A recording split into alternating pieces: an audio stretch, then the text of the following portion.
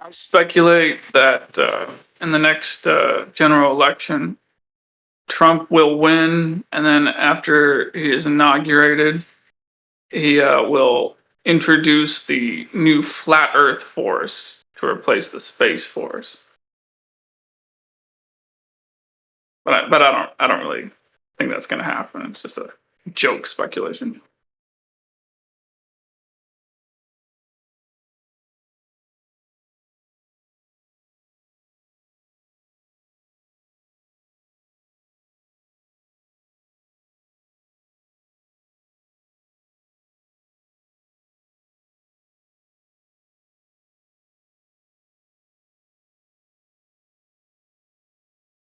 I think it'd be kind of funny if like the Chinese or whatever did that, whatever balloon stunt thing where they're like, send a balloon over the United States or whatever, we gotta shoot it down or whatever.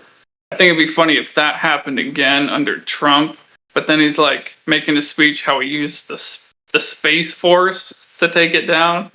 Like, yeah, we use the space force to take down the balloon with some hardware attached to it. We sent our own space force people up there in their own balloon. Space force with a balloon.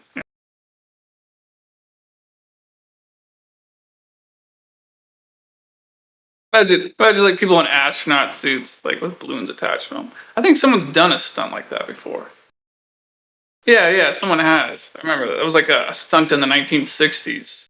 An aeronaut. He had basically a suit on that was like kind of like an astronaut like suit, but instead of going up in a rocket, he went up in a balloon, and then his his his glove malfunctioned, and he started losing pressure around his hand, and so he had to jump early so that his hand wouldn't like you know get messed up in the pressure. His body wouldn't get messed up in the pressure. And I think that was actually, I don't know what altitude that was, but I'm pretty sure that was like the world record highest you know um, skydive. At least I think until like the Red Bull jump. I'm not sure if the Red Bull jump thing was higher or lower, but I'm pretty sure they were probably around the same height.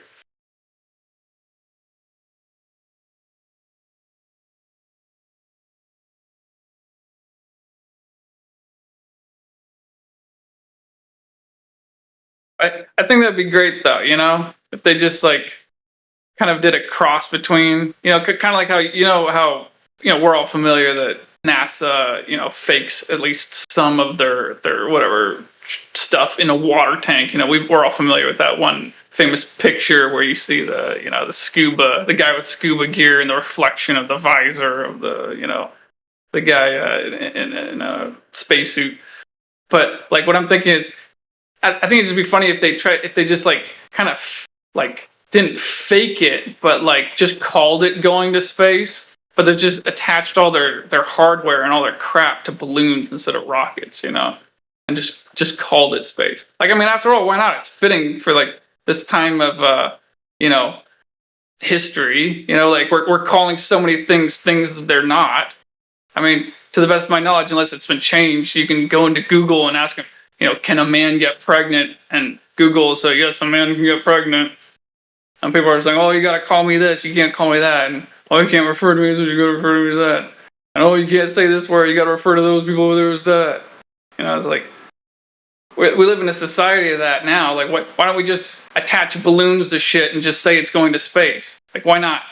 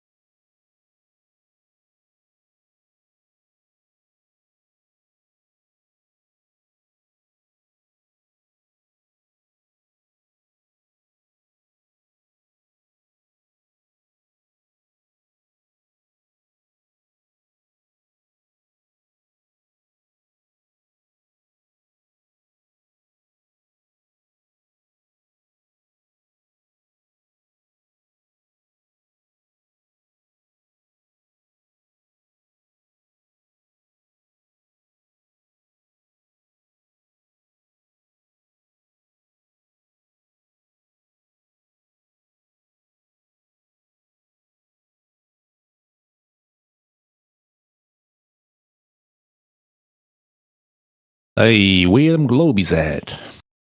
We got Speculation Sunday as well. It's a prime time to speculate.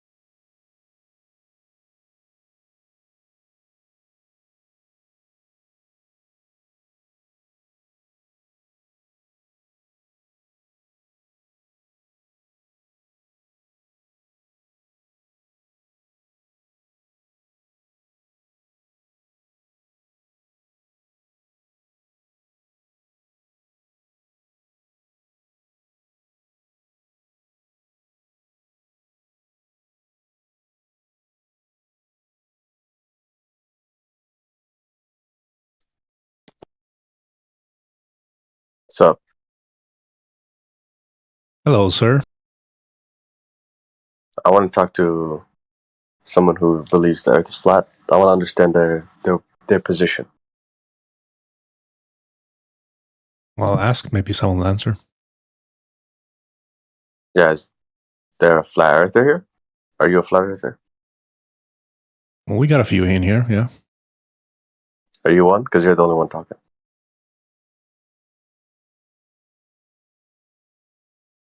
Well, I'm a moderator of this room, so you can guess, I guess. I'm gonna guess you are. Correct? Let's go with that, yeah. What the hell? I'm just trying to have an honest conversation, man. Yeah, go ahead. I mean, like, I'm just, messing with you a little bit. If I had guessed that you're not a flat earther, you would say we can go with that. Well, what? Go ahead. Which question do you have? Is it about the sky or the ground this time? The sky? Well, your question about Earth. Was I here before? I don't know. I'm just asking. Which, usually Globers come in here talking about the sky mostly. So No, I was gonna ask, what shape is the Earth? no idea. And that's the honest, true answer. We don't make up things. Okay. We have no idea, but your best guess is that it's a flat disk? Nah. I mean, you're talking about the Space Disc cartoon, yeah? That's not the one, though. No, I don't know anything about this position. I just see it, and I see that it's like always. Yeah, when you Google about it, you see the cartoon of a disc floating in space. That's not what flat earthers claim. They just ridicule flat earthers with that. Straw man. Yeah. So, what shape is the Earth? No idea. Like I said. But you know for sure it's not a flat disk. Let's say it's not the same cosmology. It's not this thing about space, outer space. The vacuum of space. It's not possible. Can you break down this model so I can understand it, so I don't strawman it? There's no model. But you said that. I'm just saying that the globe, where the globe is in that cosmology, the heliocentrism, that cosmology. Flat Earth is not part of it at all. Right. Yeah. Because the heliocentric model says the Earth is. It doesn't say it assumes the Earth is, globe. Well, in the heliocentrism model, you have all the planets and then Earth, yeah? And then they squeeze in the flat Earth instead of the globe. Part of the planets. That's not the case in this scenario. So. Oh, wait, do they represent other planets as globes and then Earth is just a flat disk? Well, other planets than the Earth, a flat disk. That's what I'm talking about when you Google about flat Earth. That's I didn't that's even know not that. correct. Yeah. Yeah, that seems silly. I think if the Earth is yeah, flat, it's silly even for like who would they go on believing that? Yeah, I think that is so. I mean, if Earth it looks is silly, man. Come on. If you depict Earth as a flat disk, then you should depict all the other planets as a flat disk. Wouldn't you agree? Yeah, the problem is flat is not a shape. It's just the description of a surface. So when they show you that, you automatically assume that's the object we think we claim, a disk in space. So no. Could it be? It could be. It could be like a. It could be anything, man. But as far as we know, it's observably, measurably, and practically used as flat and stationary. The Earth that we live upon, this Earth that we all share. There's no flat, stationary. But what shape is it? No idea, man. It's two-dimensional. It could be anything, right? but we just talking about the flat surface. The surface measures to be flat as far as we can see and measure. How many surfaces are there?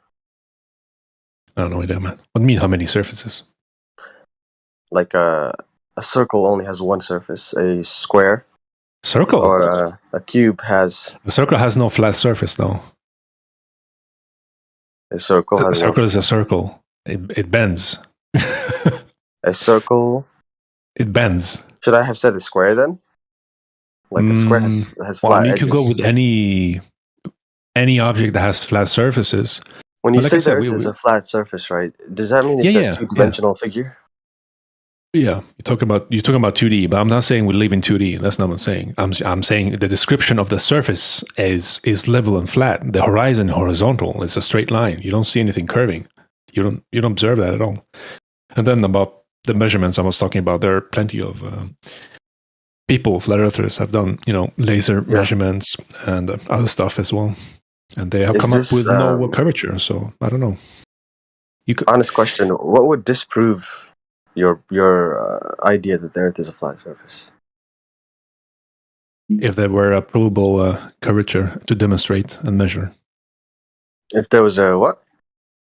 Provable and some demonstration of curvature. That's it. Yeah.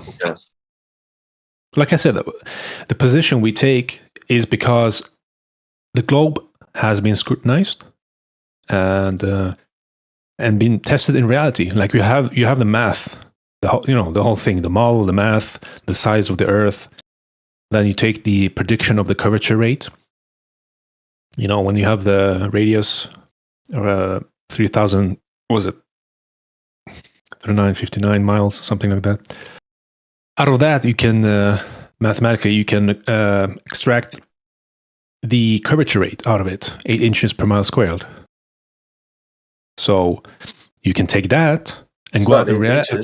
You think 8 inches per mile squared, or squared miles. I don't know which order you say, but sorry, my English is not my first language. So, sorry.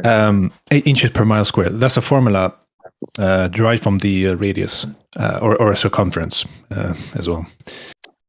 But I think it's not that much, bro. No, I mean, think about this: 10 miles is 66 feet of drop. So if you're standing on the beach, for example, as point A, you're close to the waters.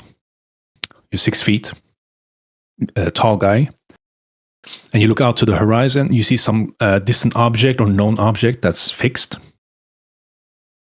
Or just the horizon itself. If it's because the globe math tells you we should only be seeing 3 miles from 6 feet, I think it was, if I'm not mistaken.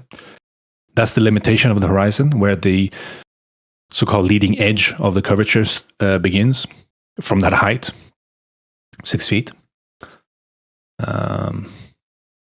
So yeah, we have cases shows horizon being beyond like 10 miles, 20 miles, 30 miles. And yeah, there's no drop there. You can actually see stuff beyond when that you say as the well. horizon is flat level, Yeah, are you the horizontal human line. eye? Yeah. Are you using your human eyes to observe the flatness? Well, I don't know how far we can see with our own eyes, but if you use optics, you can use optics to help. Further extend the vision. Increase the angular size or resolution of But whatever you're looking at. if it really is only 8 inch per mile squared, then your human eye is not going to be able to detect that. But if you use optics, right? Have flat earthers done that? No, like I said, at 10 miles if something should be obstructed at 10 miles, the drop should be 66 feet. You understand? That's the math. That's not made up. That's straight from the globe math. We take that math, we test it out in reality, and it doesn't represent anything close to that. So you have something called the Earth Curve calculator. You can Google it. There's plenty of those. It's not made by flat earthers, it's made by globers. Oh, can I say something? So, if you want to, I'm looking it up here. Use right? one of the tools.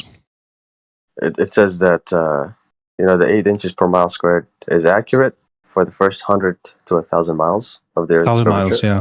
Yeah, we're But within this scope. Yeah. Right. But the Earth's curvature isn't a parabola, so it's not going to look like that. It's going to be more. It's not going to that 8-inch per mile square rule. It's not going to apply beyond 1,000 miles. Yeah, but we're talking within the within. I told you 10 miles. I didn't say 1,000 miles. I don't know who can see for 1,000 miles, but it's accepted up to within marginal errors. It's up to 1,000 miles. 1,000 miles, yes. So you can use that anywhere within the reasonable limits. I mean, like 10 miles, 20 to 30. Like I said, 10 miles is 66 feet drop. You can use the Earth Curve calculator to get that number as well.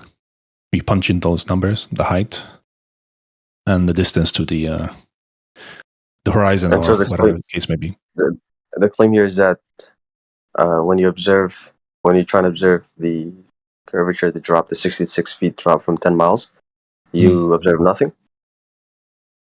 You don't see the drop. Things should be obstructed. Yeah, things should be already obstructed. So you have something; it should be below 66 feet, depending on the object itself, of course. But we don't see that happening in any case. Well, not in the when we talk about horizon shifting.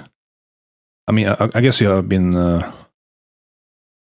What we're trying to say, there's no geometric horizon according to the globe math. It's always, in different, places. Depending on the day, on the time. Yeah, it can shift. The horizon is just optical. Yeah, it shifts. It doesn't stay on the same distance every time. Yeah. So how's that? What are you trying to say? What I'm trying to say is the globe. You understand? The globe is a sphere, a ball, right? So it has a specific dimension. Sphere. Yeah, it's not a perfect sphere. What okay, whatever. I know the story, dude. Yeah, a pear-shaped. Okay, you want to call that anyway. I don't think he's understanding he's not connecting the dots on what the claims of the 3959 ball are. No, I'm talking to this guy right now. Be respectful. I get it. Yeah. No, I know you get it. This is the. You mentioned the curve calculator. Is he familiar with those? I don't know. I don't think so. I think you don't know much about the globe model itself, yeah? Maybe. No, I don't know. Yeah. But let's assume I have that's the thing. We have to teach people about their globe model at the same time while we break it apart. Like when what do you we mean say their globe model? Very interesting. I mean, the people who believes in the globe model. I'm talking about. So So, assume I have no knowledge. How would you prove to me that the Earth is flat? I'm trying to get to that point. I'm telling you about the things we have observed, measured, and falsified the radius of the globe. Have you done these measurements yourself? Me personally, no. So you trust the report, the honest Yes, report? I've done long distance observations. I've acknowledged the nature of water. Yeah.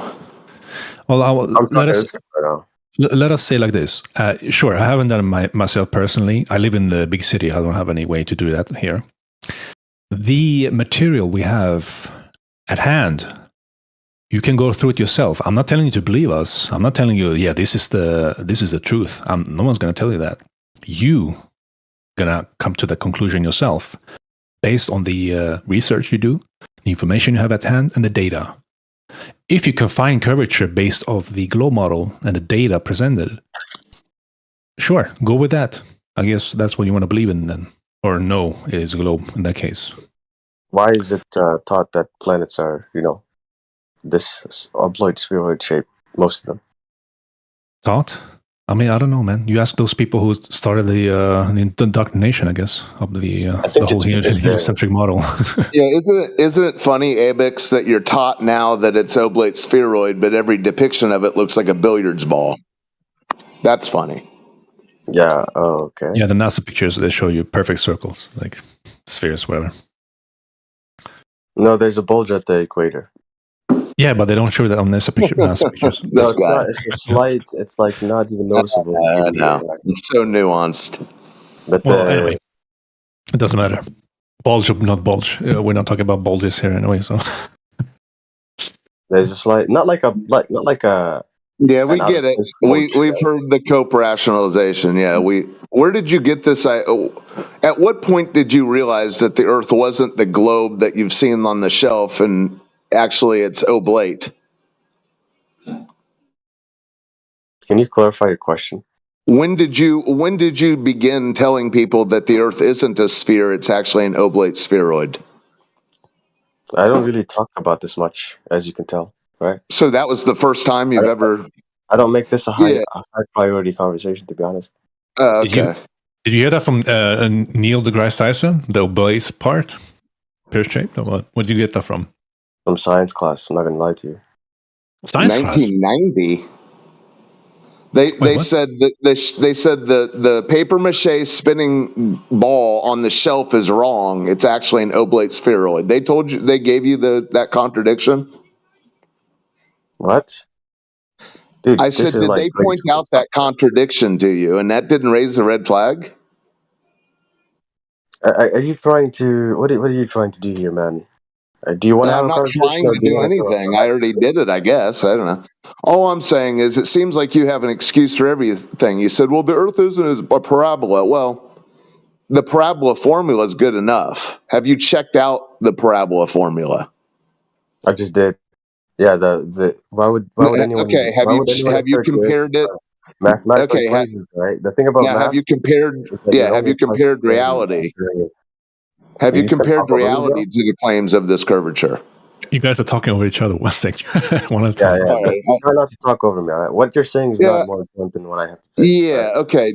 I'll let Quetz talk to you. But the point is, if you're new to this, you need to check out the claims and see if they check out in reality. Or I can be new to this and inquire about it. Or you can be in it and talk every time I talk after you complained I talked over you. That's fine. Or I can ask questions to determine for myself. That's fine. It didn't seem like you weren't asking questions. You were making defiant statements. You're saying this is a parabola. Earth isn't a parabola. What? Shut the fuck up already. Oh, you'll be fine. Yeah, I was talking to the other guy before you joined rudely, right? Yeah, I was listening. I was enjoying your guys' conversation. Yeah, I said that the how is that defiant? Look, whatever. That's retarded. Anyways. Yeah, it's defiant because you didn't even think. You just I'm not God, sir. We moved on, man. So go ahead, Quell, whatever your name is. I don't know where you left off. So, what was your question? Yeah, I think I was going to get to that, which was We have a. so This is just an outpost. We have a home server. Plenty of materials you can go through at another time. Of course, it's just it's month and month of home database. Look, big sized material with archives. Videos, papers, you name it. If you're ever interested in looking into that and see how the globe model is being scrutinized, and it proves the Earth to be flat in this case. So, but what was your question then? What do you have? do other planets exist? I told you in the beginning earlier when we started speaking about the idea of space, the vacuum of space, is not possible. It already violates one of the law of nature, the second law of thermodynamics. So, gas pressure with a container, and in your model, or the heliocentric model, so to say, where the Earth is placed in that vacuum of space, is an open system. So you have gas pressure here on Earth where we breathe, next to an open system with space. Do you understand that gas pressure requires a containment, right? Have you ever bought gas without containment, or handled gas pressure without containment? Do you believe in gravity? I asked you a question. Yeah, you can't have like what gas are you talking? What kind of gas? Any gas? Gas pressure. Liquid or in gas form, I'm saying gas, air, gas. Yeah, would require there. I mean, you would Yeah. need to have a container so it doesn't float into the atmosphere. Yeah. But in the atmosphere, But in your case, you have to believe in an open system, gas pressure can exist without containment next to vacuum. And I don't know if you know anything about vacuum, but gas will be dispersing to the next available volume if there's no containment. In that vacuum of space, quote unquote, is going to fill that available space, disperse out. So you're not going to have any gas pressure. So your argument is you get the gist of what I'm trying to say? Yeah, your argument is that there's nothing to contain the atmosphere? Yeah, and this is the part where you say, what about gravity then? So what about gravity? What can it do? Okay. So we know that things that have mass are affected by gravity and pull them down. So how do you account for for gravity in your worldview? We know, he says. Yeah, I heard. We. So which one are you talking about? The first? We know that? The behavior of gravity and mass are not connected in any way? So mass, what are you talking about when you say mass? Mass? Like, do you want the technical? Yeah, what's pulling? What is it pulling? What's mass? Mass is like just mass is the quantification of weight. So are you saying what? Gravity is like a barrier, a container? No, I'm saying gravity acts like a force that holds things with mass down. So where's the gravity strongest at? The so-called force, the force of it, if that's the one you claim talking about. But you're talking about force, right? When you say pulling. Yeah, you asked. Because there are two different types of gravity. I'm not sure. No, I said it behaves like a force. I didn't say it wasn't. Okay. So what's pulling it then? No, yeah. You asking him where the force is strongest, the force he's claiming, is a good question. He doesn't seem to get that part of it. I said it behaves like a force, right? Okay, well, where does it behave like a force strongest? Yeah, it would be closest to the body of mass that is greater. So in this case, the Earth. Yeah, That would be the surface, or which one? Yeah, the surface, right? Yeah, the surface where we stand But upon. kind of like in the same way that if you have ice of different density, sorry, not ice, but like just objects of different density in water. They float, or they are they're found in different levels Buoyancies. of water. Yeah, but Some this is sink further, some sink medium. yeah. Why do Some you think that is some the don't case? sink at all. If gravity is present, why doesn't it pull everything down, no matter what? Like I said, man, in the case of water, things that have less density float to the air. But when you have a more dense and more packed of something, it lingers in the space that is more dense. Oh, so relative density, not gravity after all. Right? So Well, when you let go of a balloon, where's the gravity then? yeah, A helium balloon. the balloon doesn't fly off forever. Yeah, I get that, but for the time being, I The mean, balloon is a perfect it'll example. either Actually. pop or it'll leak. No, I mean, yeah, sure, but if you have like a perfect balloon, A perfect balloon. it's not gonna Okay, float so the what? way A you thought it perfect would. balloon will go off, will defy this gravity forever? I literally said the opposite of that. Are you listening? Well, you said you were claiming gravity, but it seems like you're describing buoyancy and relative density. That's all. Yeah, gravity is a force, right? But there are different metrics that can affect the. If you change the metrics, it can affect the outcome. Okay. It seemed like you were talking about a very specific case in which all of the air of the Earth was contained by this gravity. Yeah, again, the air in the atmosphere is more densely packed than the Okay. air. So relative density. What the hell?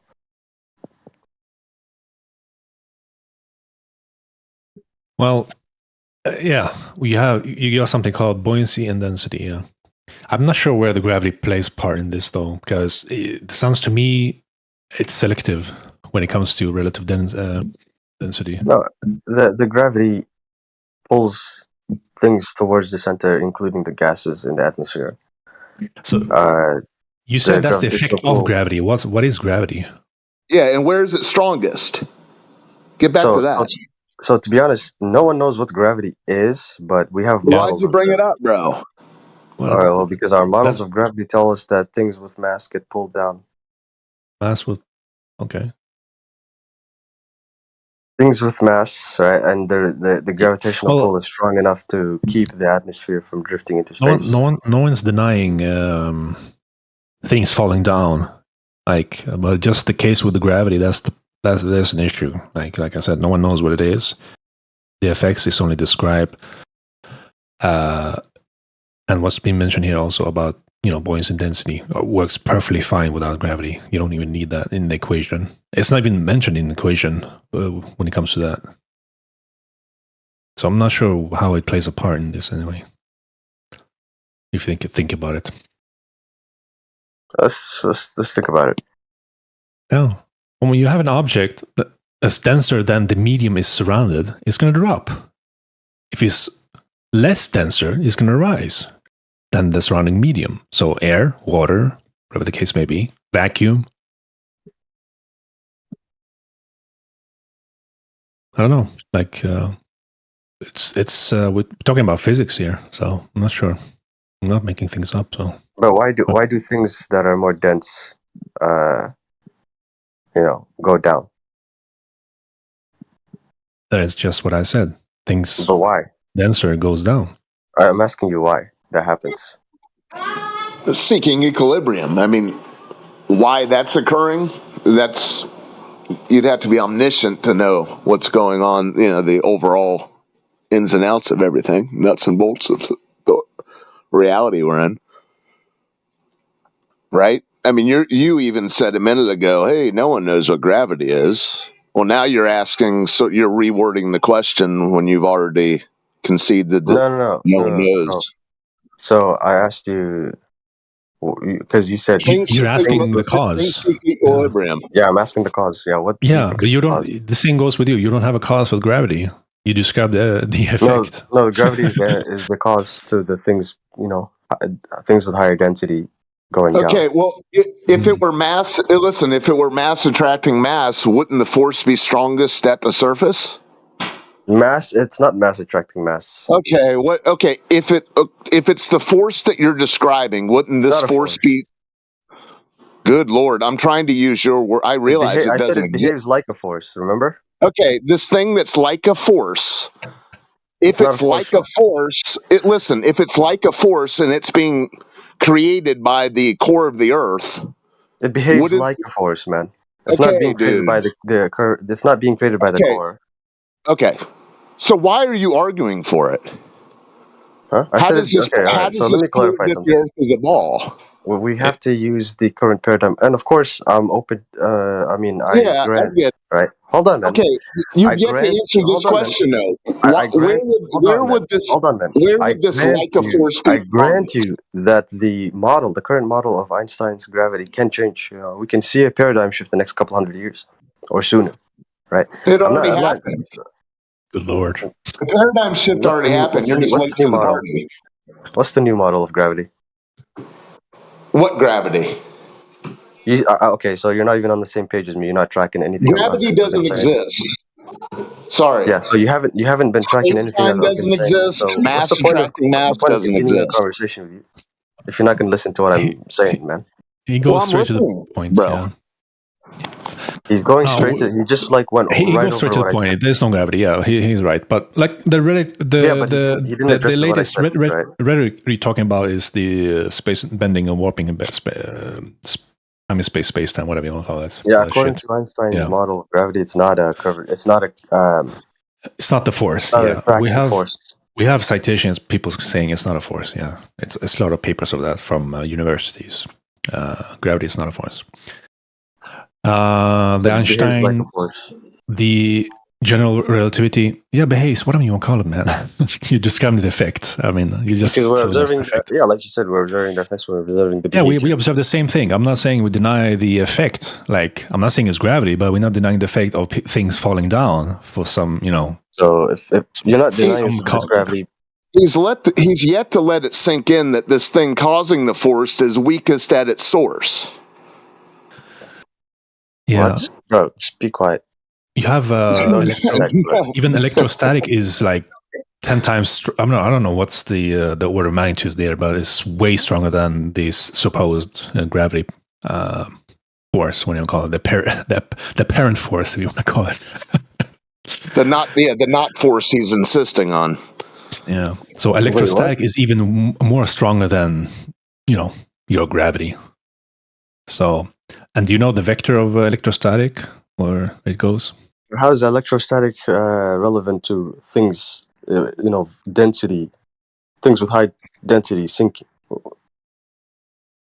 Well, you were asking about what's things falling down for. What's causing that? So your explanation is electrostatic. It could be a possible explanation, yeah. Because, like I said, gravity hasn't been scientifically proven at all. There's no paper on that at all. Nothing in science is. You don't have the cause. You have no scientific experiment proving the cause of gravity. So, is there anything in science where they prove it? Like what metric of what standard of proof are you looking for here? Cause and effect relationship.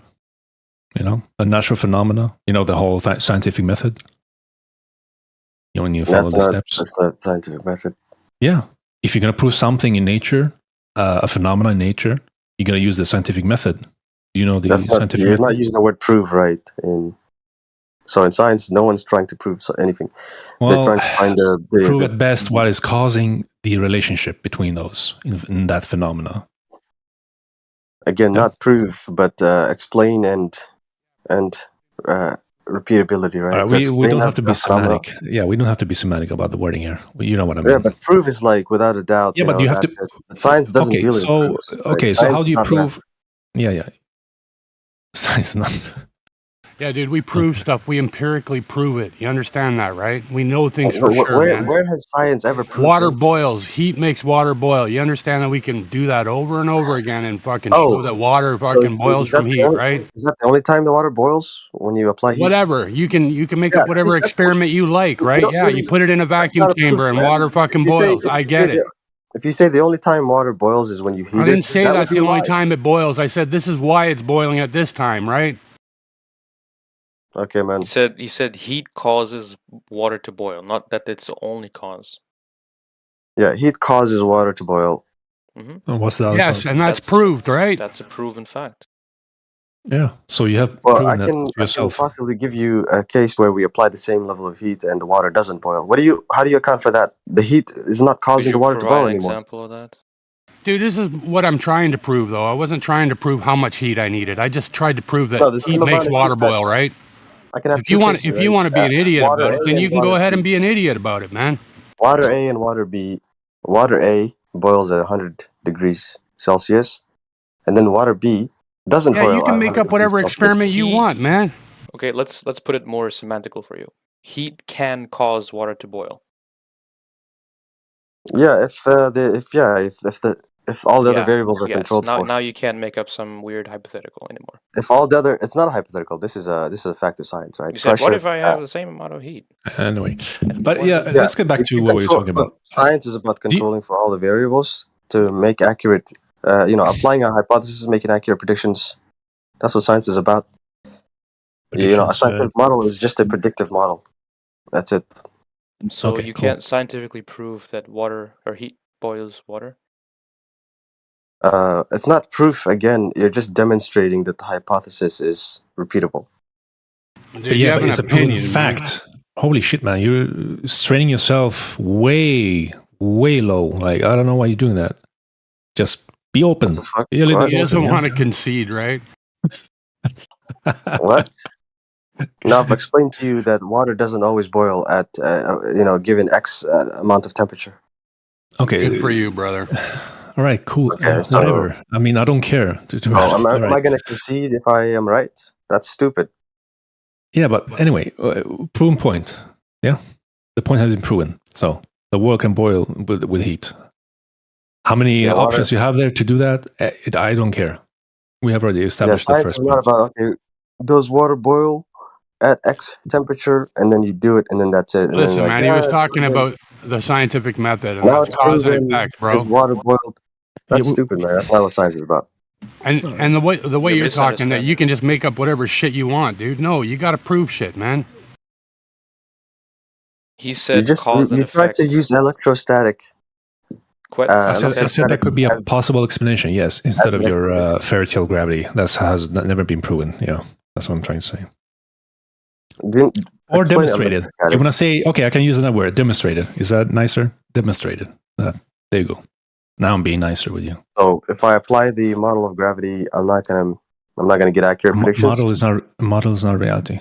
You have to prove it. I never said it was, bro. I never said it was. Yeah. How do you prove the model? You try to use science, right? You try to use science, and science is about applying the model. That's why I brought up the scientific method. In nature, what you're calling proof is just applying the model. Natural science.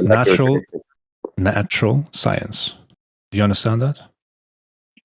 All the sciences are natural, bro. What the fuck? No, not everything. No, there's pseudoscience as well. That's not science. I'm sure you have been part of that as well. Pseudoscience is not science, man. What the hell? Yeah. What's he trying to argue here?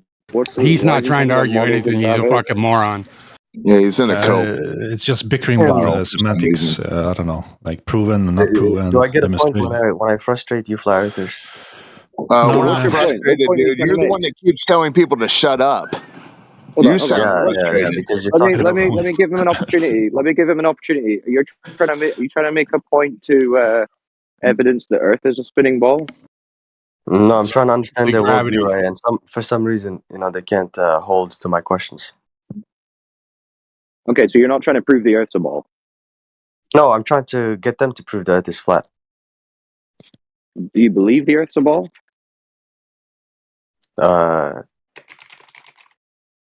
Yeah, let's say yeah. As far as you're concerned. What makes you believe that?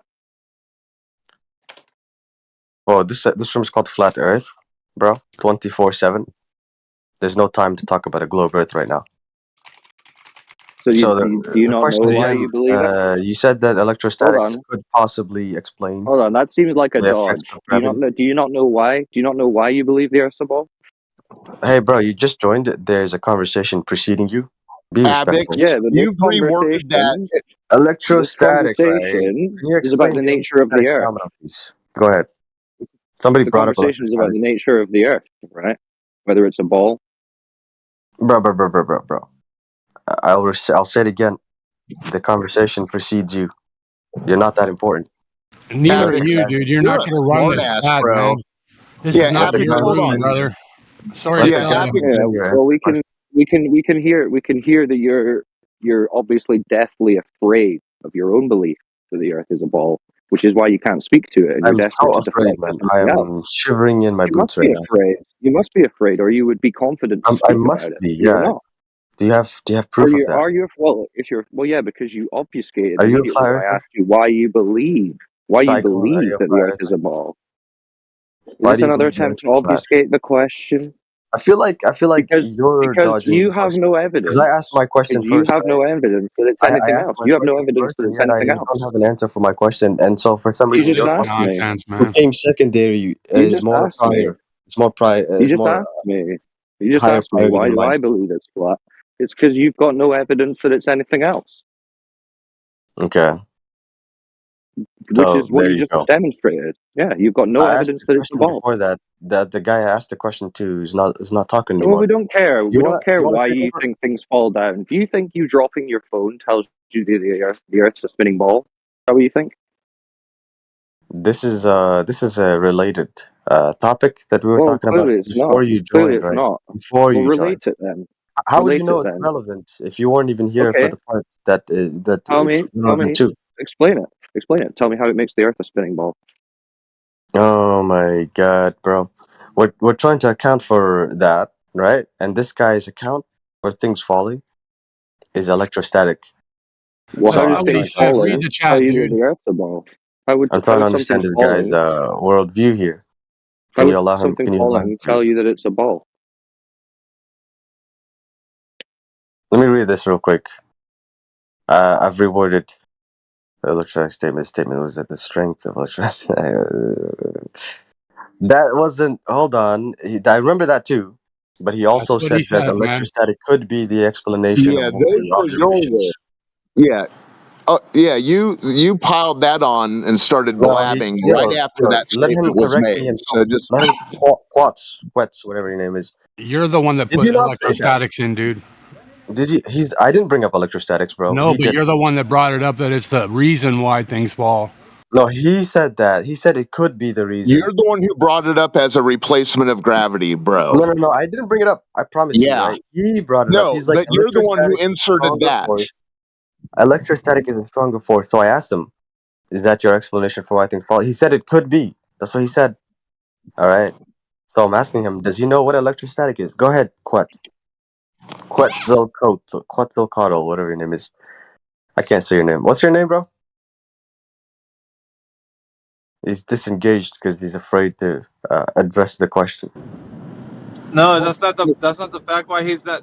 Hold on, that's not the fact why he disengaged. He disengaged because he said it could be, and you used it. You want him to explain how it is. So you made No, it. I asked him. You made it. No, hold on, man. Hold on, bro. You're Hold on. misrepresenting No, what no, I said. I'm you're allowed to jumping. You're interject and jumping in correct the you, right? middle. You're jumping in the middle of what I'm saying, bro. Like I'm that's gonna not correct you fair. because You you've want to get to say misrepresented what me. you want to. You're being No, you disingenuous want to now. get to say. Yo, I'm not disingenuous. You need to stop. So what You did I let other say? people speak, and then you Try speak. again because the first. No, we're not trying again. You need to stop, bro. What you're doing is disingenuous. You need to let other people speak. If he did say electrostatics and he was going to tell you this is what it could be, he's using a speculation, as in he's just telling you what he thinks. Now, you can't then therefore say, then explain to me how electrostatics is what it is and it's not gravity. You're putting a false dichotomy there. You can't do that. And so right now the question's being asked you about how you know that the Earth is a globe, and then you start to divert. So it's up to you. You want to be a big baby and keep popping in and out right now? and because you're muted, that's not going to work either. So this chat is designed to, it's up to you. You're going to be a big baby. I'm not going to let you go of the mute. You're either going to stay here or you're not. It's up to you, man. If you want, yeah. He's going to be an entitled baby. You're not going to get off of mute by doing that. Just letting you know. You're not going to get off of mute. Unless you stay here, you understand what we're saying while you're on mute. You're not going to get off of mute.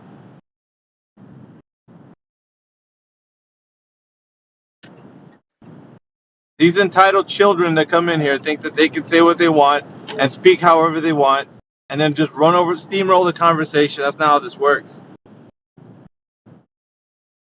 Yeah, you're in control. They kind of got this idea, too, that science is just whatever the fuck they want, right? Like, they can just make up whatever they like.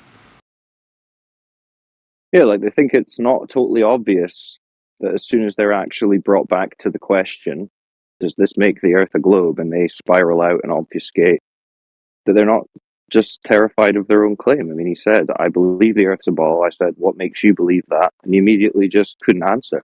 Couldn't give a single thing. Yeah, I was just going to clarify that what has been said to him, and then I was going to kick it back to you. So I was just going to ask him, like, you know, as soon as we get back to the point that he can answer some questions, but he wants to act like an entitled baby and just go in and out and just like plug his ears, I ain't going to work. We're not craving attention from anyone. If they want to leave, it's up to them. He's more deathly afraid of like answering any of the questions that you guys had because you could hear him over talking you guys. So yeah, it just shows the rhetoric, the tactics that they use.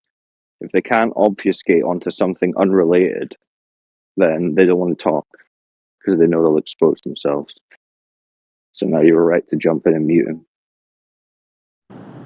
Yeah, and I know where Quetzalcoatl is coming from too. So it's just these guys. Like the moment we say something that we'll say, "Oh, you just replaced it." Now, how are you going to replace? Like that's what he wanted to do.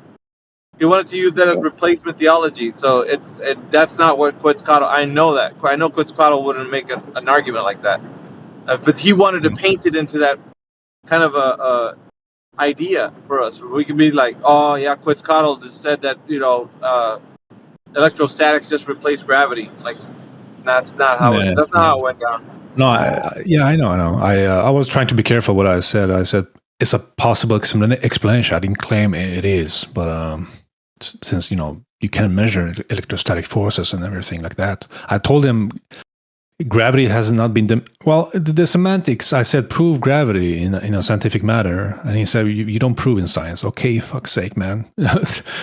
So we just started bickering about that for 5 minutes. It's fucking annoying. So I was just demonstrate that then. Okay, showing a scientific experiment with that. But he wouldn't. Of course, he wouldn't go that way. So, yeah, I was trying to show why the reason we all became flat earthers is because people started questioning about the globe model, the globe itself.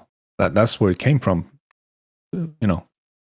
As a starter. So yeah, the problem is, man, we always come from a genuine position of wanting to reach out across the aisle to where these guys are, and it always like turns out that they're waiting for an excuse to keep believing that the Earth is a globe by misrepresenting what we say. So and that's the case here. He wanted to take what you said, misrepresent it, and make it sound like you said that you're replacing gravity. Like that's what he wanted to make it sound like. No, he said that. No, he's got to explain to me what it means. That's what he was saying. Whether or not he agrees with it, that's exactly what he wanted to do. Because his mind wants you to give it, like they do that with maps or models. The moment somebody says, well, I think the Earth could look like the AE map. Oh, you said it? Okay, so that's your map? Well, it doesn't work because mine's a globe and I win. Like they want to do that. That's what they, Yeah, I sensed that from him. I figured he was going that way, so. They're all like Cypher from the Matrix. They don't want you to take their steak away, right? Ignorance is bliss. Yeah.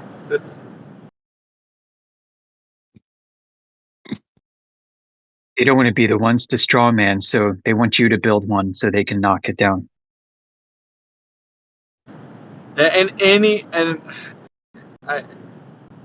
You might have had the best intentions, Quets, but these guys, they're not looking for that. They want you to say something so they can say, "Oh, you said it. Okay, let's run with that." And then you just like, "No, I didn't say that." You're like, "Yeah, you did." And then you can't get it back because it's already out. So I know the good intentions that you might have had, but this arena doesn't usually allow for that. There's maybe few and far between where you can actually have those kinds of conversations, but I don't know. Most of the time, these guys are looking to kind of get you on a gotcha. So. Well, it all started when the guy brought up. He goes, "So you guys don't believe in gravity?" And had that whole routine. He started tap dancing about the gravity that he brought up, and you heard how it's not a force. So the guy just sort of started swirling and hoping the conversation swirled. Yeah. And then he started saying "we." Then I knew he was going that way, that route. Yeah, and he wasn't speaking French. We. Yeah, anyway. Well, no matter, I mean, whatever the case might have been for him, gotcha point or whatever he's, replace the model of his, I don't know what he was looking for, but trying to hold it at a standard, like if you ask me what is what, I'm telling you that we don't claim this to be something, or we can, talk about it or describe or whatever you want to go on about it. But as soon as you make a claim, then we need to ask about the proof behind it, or this scientific proof or whatever the case may be. Look at Bam. Come to conspiracy VC. They want to bait you into making a claim. That's what this is all about with them. Yeah. He was trying to make me claim of a shape. I said we don't claim a shape. I said I don't know what the shape is. It could be anything, but it's not a sphere though. We're just describing the surface to be flat as far as we can see and measure.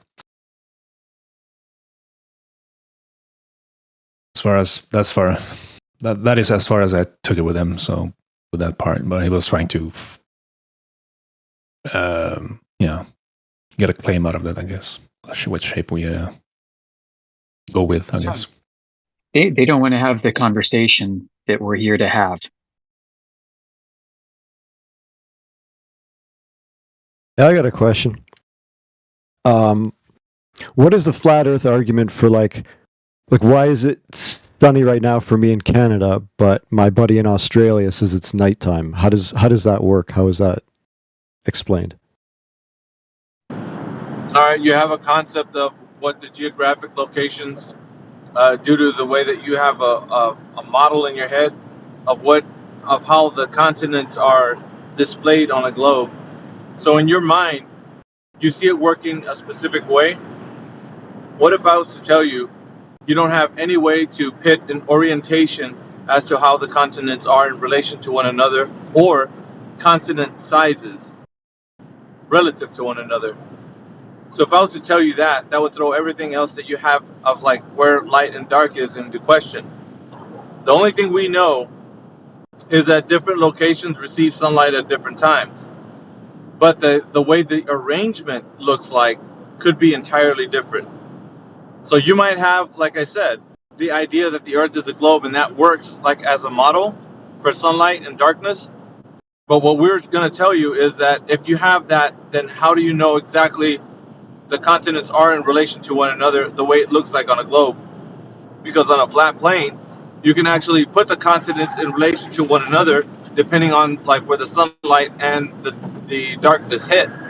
But then you got the problem of having the oceans in between. So there's this difference of where the sun is on the oceans, and then putting that on a standard map or model. So that's the only thing. So it's hard for us to tell you how something works if we don't know what the overall worldview would look like to give you that answer. Furthermore, you don't have that either. And I can show you that simply by telling you what map projection would you use to model what the sunlight would look like over the entire Earth. Do you know? Well, like, even if it's not Australia, like my buddy's in Vancouver, and I got like the sun coming up, and I call him, and he says, "Oh, it's still night here." How does the flat Earth model tackle that and explain that? Well, it's simple. Light attenuation through the medium of air. So light doesn't travel forever because of air being a medium. So you can find out different mediums will have light attenuation differently. So the more denser the medium, the more difficult light will have to travel through it. Do you agree with that or disagree with that? I'm not sure I understand what you mean by like, because I know we're on the same continent, right? Like we're both in Canada, but you're saying that the sun is the sun above us in your model? Yes. Yeah, the sun is above us, moving. It's not a model, but yeah, the sun is above us for sure. Yeah, could I just quickly say, you're asking why do we have day and night? It's pretty simple. The sun is moving, over the earth. Mm-hmm. And when it goes from one place, it's daytime. And when it goes away and gets to the next place, it's daytime there and nighttime where it's just left. Yep. You understand? It's not difficult. Well, if it's above us all at the same time, like you're saying, it's not above us all at the same time. It's moving in like Well, it's always above. It's always above the earth. Yeah, that's where we see it in the sky. Yeah. Yeah. Yeah. Think of a flat plane. A flat plane, right, where everybody is upright and horizontal to each other. Think about it like that. A horizontal plane, and everybody's standing upright. So we're not like upside down relative to the other guy, right? Antipodal. We're not that way. We're all upright, standing across a horizontal plane. Mm-hmm. The only thing that's moving is the sun above our heads. And of course, light how is it moving? Is it moving like it's because it's not going around the flatness; it's going in a circle over it? No. So here's what I would say. The sun's path is different for everybody on Earth. So you would look at, like, when you see from the sun's path from horizon to horizon, depending on where you're at on the Earth, would appear to move from, for sure, east to west. But if you're in the north, let's say if you're in like North America or Canada or something, you would see the sun move from like northeast to northwest in the summer, and then on the equinox it would move east to west, and on past the equinox in the winter time it would move from southeast to southwest. That's what you would notice. So it doesn't go like in a circle. There's a lot of people that would say that it does, but then I would challenge them that, like, if you see the sun's path on the entire like worldview, then you could say, I know that the sun's path is in a circle because I've seen the whole Earth and the sun move across the whole face of the Earth in a circle. Nobody's ever witnessed that. So we can only witness from our vantage point, wherever you live, from east to west on your horizon. Yeah, it rises in the east and looks like it sets in the west, right? Sure. And you're saying it's going along a flat plane. Why does it come up and then down? That's due to perspective. So your eyes, when we look off into the distance, everything converges down to the eye line. So like anything that's above you converges down, anything that's below you converges up, and things on the side of a peripheral vision converge inward. So you can most notably see this like when you're standing in a hallway. A long hallway will display how your vision works in a short frame of reference. So everything will converge to your eye line. I have a question about that. Yeah, but just let me let the gentleman respond, please. No, somebody posted a Wikipedia article on visibility. I'm just reading it. Yeah, but perspective has a lot to do with. There's a lot of variables that we're going to talk about when it concerns our vision, but definitely perspective and how we see the world around us would always have our vision working or operating in a specific manner. So it doesn't work outside of those parameters. Like we see that everything converge to our eye line in the distance. Everything. and that has to deal with like angular size change, things like atmospheric distortions, anomalies like mirages, miraging effects. Like there's a lot of things involved with this, so it's not just like a one and done. So you have to think about all these things when you see things in the far distance. Let me see if I understand. You're saying it doesn't go around us like in a circle, it's getting farther away, and that's why it looks like it's disappearing over the horizon line? Yeah, it's getting farther away, but we have like distortions in the air that are going to cause things like the magnifying effect when it reaches a specific layer in the atmosphere, in the atmos. So when you see the sun moving across the sky and it reaches like almost in a position, like I would say, if you're looking, think about your vision working off of like a protractor. You know what a protractor is? Yeah. Okay, so if something's 90 degrees above your head, as it moves down the protractor, it's going to move a certain degrees down lower into your vision. And as it reaches almost to that 0 degrees, it's going to reach a place in the air, the atmosphere, where it's going to cause a magnifying effect. In some locations where humidity is pretty high, most regions have this way. You'll see an enlargement and a discoloration or a different color, a hue, a tint on the sun versus when it was above 90 degrees above your head. Because you're looking through a lot more of the air, right, where it's heaviest, and where it's lightest is right above your head. So you're not looking through the thickest layer of air, where it's down to the ground. And that's going to cause, at sometimes, depending on the climate, a magnifying effect on the sun. And it's going to cause it to look yellow or orange. If I could just quickly jump in, I want to show a couple of things.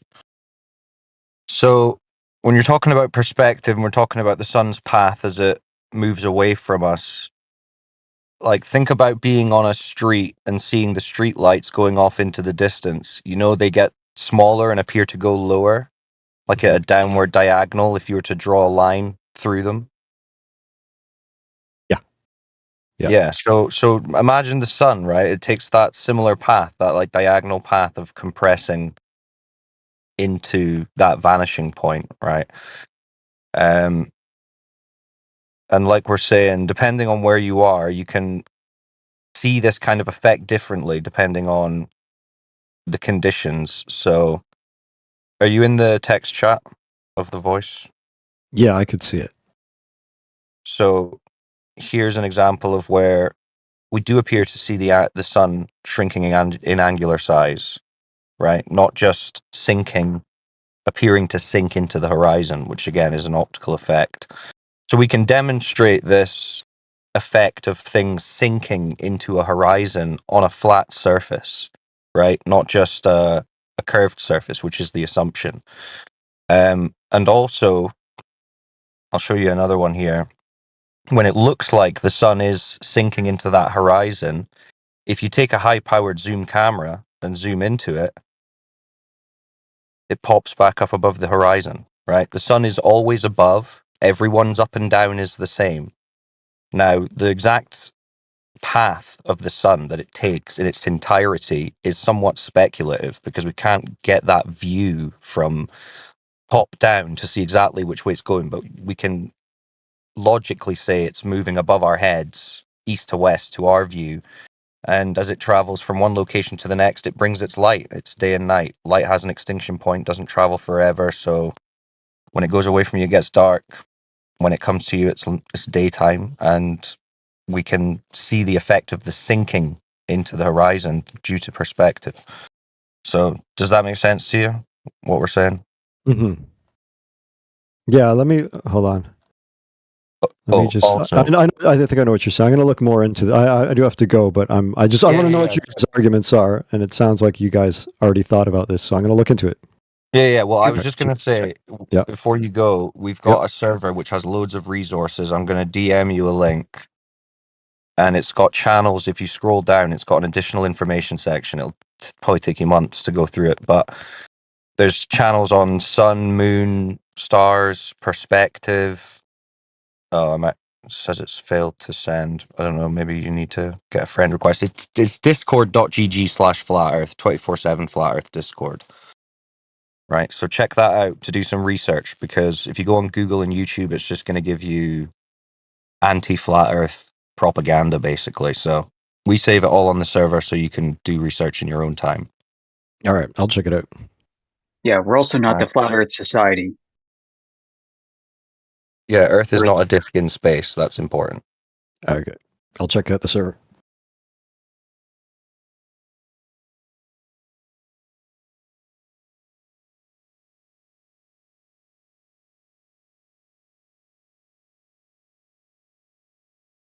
Well, that was a nice conversation,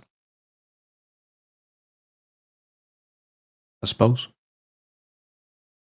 Yeah, it was. It was nice. I think he wanted to continue it if we sounded like we didn't know what we were talking about, but now that he was listening to it make sense, he's like, I think I need a dip. It was nice while it lasted. That seemed to be one of those rare moments where we could have a very engaging conversation with somebody who was genuinely curious. I think it's good to take note of these moments because they are few. We are so jaded by so many bad engagements.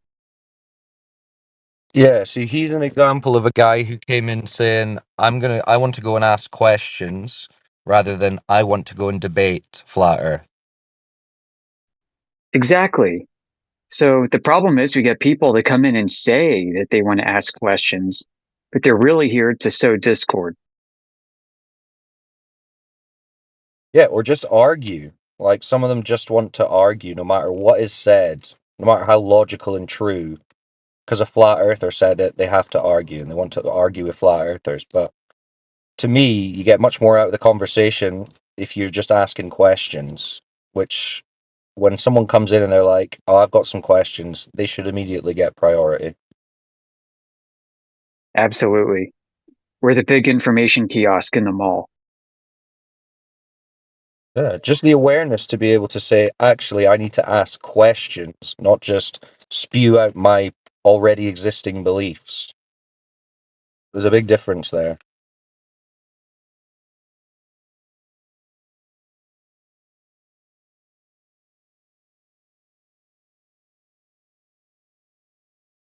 Yeah, that was good. Good job. We tried in the conspiracy channel to talk about the lunar mission, just the moon mission. Me, Jerry, and some other people. We picked a neutral ground. It got invaded by anti-flat Earth trolls, who then used the mods to just mute all the flat Earthers.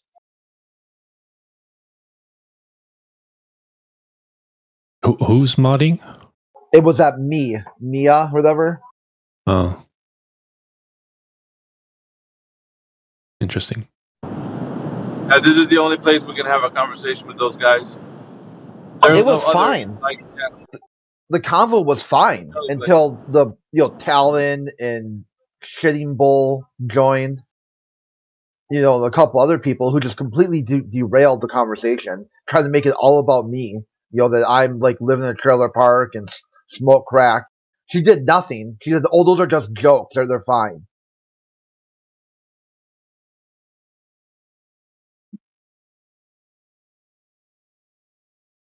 It's only a joke if you accept it as a joke. No, I'm fine with it being a joke. I said I'll use it to show that their worldview is complete make-believe. Completely. Everything they say is a function of make-believe. And then she mutes me for that. But somehow that's like a bad faith argument, and I didn't add anything. Damn, she weaseled herself in to get that that role, huh? Yeah, so I gave her a 2-day ban on this channel, and she says, "Oh, I don't even want to go to the channel anyway." Okay, well, why do you care if you got banned? She messaged me. She says, "Why'd you ban me?" I go, "Because you're a bad faith interlocker and you're trolling flat earthers. I don't want you around." Response to that claim, the claim that you made that that everything about her worldview and cosmology is make-believe. I think a normal person would be like, what? What do you mean by that? Tell me more. Yeah, you just invented a full version of me who lives in a trailer park, smokes crack all day, and is on food stamps. All that you just completely made up on the thin air. You got no proof of any of it. And it goes to show you how your worldview is just all make believe. You'll make up all kinds of weird shit.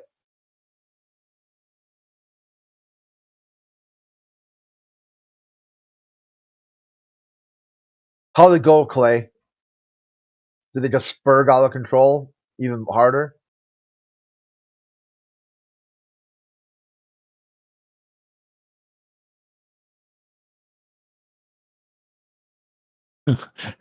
Probably had too much of this shit. Yeah, he's probably taking a break. He was like, yeah, I gotta go take a shower after that.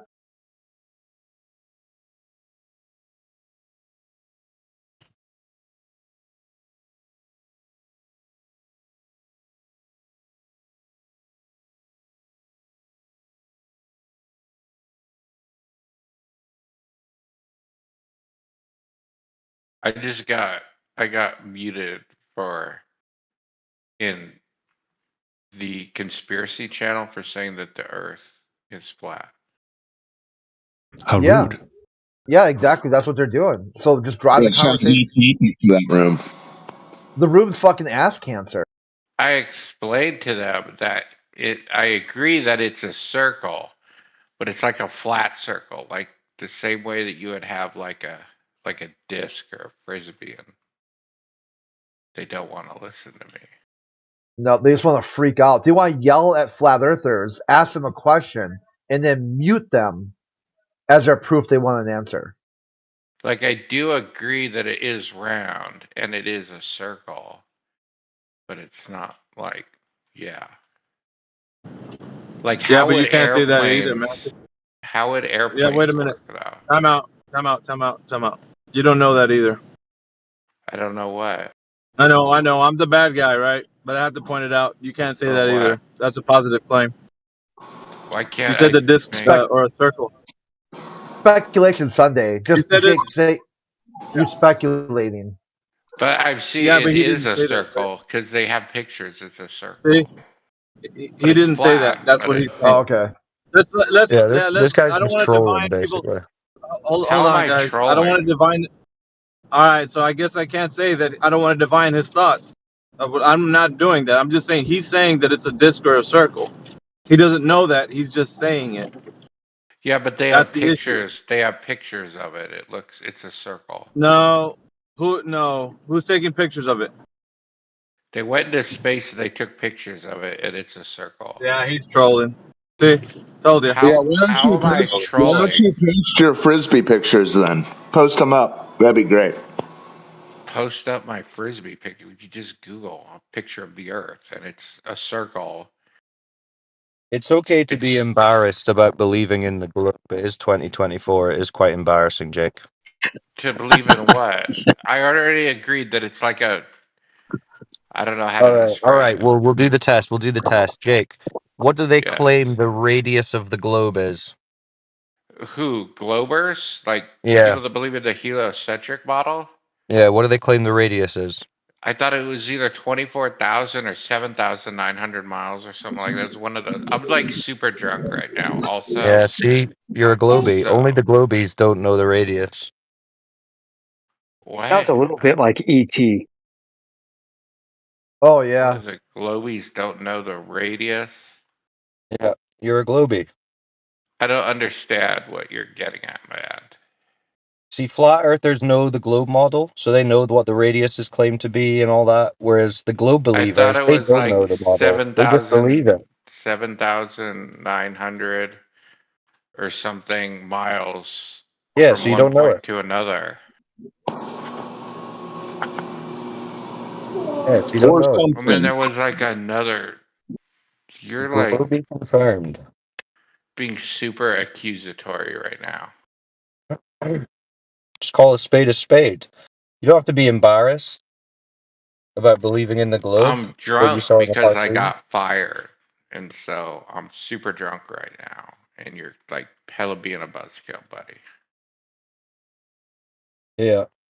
You sound like most of the globe believers we get in here.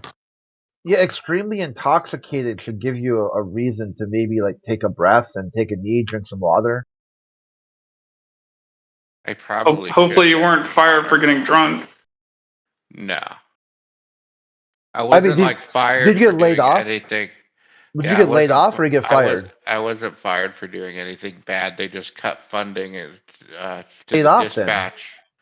They That's cut not funding fired, to the dude. dispatch department, and then they axed me, so I'm not a dispatcher Yeah, anymore. people normally call that being laid off, not fired. Yeah, you got laid off. Fired means like you did something that violated the policies or procedures or whatever, that you did something that was a direct violation of what you were hired to do. Well, we used to have 6 dispatchers, and now we're going at night, and now they're only going to have 3. Yes, you got laid off. They just reduced the number of dispatchers. It wasn't like someone called and you were like looking up something illegal on the computer system or something and just ignored the call. Yeah, and but it wasn't buses. We dispatch buses. That's like twice the work for the same pay. I wouldn't want to stay there. Yeah. Oh, it's still shitty. Yeah, I hear you. Yeah, You did get fired. But I guess if you want more counseling, you could probably go take one of these gentlemen to maybe a different chat and talk about more about what happened there. But this chat should be. I don't really want to talk about it much. Here's what's gonna happen. Yeah, this chat is not meant for somebody to just come in here and just be pissed drunk and do whatever and say whatever they want. This one is for people who are critical thinkers, and it's open for anybody who's inquisitive. Not for us to just start making fun of the things that we think is the truth. That's not funny to us. So you making a mockery out of it is not making it any better. So just think about it, right? Take some time. Think about that. I'm going to unmute you, but if you continue to progress forward and to like be in a drunken stupor and say some dumb things, you're going to wind up worse than just a server mute. Probably a server ban, or not a server ban, but a room ban. No, well, being drunk on this server is a server TOS violation. Yeah. Yeah. So there you go. I unmuted you. I don't want to mute you, but I'm saying I will. Don't be trolling this room, man. It's not a place for that. I can guarantee to you I'm not trolling. Yes, you are. Don't be disingenuous either. You were trolling this room. He was trolling himself. Don't do that. But yeah, don't even try. Yeah, just be chill, man. That's all. Just be cool. All right. So we had anybody else that's brand new to the room? Oh, it's just the usual suspects. Just us? Okay. Cool.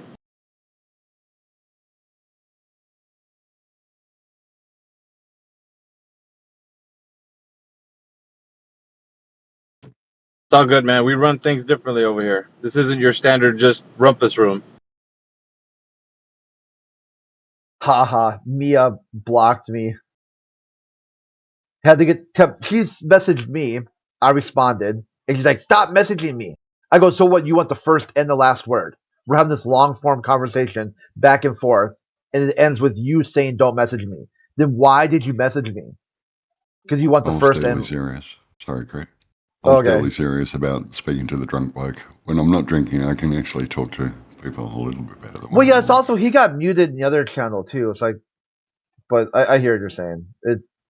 If we start making an example, like let drunk people talk, then where does that end?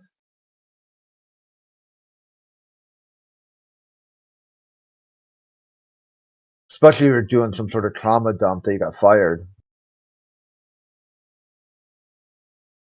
Flat Earth. And then kind of low key mocking Flat Earth.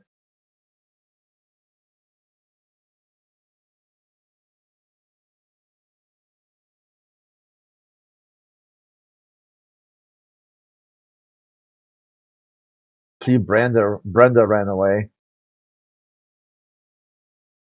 Canadian Atheist, are you ready to talk? If you want to be part of the channel, you clearly want to be here. Open your mic, dude. This is a voice channel. It's a voice channel, not a text channel.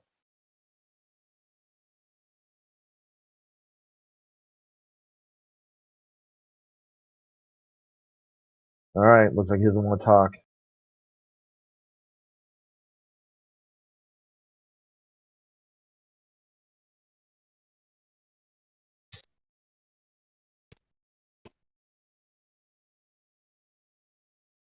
Not a lot of voice activity today. Yeah, we kind of fucked up. We went to the conspiracy channel for a little while. We should have stayed right here. Had it all recorded and everything. You fell for the bait, Crit. Yeah. Well, it turned out it was okay. It started off with just me, Jerry, and that guy Bit, just talking about space, the Apollo program. And over time, more and more people kept joining. And then all of a sudden, they brought a mod in, that Mia or whatever, and she started muting all the flat earthers.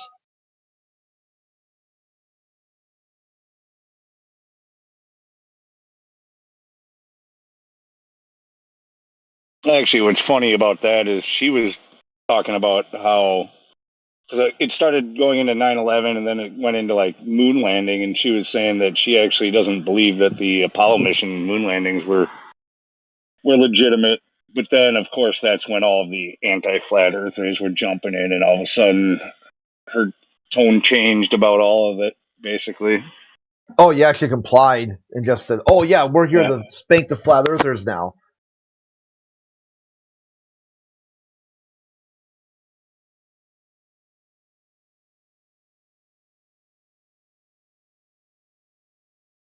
That's their whole goal. Their goal always boils down to just one thing: control. They want to be able to control the conversation. They give two fucks what the Earth is. They don't even know it.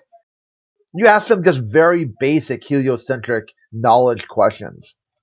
How big is the Earth? What planet? What's a number? What Earth is what number from the sun? Even simple shit, they have no idea. How many moons does Earth have? Like stuff like that. They have no fucking clue. But what they do know is they want to spaz out over flat Earth, ask you questions, take no answer, and then think they won the internet for the day.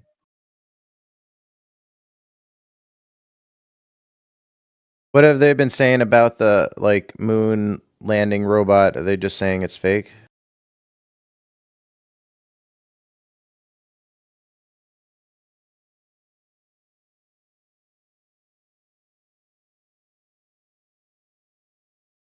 Okay, take your time. What moon landing robot? Wasn't there a robot that landed on the moon recently? I heard a radio. It's just a story. Just a fiction. They were saying a that private company. A private company landed a rover. It tipped over, and they gave up on it. Yeah, they stuck a Jeff Koons sculpture on it. Apparently, it was an art project. Mm. So it didn't. I thought it made it though. That was the second first attempt. First TV attempt show, crashed. guys. Second attempt TV landed show. successfully. Talon, you're just qualified, dude. You're too retarded. Look at you don't even know your own lore right here. Earth has a second moon for another 300 years. So you guys don't even follow this shit. It's like you don't care. You don't even care. No, Talon, you get muted because you're bricked. You're just no one asked you anything. You think someone asked you something. No one did. How about let's test it. Did anyone ask Talon a question? Bueller? Did anyone ask Talon a question? You're just doing mic spam, is what you're doing. You're just open your mic, squawking when no one asked you a thing.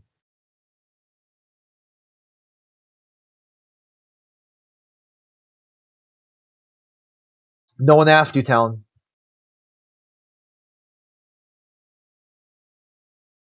Still, no one asked. All right, let's go back on topic. Who was it? Oh, was it King Charles? Yeah, anyways, the moon would have to be a place to land things on. There's no evidence that that's, even possible. So whatever you see on TV or in a newspaper or on the internet is probably just a fiction. Is King Charles Bradwin? Who? Oh, that's Orion. Oh, okay. Thought that was Orion who was talking about it.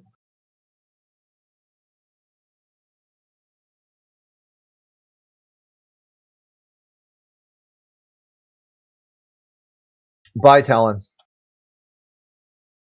Put your last word in. Yep, there it is.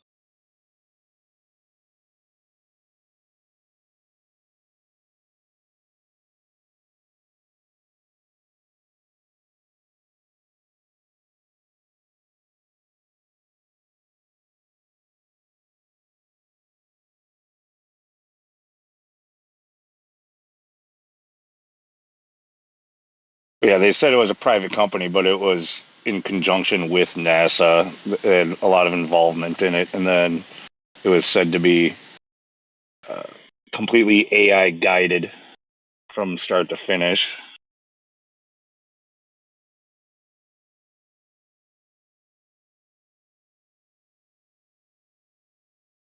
And it got there, tipped over.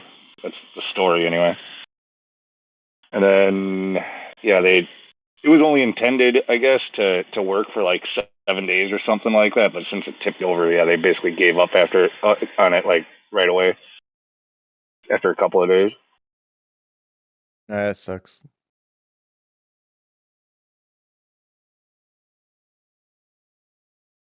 We got the Coffee Man CEO in the got house. rich, right?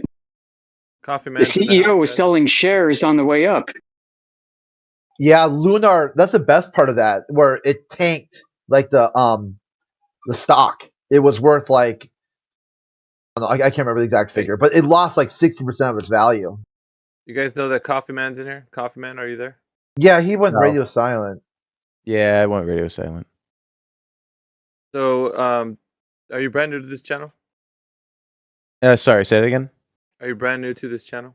No, I've popped in before. I haven't really talked though, so I just was asking a All right. question. So, what's your position on the topic of this channel, Coffee Man? Oh, I mean, I don't want to like debate if that's where it's going. Where I'm just what's here to going? listen.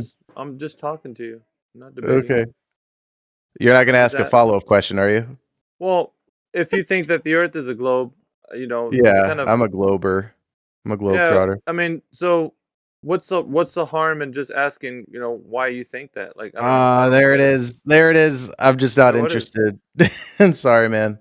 Well, This isn't I a know. So debate. it's weird though, because like anybody It that is has weird. the thought process that you think the Earth's a globe, you don't want to tell anybody else. It's like, why would you not let anybody look? The Earth's a globe because we got satellites or whatever. Yeah. I don't know what you're thinking, but Mm-hmm. somebody would be able to justify something that they think is true with some information to back it up. And that's Right. what this whole room is designed for. You jump into a different room, they're gonna ask you, well, why do you think Obama should be president, or whoever? Like they're gonna ask you something relevant to the room, and then for you to be like, well, I just don't want to engage in all that. I'm just here for the coffee. Like, you know what I mean? Like, There's like 15 people muted right now. They don't have to engage. yeah, but who cares, dude? Like, I'm Yeah. only talking to new people, and you're a new person. Well, I'm not new. I've been here for a while. Okay, so what was your position that why you think the Earth is a globe? I didn't want to answer it. I just don't want to get into like a flat Earth debate. That's all. Not that I can't Well, it's not justify a anything I believe well, it's in. not I a just don't. debate though. For us, it's not a debate. I know. I love how we're debating about debating right now. Well, no, it's because it's not. You think it is, and it's not. So it's Right. It's simple. If it were a globe, we wouldn't be here. Coffee. Right.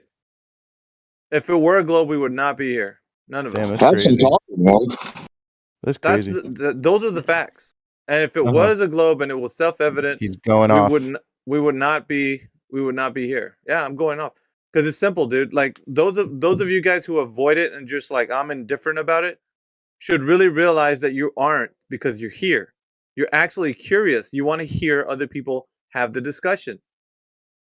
But yet you yourself are one to be hoarding the way you think because you just want to continue to believe. So if you ever get to the point where you realize like, hey, let me just ask if I can see if this question gets answered, if I know or if I don't know. That's right, looking into yourself, not really just debating about it. You really should have an answer to be sufficient to support your claim. Right. So if you don't have that, wouldn't that be something you would question for yourself? Like, Guess well, wait a so, minute. yeah. Damn, that's crazy. Well, it should be, but Yeah. apparently to you, it's like, yeah, you know, you don't really care.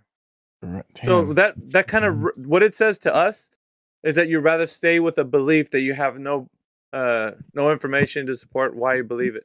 I didn't you say I have a- didn't. I just said I don't want to debate it. well, That's a I would difference. say that you don't, because the fact that you're Okay. kind of being apprehensive about it just shows that. I asked a simple question and you're trying to Which force is? me into a debate. I said I don't want to be in one, and you're still No, it's going not a off. debate, bro. If it was a debate, It is though. You were debating about debating right now.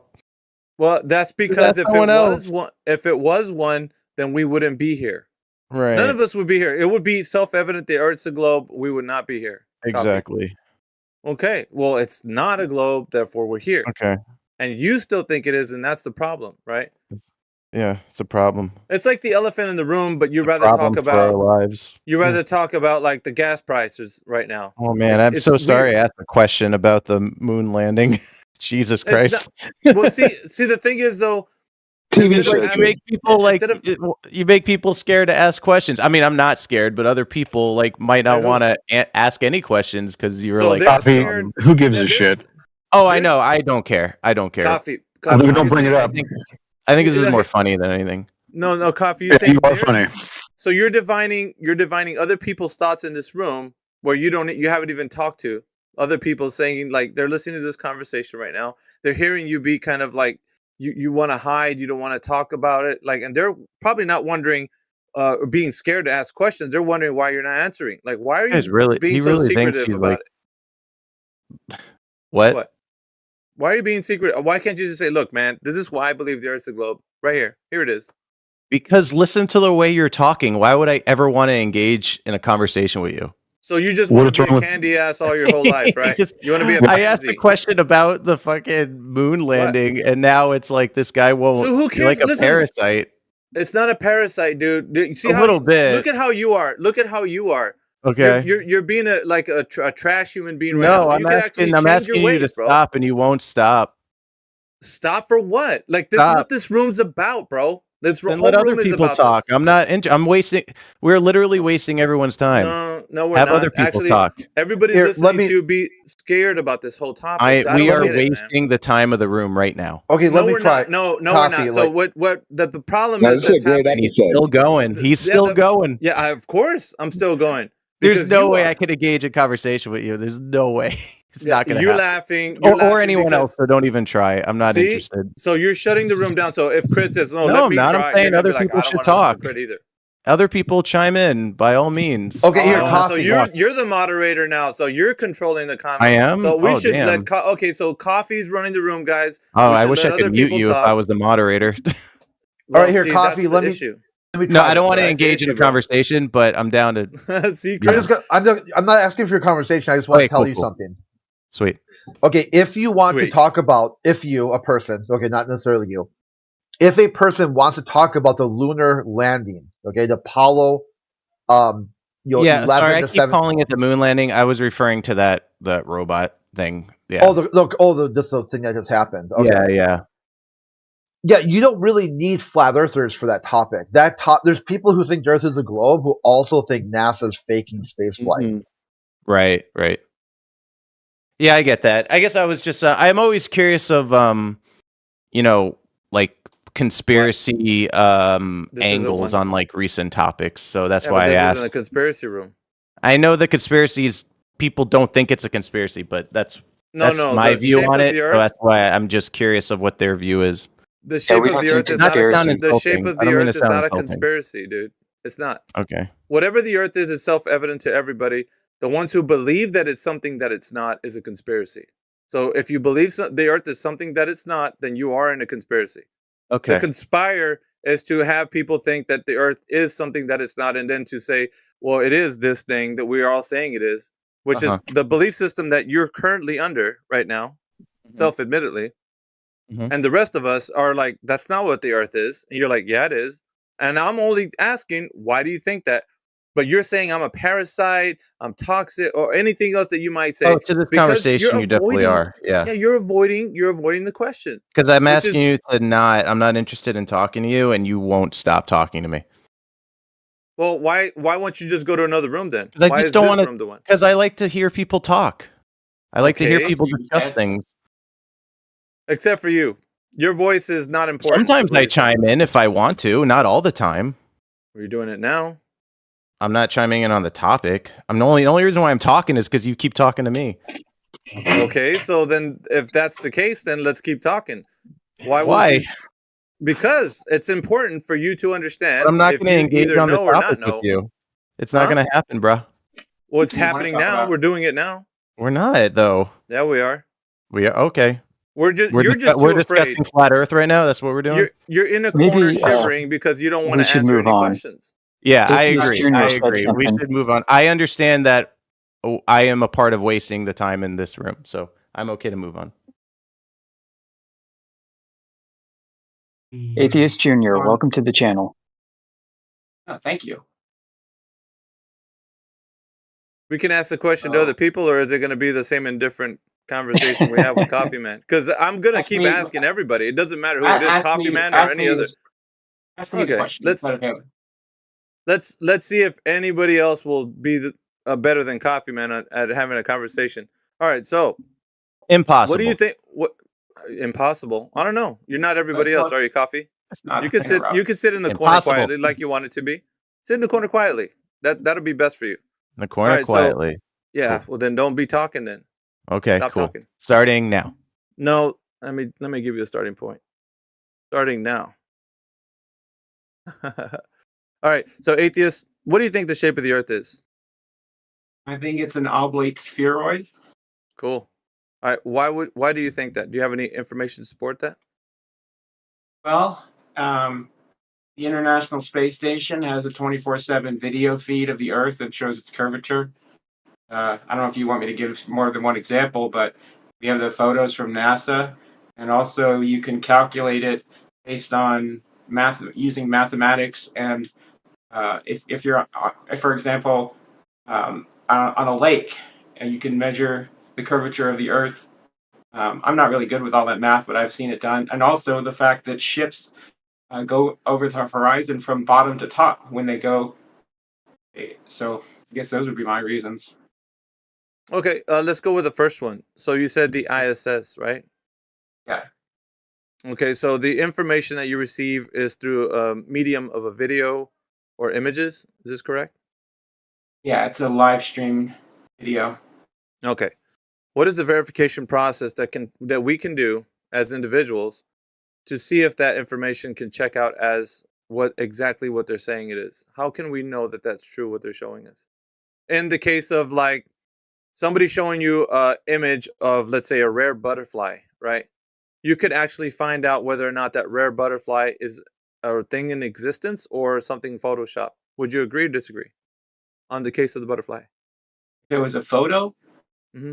If it was a rare butterfly you've never seen before, and they showed it to you, and they're like, look, this thing exists. What could you do to verify if that butterfly exists in this reality or not?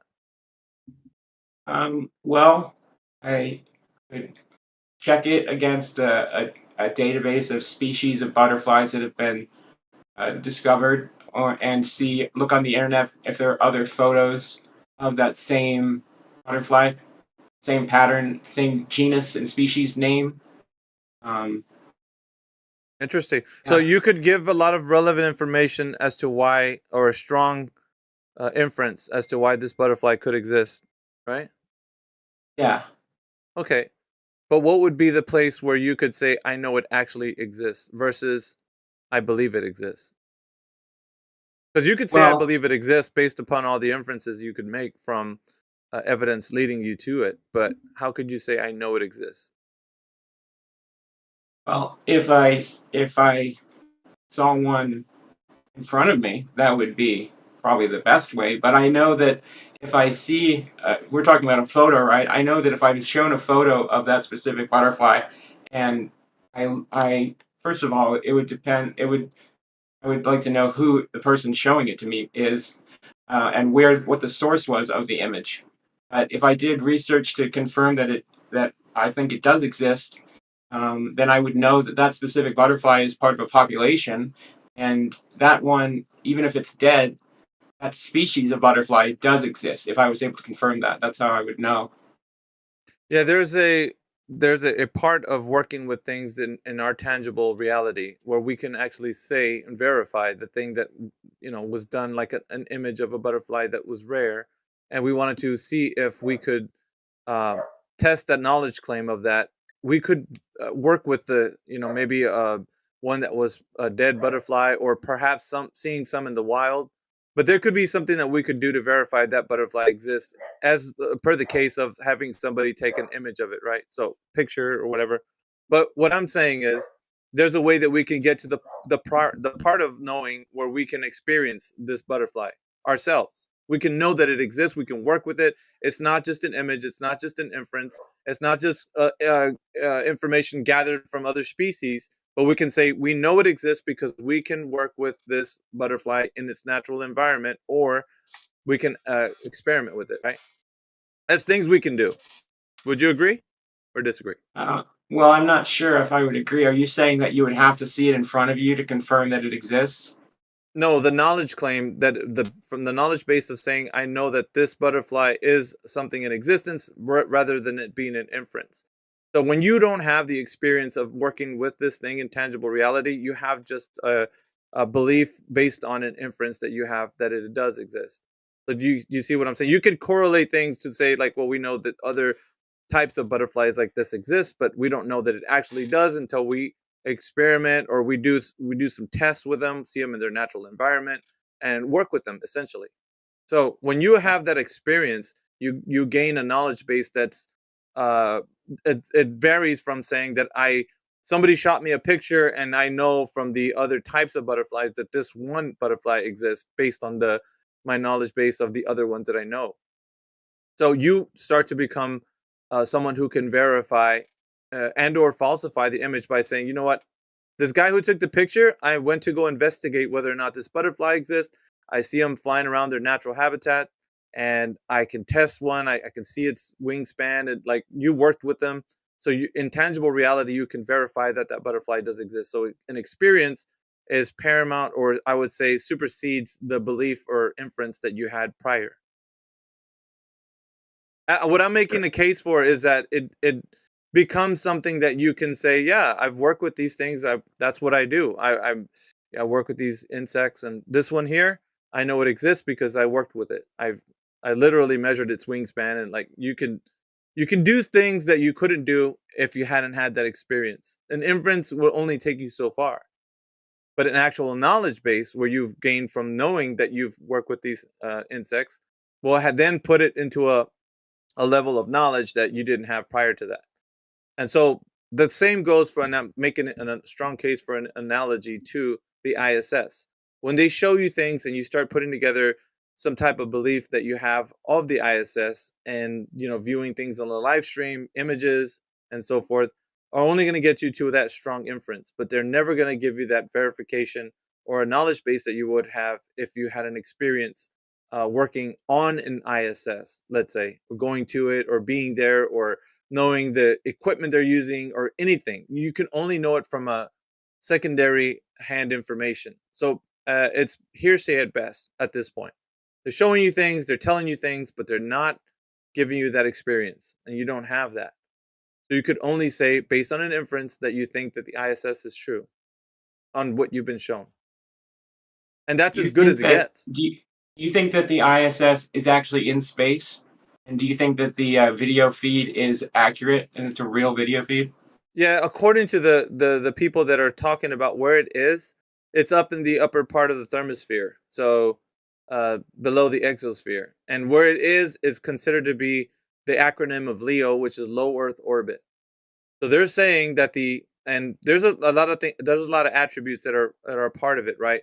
How fast it's going, how long it's been up there, what's the capacity? Like, there's a bunch of things attributed to that. So there's a bit of lore attached to it. So when you start to figure out, okay, so they're telling me things that I don't know if it exists or not, but here you go, right? It's traveling at 17,500 miles per hour.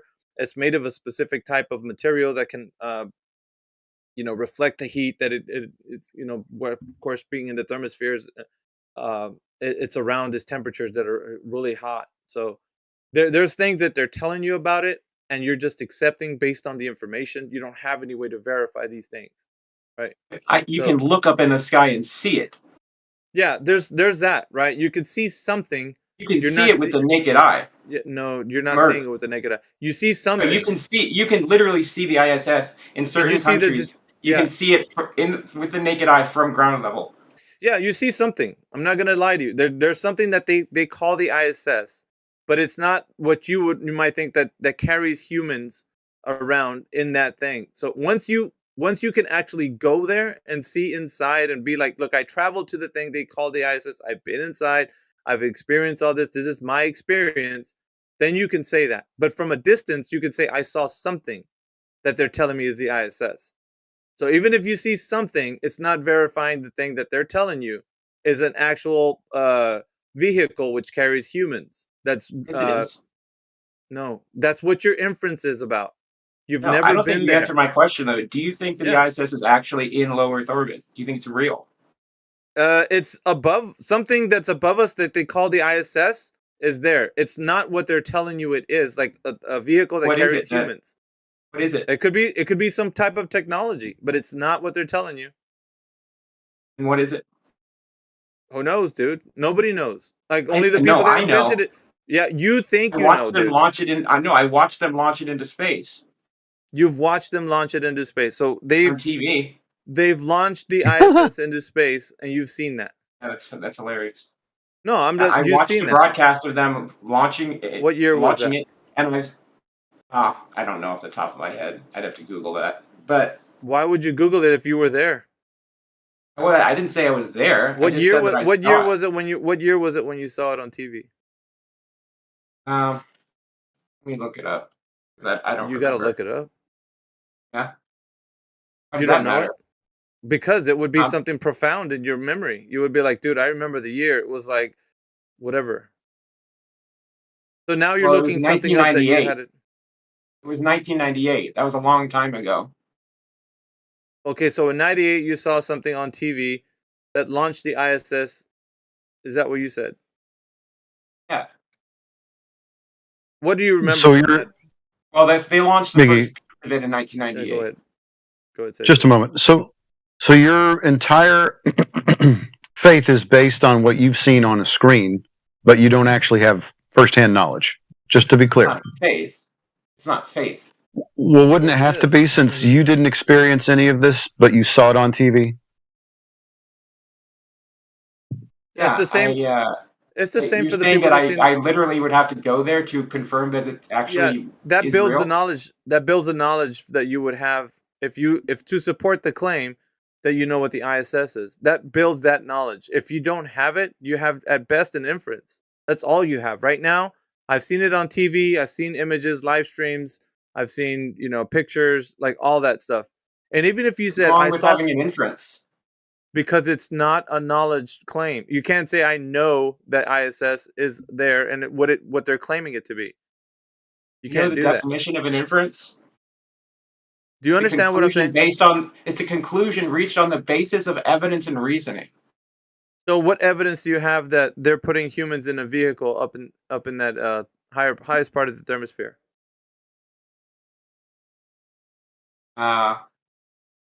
What evidence do I have? Mm-hmm. Well, like I said, I've watched the live broadcast of when they launched the first. Yeah, so we're back to videos and videos and pictures again. That's what people that see. Let me ask you a question though. How do you know that the Earth is flat? Yes. How do you know that? There's no measured curvature anywhere. Or so have you been high enough to see whether or not it's a curvature? Well, I'm about to tell you, right? So we would say that the Earth is observed as flat, measured as flat, and navigated across as flat. So the flat plane of existence is what we say we reference. So if we're talking about flat, we're not just talking about an exact, like the Earth is completely like paper thin. We're saying that the distinguishing features like elevation change from mean sea level would be gathered from a flat horizontal plane of reference. So the flat horizontal plane of reference would be gathered from mean sea level. So from mean sea level to any distance inland, that would be gathered as a flat horizontal plane from mean sea level. So the vertical point of mean sea level all the way to, let's say, I don't know, you could pick any point in the northern United States or just anywhere on the earth. You would use mean sea level to then garner an elevation height or a change from mean sea level on a horizontal plane to where you're standing. So you would say, I'm, 1,400 feet above sea level. It just depends where you are, right? You would make a claim to a vertical elevation profile from where you are to where mean sea level is, connecting the 2 points from your feet all the way to mean sea level on a horizontal plane of reference. So we would be referencing a horizontal plane from mean sea level. And that's how we know we're on a different elevation on a horizontal plane. One horizontal plane, not many. So the point of mean sea level to where you're standing at right now, you could say, I'm at, I don't know, X feet above sea level. And that would be true because on a horizontal plane, that would be exactly the case.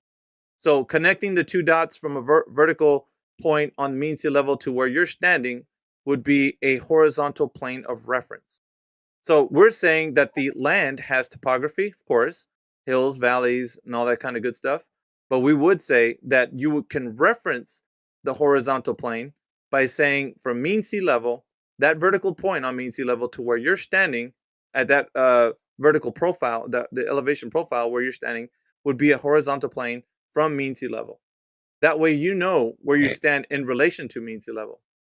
So you said that the flat Earth is navigated to be flat. So that's can correct. you explain why they have direct flights from Australia to South America? Yeah, I would just say, Atheist, you probably need to fix your mic. It's getting kind of robotic or something. But yeah, of course.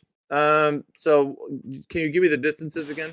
All right, that should be better. I'm sorry. Yeah, it's better. It's better now. What was the distances again? They have direct flights from Australia to South America. Shouldn't that be impossible on a flat Earth? Because of the distance of the ocean would be? Mm-hmm. Wouldn't the planes run out of fuel? Yeah, no. So distances are gained from that flat horizontal frame of reference. So the horizontal plane of reference is always referenced from mean sea level to the distance of the travel. So let's say you want to travel from Australia to South America, I think you said. So that distance that's traveled would be got from, let's say, a horizontal plane of reference. So for practical purposes, the pilot knows that when he flies a plane, he's flying off of the assumption that he's flying over a flat and stationary plane. Now, that being said, we're saying that all pilots are using the Earth that way. They're not flying over the Earth as if they're going to negotiate over a curvature. They don't do that in their day-to-day job. I'm not saying that all of them are flat earthers. What I'm saying is when they use the Earth at practically navigating across it, they're going to be doing so as if it were a flat horizontal plane of reference. So they're referencing a flat horizontal plane for practical purposes. So that's how they travel over the Earth. That? For sure. They even, the testimonies that come from these guys is that their assumption is they're flying over a flat and stationary plane to practically use it that way. But they would also claim they don't think the Earth's a flat Earth. They would say, no, it's a globe. It's just locally we would, refer to it as a flat plane and so on. So what I'm saying, the thing that I'm saying, and the thing that I'm not saying, it appears flat locally. Yeah. So what I'm That's saying, not the and what I'm same not as them saying, assuming it's a flat Earth on the entire global level and using their navigational equipment on a flat Earth model. Pilots and mariners would use the Earth as if it were a flat and stationary plane. I'm saying practically. No, they don't. Yes, they do. Atheists. Can you link me to this testimony? Well, I'm just talking based upon the many years that we've been talking to these guys. But here's the thing: you could look up, in the handbook of the flight handbook, like when they're learning how to, get to the bearings on how to fly a plane over the Earth. They're taught that in one of the pages, I think it can be referenced. You can look at this. It's referenced as assumed as a flat and stationary plane. Even the militaries of the world will reference the Earth as a flat horizontal plane as a reference. They're not going to say overall that they're using the Earth that they're thinking that the Earth is a horizontal plane of reference. They're saying it's a globe, but practically they can use it that way because locally that's what it would appear to them as. Just like you So what? understand. Is that evidence for your side? No, it builds an axiom. The axiom starts off as we observe the Earth locally as flat and stationary, but to further bolster that, bolster that, we'd say it's also measured that way. So No. it is. No, It is you can atheist. take Yes, it measurements is. from ground level and measure So and let's calculate the curvature of the Earth.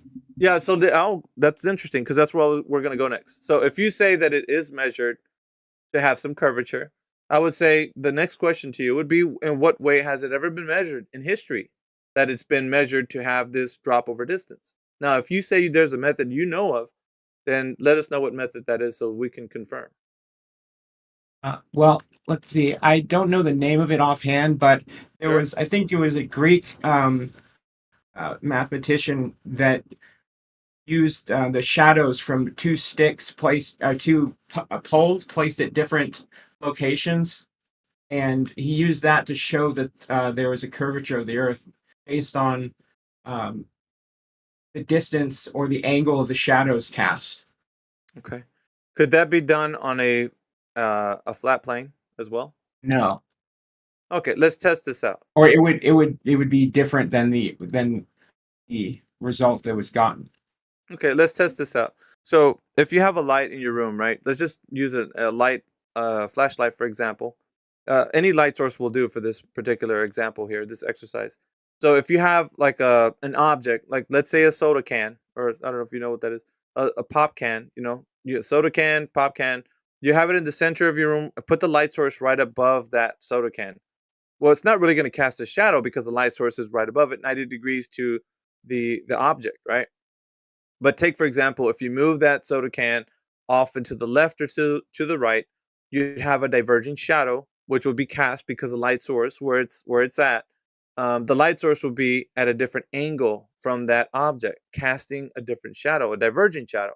You could do this on a flat surface or a curved surface. It doesn't really matter. But the case is you'd always have a divergent shadow depending on the proximity of the light. So if the proximity of the light is the difference from how you get a diverging shadow, then we could say that this can take place over a flat surface, over a curved surface. It wouldn't matter, but it's not going to be conclusive that it's a curved surface that it's happening on. So measuring shadow lengths still would not give us the conclusion that the Earth is a curving spherical shape.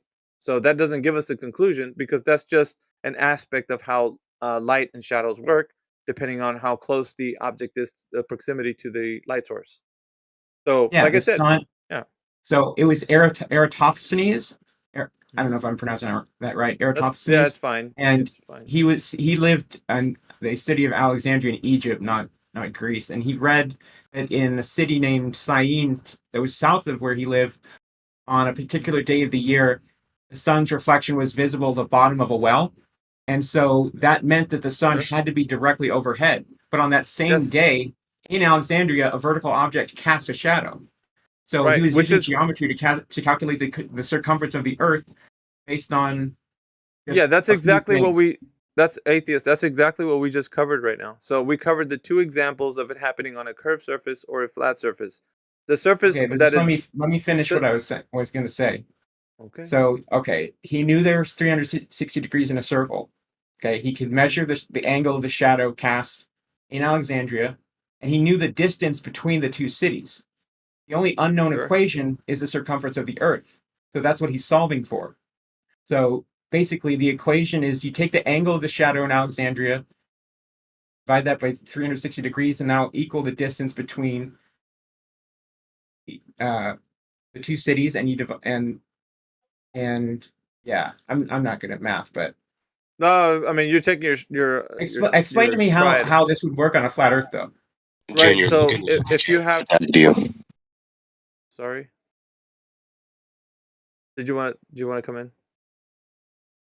I just wanted to mention that to him, and also that Alpha is going to explain to you why the appeal to Eratosthenes' operation is not logically sufficient to prove the Earth is a ball. Okay, well, I'll listen, but I'm going to have to jump out soon if somebody else wants to. wants to talk Well, about. no, I mean, you can. the only thing I wanted to say, I guess, just to kind of finish this, I'm going to reiterate my point. If you're going to do a curved surface or a flat surface, it really doesn't matter. The only thing that we're doing here in Eratosthenes is moving an object closer or farther away to the proximity of the light source. So as it were with the well, 90 degrees above where the sun was shining, and of course at a further distance, right, we'd have another city that we have diverging shadows. Well, on a flat surface, you'd still be having the same result of diverging shadows depending on where the object was according to the light source. So as it were, when the light source was farther away from the diverging shadow, which we know at that particular time it was, so the whale was getting 90-degree sunlight directly down into it, so you could see all the way to the bottom. But the other one was having a divergent shadow. Now think about this. It could happen on both a curved and a flat surface. That the surface doesn't matter in this case for measuring those diverging shadows, because you can have diverging shadows. The only thing that you need is to move the object away from the light source. That's what causes the diverging shadows, not the sphericity of the surface or the Earth being a ball. That's not what causes that. What causes that is the proximity from the object to the light source. So there's no conclusion that you could draw that the Earth is a spherical body by saying that diverging shadows, measuring them, are going to give us a conclusion. Furthermore, the length that was used to measure the distance was the length of a regular stride of a person. So the length of a stride was the unit of measurement in which they used to measure the distance. So, I mean, I don't know how accurate you think you can get with that, but that's what the claim was on that case. But like I said again, it doesn't matter, because you could do this on a curved surface or a flat surface, but it's not going to be conclusive either way, because all you're dealing with is the proximity of the object to the light source. That's all that's really changing here. And it changes the angle of the shadow depending on how close the object is to the light source. I don't see how that would matter, though, because the sun being directly overhead a flat Earth would illuminate the entire plane versus Incorrect. the Earth, how it is curvature, where you incorrect. have day and night on Because different sides, different hemispheres. Yeah, incorrect, because right now in your mind there's a specific cosmology that you have, and in the cosmology that you have, the Earth is massive. Or excuse me, the sun is massive, bigger than the Earth. Well, you don't know which that. it is. So okay, so yeah, no, we do know that. Okay, so let's test that information. How do you know that the sun is massive? Because you can because we know based on the color of the sun how big the stars are, because it's a yellow giant. It's from spectroscopy. Okay, spectroscopy. But how do we know the size of the sun is what they're claiming it to be? Wait, ask him this question. Are you saying that you don't trust NASA? Looking at the size. Maybe that's not a that's obvious to ask a flat earther, but no, atheist, check this out. It's not about trusting the information. We're trying to figure out what was the methodology in which they discovered that the sun size is what they're saying it is. So we're looking for a way that we can know that the sun size has been garnered by these individuals. So if we know that how they've done the method, then we'll be able to say, okay, well, I know the method, how they know the sun size. But I'm asking you, do you know the method of how they got the sun size? Yeah, they used a solar telescope aboard a NASA satellite that was in space. So the sun size was garnered by a telescope. What's the name of the telescope? What was the name of the mission? Do you know any of this information that you could support? Because it sounds like you just made that up. So. Oh, I made that up? Well, it sounds like it, but unless the you support measurements it, were made at the University. In principle, that's not sufficient. Just staring at the sun. I mean, come on, let's address the actual premise. So, in principle, they sent a telescope up into the outer reaches away from the sphere and then stared at the sun. Does staring at an object itself inform you of its exact quantified size? When it's an incredibly advanced instrument like a solar telescope developed by NASA, but you're saying things, and I don't know if you understand what you're talking about. How do you know that it's complicated? Oh, really? Do you know its inner workings of that telescope? How do I know that a solar telescope developed by NASA is complex? Yeah, no, yeah, because you're saying things, but I want you to describe how the methodology of using that specific instrument will tell you the size. Do you know that? It seems to me like any claim I make, you just say, "How do you know that? How do you know that? Yeah, How do you know it's that?" important. Well, how It's do you? important, atheist. It's important for you to how hold you on. seem to Hold on, doubt atheist. everything Atheist. that I'm saying, Yo, but I'm not you're able doubting to it. This confirm doesn't that have the to Earth Yo, is be a okay, flat. verbal hold on, wrestling hold on, match. hold on, hold on, Just hold on. reply to you. Hold on. So the only thing I want you to do is to think about what you're saying. If it's possible that you could back up the information that you just stated, that the solar telescope is doing what it's doing, then I could see that you know what you're talking about. But if you're saying, no, they got a really complicated telescope, and I tell you, how does it work? You're like, oh, I don't know, man. They just got a complicated telescope. Well, that doesn't support the information that you just said, that instrument can do what you say it does, until you're able to describe the methodology in which it is able to garner a size from a distance. So that's what I'm asking for you to do. And I'm sorry that we're asking you to do this, but you're making the claim that you can know the size. So we want to know how. That's why it's important. They're relevant questions to what you're claiming, atheist. So if you don't You've know yet to how, give a sufficient logic sequence with supporting premises, so we're waiting for you to do that. So just sending up a telescope, no matter how advanced, is not going to inform you of the size of anything. I just like how I said that a solar telescope developed by NASA is complicated, and because I don't know how it works, that means that I don't know how it's complicated. That's why I don't know how it works. That's your okay. So you're making a claim about the size of the sun, and you're saying they have a No, I was complicated. going to answer your question, though. You're saying that they have a complicated telescope, and I said, do you know how it works to understand that they are getting the size of the sun, or they could just be saying we're getting the size of the sun, but they're making inferences. Like, you don't know anything about this. You're claiming things, and stacking a claim upon another claim is not going to help you get the answer until you know the methodology by which they're getting the size of the sun and how they did it. So if you don't know that, then how can you make the claim I'm that they trying are? to answer your question. So the Okay. astronomers use stellar parallax to measure distances to nearby stars. So that's different than the solar telescope that you just told me, right? No, that's the method that they use. Okay, so For the parallax. telescope, they use So stellar what is parallax. okay? What is the baseline for what? How? Okay, so parallax. But how do they know the sizes of things that are in the far distance to use that? Because we on Earth, parallax means something. So when you see a tree in front of a mountain and you see the tree moving faster than the mountain in the background, we know the size of the tree and we know the size of the mountain because there are things that are tangible in our reality here on Earth. Now, when you're using things off into the distance in the sky, you don't know the sizes of those things. So how can you tell me one thing is bigger than the other? Okay. You get it? Because stellar parallax is the apparent shift of position of a nearby star against the background of more distant stars. How do you know So- distance and size, atheist? That's what I'm asking. You're Because comparing we use distance and something that's size to called something. standard candles. We know based on the luminosity of certain stars exactly how far away they are. It's spectroscopy. Okay, so This is extremely accurate science. Because of the luminosity, we're gonna know the size. Is that what you're saying? You know the distance. No, we know the Because distance. we can calculate the size based on, again, the color. We know roughly the size based on a yellow giant versus a red giant. Okay, And these our sun is a colors. yellow giant. Yeah, these colors that are being used. I'm gonna ask you a specific question, and it's gonna Oh my probably God. throw a little. Yeah, it's gonna make it worse because if you say that we know what type of atmosphere that those objects or supposed objects are in, then we're gonna have to give. Is the sun supposed? Yeah, because here's the the sun's not here's the real. thing. Do you You're a know it's fucking physical? idiot, dude. Do you know if the sun's physical or metaphysical? Which one is it? No, it's physical. It's there. The How do you sun know is that? there. No, it's there, but Because it's I not can saying. see it. Yeah, so what? Is it physical? How do you know your hand exists? Is it No, does your hand no, exist? no, Do I no, exist? no. That's not what I'm asking you. We're talking about the sun. Have you ever gotten a piece of the sun to say, look, man, this thing is physical. I got it right here.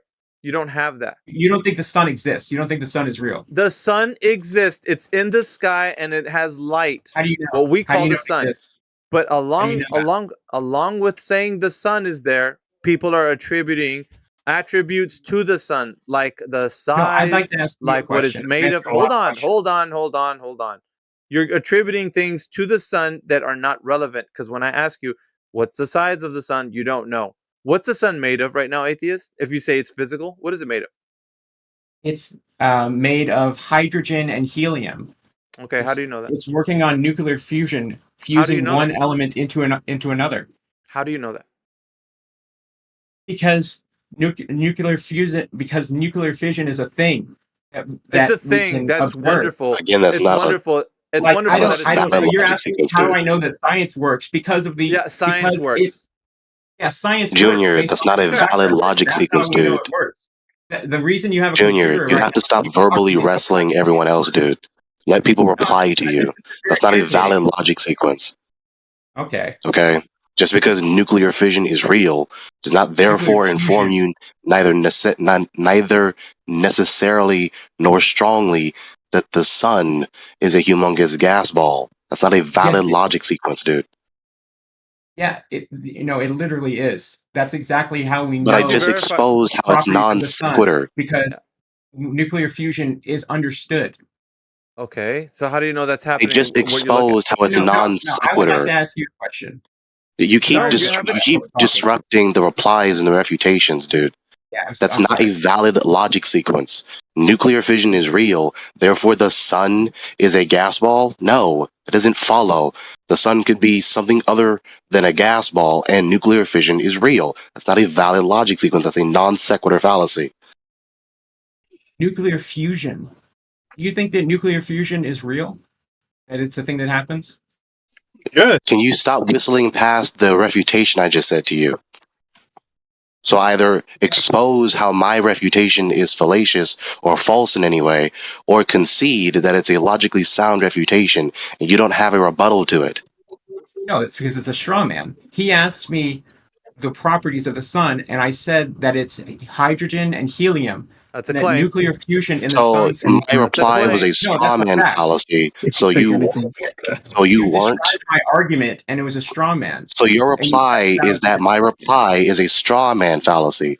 So you didn't say that the sun is a humongous gas ball with nuclear fission happening?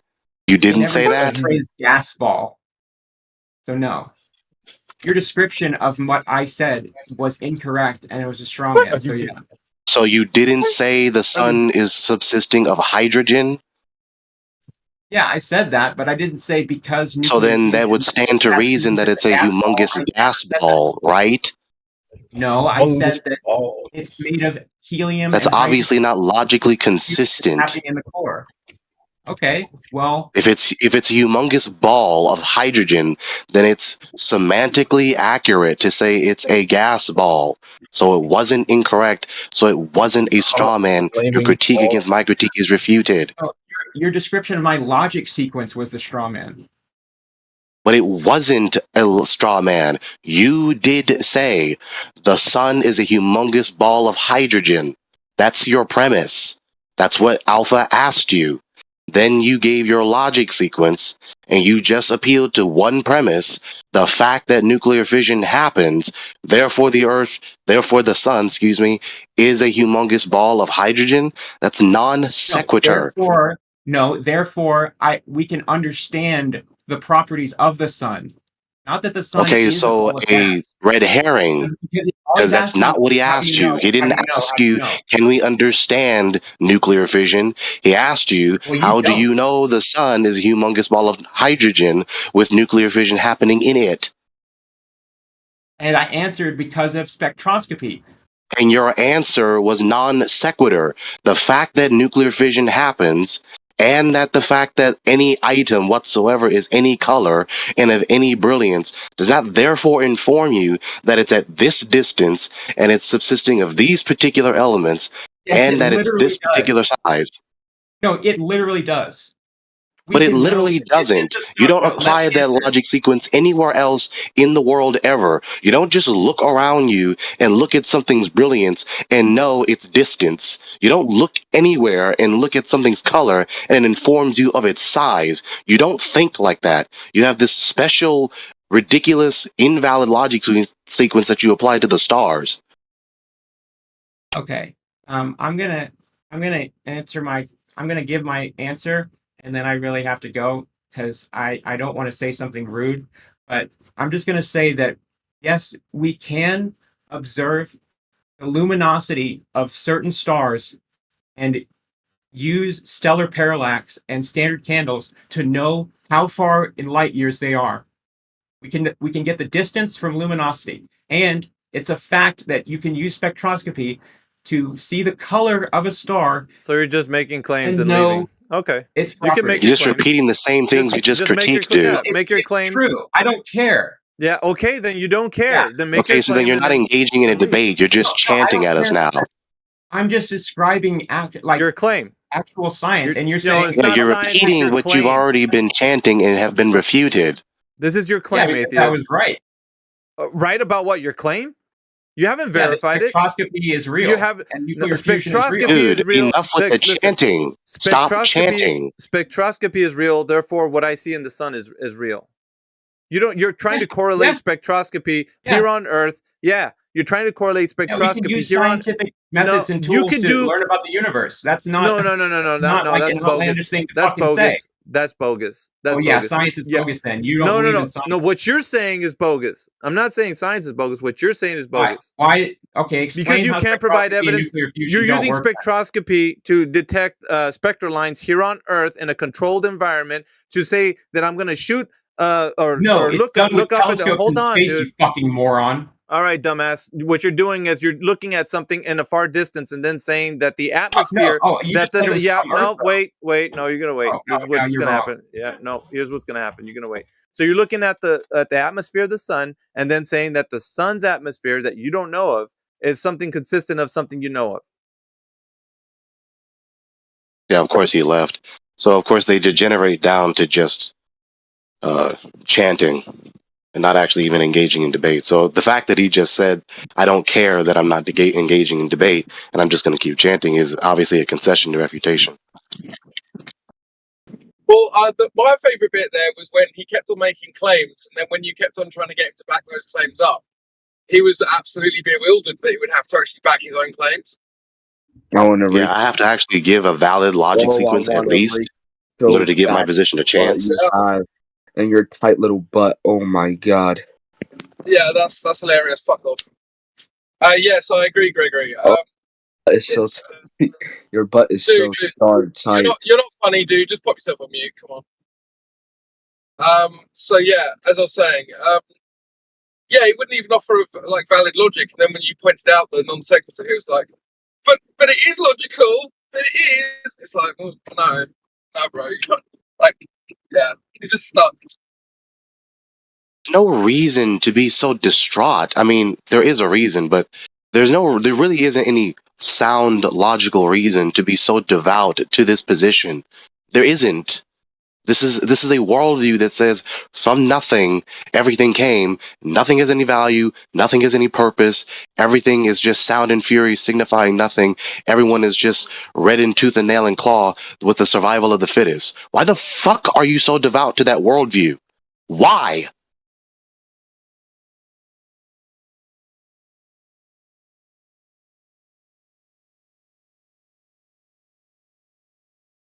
It's identity, though, isn't it? These people actually have that as their identity. So if you destroy their identity, you're kind of destroying their ego. Ridiculous. Horrifyingly ridiculous. Hello there. Yeah, I could never have my identity is I'm a space monkey on the. How shallow my identity is. I need to really think about who I am. You know what I'm about, what I'm good for, because that's a really weak identity.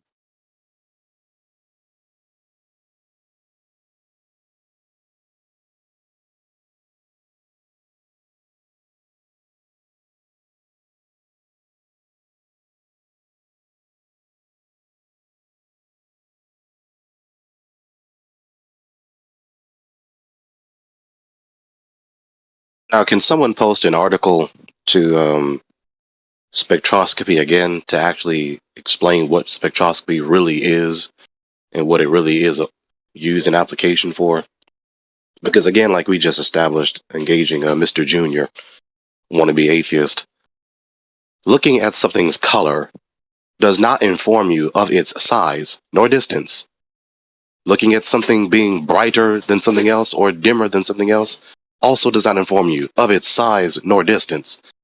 That shouldn't have to be explained or spelled out to grown adults with the acumen to especially be contentious about the subject. That shouldn't have to be spelled out. Yeah, reading the spectral lines of something that happens in a controlled environment here on Earth and correlating that to something of a color at a distance does not equate to what that thing is based upon what they gather information of things. They use spectral lines here on Earth to distinguish the element of things here. Because you're dealing with something that's uncontrolled from the thing that's controlled. When you have something controlled, you're dealing with all the variables. When you have it uncontrolled, it's not in a place where you have, like in an environment here on Earth, that you know the elements to everything, that you're able to describe things with a bit more accuracy than you would from a place or an environment that you have no knowledge on. So how could you know that the coloration of the thing that you're seeing is depicting the exact spectral lines that you would have to give an element description of something that's here on Earth versus something in an environment that's completely different or could be completely different? There's no way of knowing that, and they know this. I mean, if it was true that we could just eyeball anything of any brilliance, greater or lesser, and of any color, then we would never need a measurement tool. We just have to look at it. Of course. That's stupid. There definitely could be some truth to, the elements possibly being burned or whatever you want to say as far as the sun is concerned. It doesn't have anything to do with size or distance. Like, I think that the conflation or the mind control, the brainwashing is that no, this is a giant helium hydrogen burning ball 93 million miles away. Well, that distance is predicated on Try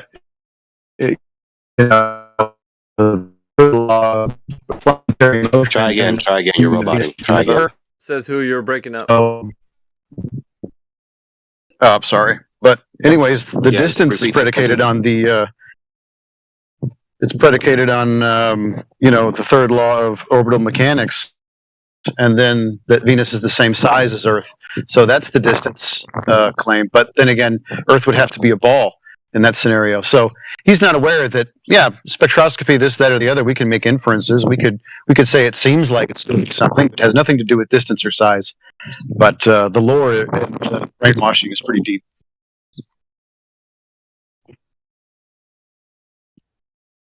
Well, it seems to me like virtually every single globe argument starts with, if we assume Earth is a globe, then Earth is a globe. And then just go around the houses. So like Eratosthenes, well, if we assume Earth's a globe, then we know that the shadow divergence is because of a curved surface. Well, obviously. If we assume just very conspicuously spell out and affirming the consequent. Right. Not even try to hide it. Yeah, exactly. So if we assume that the Earth's a globe, then we can know that Venus is the same size as the Earth because we assume that too. And then we can do a bunch of calculations, and therefore the Earth's a globe.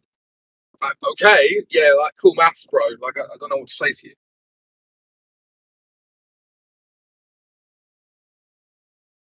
Yeah, as soon as you stop begging the question with them, a Greek guy a long time ago measured some shadows, so we know all of that information based upon shadow measurements.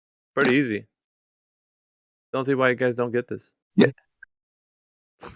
Yeah, don't beg the question with them. Make them prove their first premise. Usually it falls apart after that because the begging the question is the thing that they're stuck on. Yeah, if the Earth would have to be a ball for any of this to be true, so is the Earth a ball or not? They don't know that.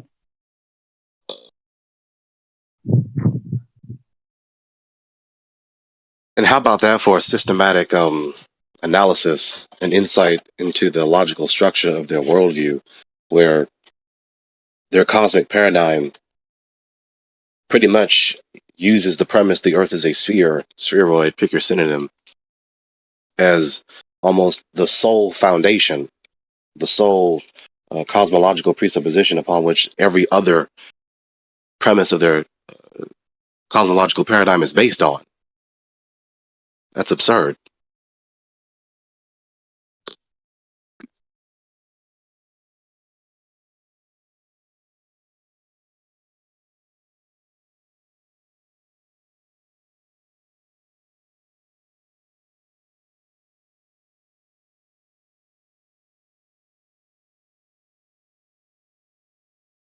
I have thought about it, and I'm trying to think if begging the question that the Earth is the ball is the base layer. But it seems like actually it might be either gravity being the very foundation, or that culminated with Big Bang cosmology. But something had to have formed the ball, right? So that's kind of the thing that it really is in question. Gravity or Big Bang cosmology, or both. Yeah, they really don't have a foundation. I mean, you can say it either way.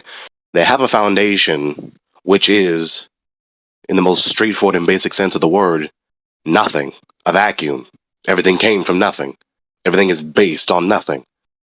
Or, of course, you can say, given that aspect of their metaphysic, they don't have a foundation.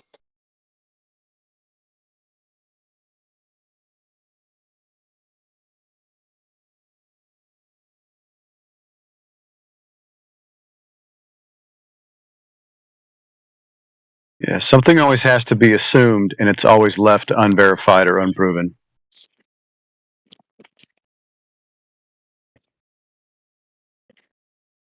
Well, anyone else? The floor is open to prove the Earth is a ball. You know, we got pictures of it from Saturn, the Moon, and Mars. In fact, I put those pictures in chat. Oui, madame? Oui. Yeah, Who's we also won real ass pictures. Yeah, we also won the state championship. Go team! He said that really quickly, and he sounded prepared. Did he say we have pictures from Saturn, the Moon, and Mars? Yep, he weed all over himself. How is a satellite like that? There's no way there's a satellite right there by Saturn. It's like under the ring. It seems like it'd be like so far in orbit with the gravity it'd just be pulled in. But what do I know? Gabbity. Oh yeah, I forgot you guys don't believe in that. Yeah, but you believe in it without any sort of way to verify it. You have complete and utter faith in these pictures. That the only law of physics I believe is the equal and opposite reaction. Can I just finish? If I could just finish. Yeah, you have complete and utter faith in the government, even though you probably already know about Operation Northwoods, and why would they lie, right? I actually don't know that. I'm gonna look that up real quick. You might want to. Oh shit. So, Slomity, do you have an argument to prove the Earth is a ball? To be honest, I don't. I will definitely give that floor to someone else. Good answer. Are you at least surprised at how bad the ball Earth arguments are for the globe? You know what, Crypto? I think my best evidence of the globe is when I drop something, it falls down. How about that one? Well, if you don't drop it, what happens? What have you thought up? I'm going to go back to the globe, Oh, yeah. guys. He just dropped something. I'm going back to the globe. Sorry, guys. What if you make it float Right, that's good. in midair? I didn't know things fell.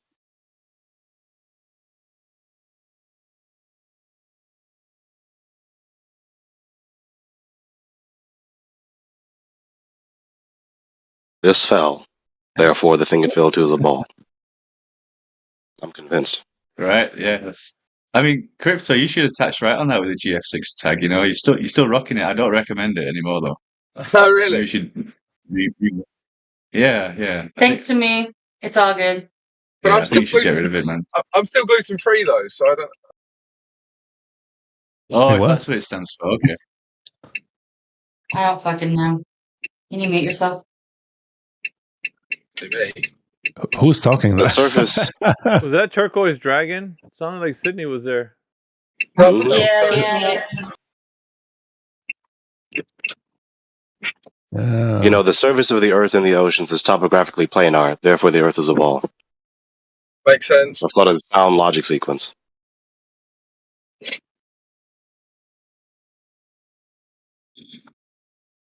But pictures from NASA. Drop some keys. Am I right? And the guy said his argument was that gravity's still working on the ISS. And I was like, well, what we see are things floating. He's like, it's not floating, man. You're crazy. It's not floating. Gravity's still working. I'm like, dude, every time you see ISS, they're got shit floating around. What do you mean it's not floating? It only appears to be floating, but it's not floating. I'm like, that's pretty fucking stupid, man. Like, what? Yeah, that's called logical consistency right What do there. you That's mean? being logically consistent. It's like gravity's still working up there. What do you mean it's not working? It is. I was like, yeah, I don't. Well, what is gravity? And then we got into like how he's saying that everything's being pulled to the center of the Earth, and I'm like, do you see that happening on the ISS? Yeah, really. It looks like they're Yeah, floating, you see right? everything being pulled to the center of the Earth on the ISS. Yeah, Yep. it's funny. What is gravity? I don't know. Next question. I was about to quote that. You got it there for me. No, it's to be honest, that's the best thing a globe advocate could say. I don't know what gravity is. Because anything else is a lie. That's a tremendously profound remark from a supposed doctor of astrophysics, right? I mean, how consistent are you going to be, scientist, with your doctoral intermediaries to science? I mean, in one breath, they appeal to the work authored by these university graduate professionals as being such a strong authoritative appeal, but then when they find themselves contradicting them, they just abandon them altogether. Well, what he says doesn't matter. Yeah, they basically throw Neil deGrasse Tyson under the bus the second he says anything that's true.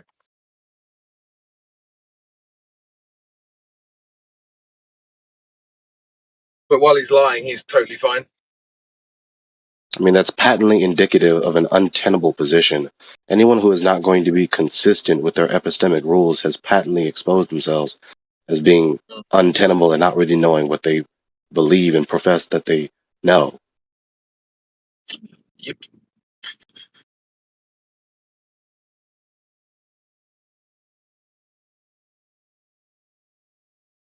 I mean, at the very least, be consistent with your own premises.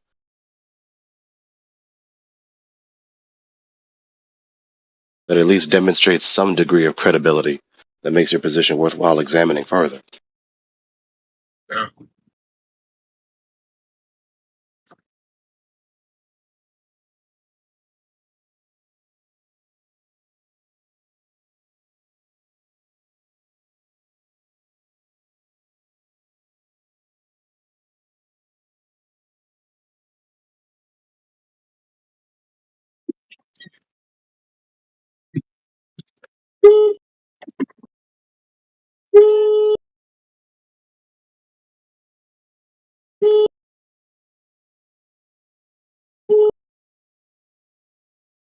I think they want you to get out of the way, Crypto, or you want somebody to get out of the way.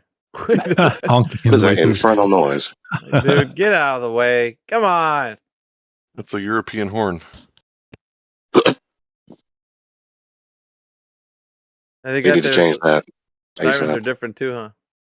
Wee wee wee. You know. This guy just Different. stopped in the middle of the road. Did he? You don't do that in London, like. He's all you gotta do is stick your head out the window and say, "Hey, man, let's move this along." Is he trying to make? You people have your cars built backwards. What's the matter with you people? Well, yeah. That's not the right word. Not backwards. Inverse. Inverse, yeah. Well, to be fair though, we did. What did we invent? Cars or roads? I don't know. I'm just gonna say I think that was the U.S.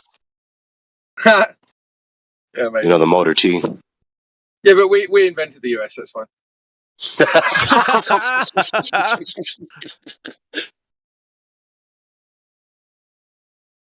Hey, so why can't you keep GF6 on your name? Are they outdated now? Is that it?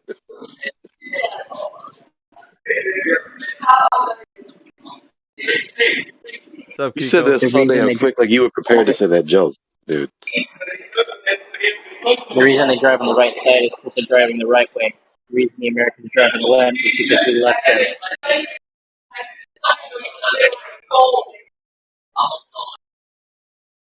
We only caught a little bit of what you said. That's all right. I mean, it makes sense because the most dangerous thing you can do in a car is a left turn. So as long as you can see, you know, on the left side, and it's inverse and the other side of the world, so the most dangerous thing in the other side of the world would be a right turn. So as long as, well, I'm speaking from experience as a motorcyclist. So I mean, it works either way. It's just weird to someone who's not used to it. Not close your eyes when driving. Not drive the car when sleeping. No, just being perfectly awake, paying attention, but making the left turn. That's the most dangerous thing you can do. Well, I mean, that's not how you drive. Like, you do make left turns in driving. So yeah, if you're drinking alcohol and answering your phone and drop your cigarette and fully asleep. Oh, Kiko was making a joke. I don't know, maybe to the people in the UK. He says they drive on the right side because they drive on the right way. Americans drive on the left because we left them. What the fuck? But we drive on the left and you drive on the right, so that doesn't even make sense. That's Kiko's humor. Got it the wrong way around, bro. Either your microphone is very powerful or your blinkers are very loud. They don't call it blinker over there, by the way, Gregory. You're gonna get corrected on that too. Lord have mercy, what do they call it? We do call it a blinker. Indicator. Really? Yeah, it's indicator. Yeah, Jedi told me that. It's like, why make it so damn complicated? It's not they blink. blinker, man. It's an indicator. Yeah, but they also indicate. That's damn near as bad as aluminium. What's the matter with you people? Aluminium. Trying to make your own language more difficult to speak than it needs to be? Aluminum. Aluminum. Yeah, what's up with tomato? We say tomato. Tomato. Yeah. Was this like a sneaky you with the color? Do you guys do tonight with TE or GHT? What's your... When you say tonight, like, how do you spell GHT. that? GHT. So, are you guys upset whenever you see a sneaky U thrown into like the word color? Does that like upset you? It catches my attention, but it doesn't upset me. You mean color? Color. The Canadian color. Yeah. Only in Canada or what, Commonwealth countries? They do it here. Canada doesn't really count as a country, though. Yeah, they don't really count for anything. We don't count them at all. It's just like the USA, but France. Only the second largest landmass. Shit, dude. You guys just disregard France altogether, huh? Yeah, exactly. Well, it's not really a country; it's a dictatorship, right? You're good country, especially Quebec. We've counted France. Like we are our own place in attitude. It's kind of funny. Yeah. Canadians with attitude. Who said that? I'm straight from the overground. Canadians with attitude. Quebec specifically. Yeah.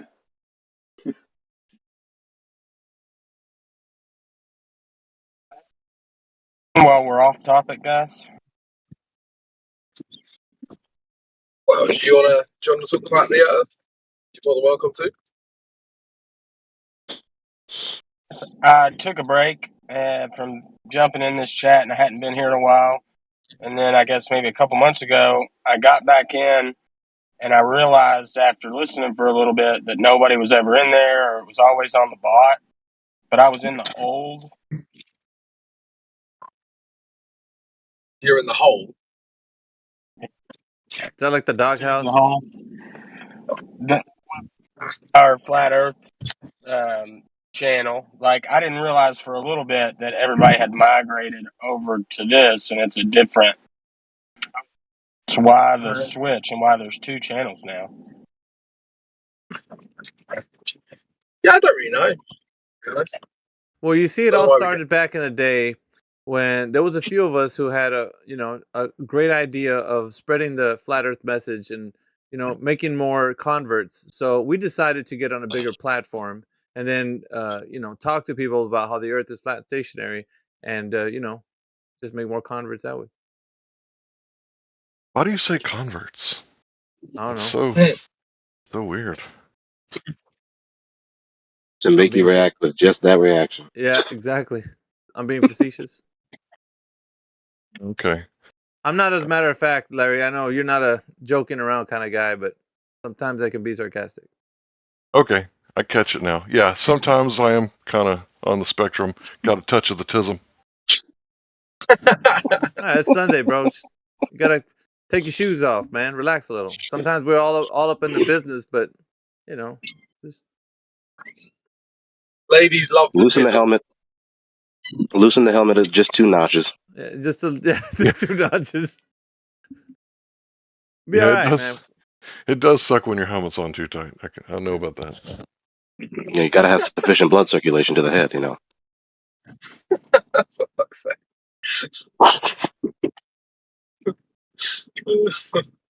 Yeah, sometimes you don't realize your helmet's on too tight. You're already going like 75 down the interstate, and you're like, "Oh man, I gotta pull over." Like I thought it was gonna get better when I got some wind, but no, I can't fucking breathe.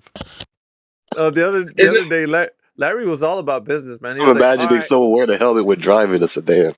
no, he was like, is there anybody, any ballers in here want to chat? I was like, God damn, Larry, like, fuck, dude. He wanted blood, brother. Like, he wanted some. Who else wants to take all Debo? Like, I mean, he was just coming at, and everybody was silent, like, not me. Little glow birthers in a corner shivering, like nobody wanted to chat. God damn it, Larry. Yeah. Yeah. Larry's been dealing with the rank and file Globers for a long ass time. So it's like every argument has been heard, dealt with, dispatched, and he's Did you say Frank and File, like lover of Frank? No, rank and file. Rank and file or skank and file, like Kiwi says. But here, check this out. I want to show you I had a quick question for Larry. Sorry, before I finish. So Larry, do you find sometimes when your helmet's too tight and you, instead of going on the interstate, you take the back road? Do you often find that that's like worse? I do prefer the back roads to the interstate for sure, because the farm market roads are like 55 miles an hour, 65, and if I'm going down, I want to go down at that speed. Damn. Yeah. Hey, look, this is the gift that I was gonna put up for Larry. This is what he looked. His gift represented what he sounded like on the chat. Damn. 8 minutes after the hour. This is like calling up the Glover. Just now, is she very skilled at not touching the camera? Yeah, it's like right above the where the It's camera like is. just above. Yeah. So I feel the pain, but she's not touching the camera. Yeah, sometimes I just, thirst for combat, because I used to play combat sports and football and, wrestling a little bit in the backyard and boxing in the backyard. But yeah, I can't really get my fix anymore. Nobody wants to wrestle or box, so it's all verbal now.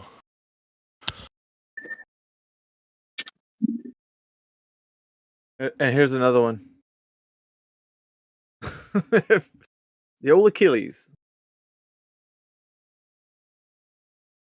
Yeah, I do tend to twist my ankles from time to time. Yeah, but nobody wants to that take you that guys challenge. are using. It's weird.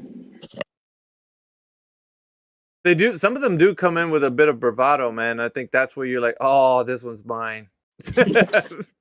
Other than that, I mean, I don't know. We pretty much dispatched most of the hardened ones. Oh, Elderbear came in. I don't know if you've taken a crack at him. Have you heard his argument? Him and Bevs? No, what is it? Is it here? Yeah. They would say the Earth is not flat, nor is it a globe. Middle of the road unknown. fallacy. Okay. Yeah, it's unknown. Okay. Yeah, it's So unknown, the Earth even doesn't though have a surface. we observe every day that it's a flat and stationary topographical plane. That's kind of redundant, but just putting it in there twice for you so that you know. It's so nice you say it twice. Yeah, try it. See if you get, because it's more of a pedantic argument than anything else. I guess from what I've been hearing anyway. I mean, all you have to do is just expose the logical implication of that logic sequence. It neither has a curving surface nor a flat surface. There's only one of the two in an absolute logical geometric dichotomy. Therefore, the Earth doesn't have a surface.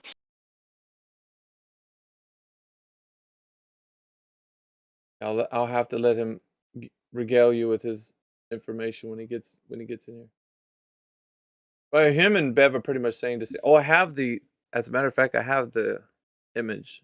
Let me bring up the image. So don't get me wrong. I don't know every single argument. Sometimes when I'm talking to a seasoned anti-flat earther, sometimes I have to be rescued. And when they start talking about math, sometimes I get lost in the sauce, in the mathemagics. Yeah, That's exactly at that. What they want. Right. Look at that logic sequence in that GIF that I put there. This is his argument on the level. That's it right there. If I'm gonna read it out for you guys. If the globe is a spherical object P, then the surface of liquid water at rest must curve Q. A water level is a tool that establishes a horizontal plane of reference, not Q. Modus tollens, not Q, therefore not P. The globe is not a spherical object, not P. That was kind of weird. Yeah, it is. I don't know if that's actually a modus tollens. Is it? Yeah, I put it in the text chat. That's what he put up. So I'm just using the image that he put up last time. Okay, it might be a modus tollens in form, but to say that it's neither, either, or, I don't see that being an argument for the either or. They're just trying to come up with a modus tollens because they've all got a hard on for QE. And it's always about that. They're talking about like how, you guys are just parroting. What was it? What did he use? AJ, a shadow giant. I think that's what he said. Yeah, something like that. Yeah, yeah. You guys can't definitely can't say anything that QE would say in the discussion.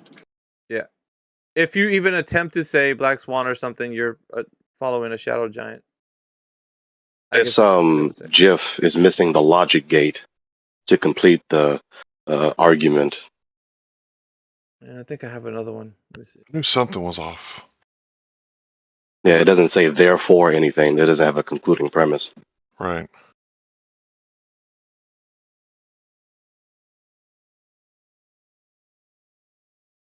I think the number one reason why I like debating people is because I'll come up with a new one from time to time. Most of the time, I just get it from other people. Like most of my arguments, like 99.9999% come from other people. But sometimes I'll come up with one of my own. So I like to be creative.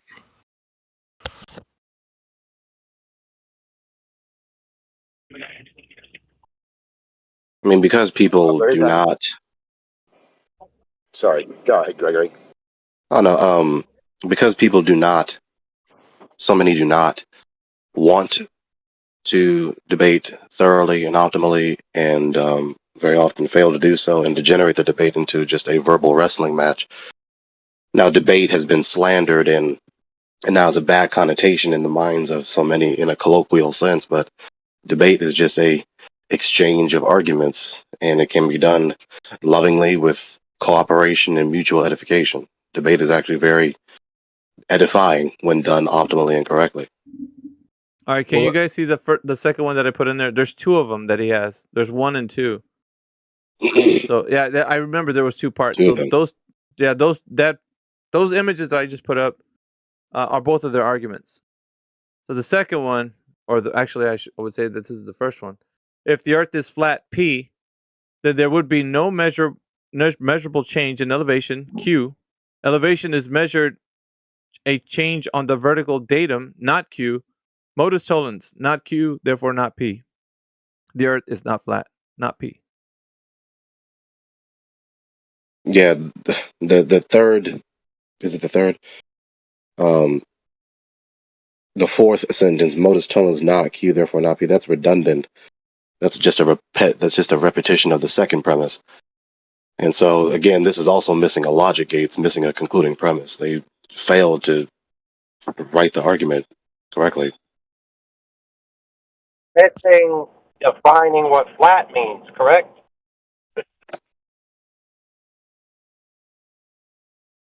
Yeah, AI, I think you understand the argument that they were making, but yeah, you've dispatched it a couple of times. They just seem to... It's Elderberry- easily dispatched.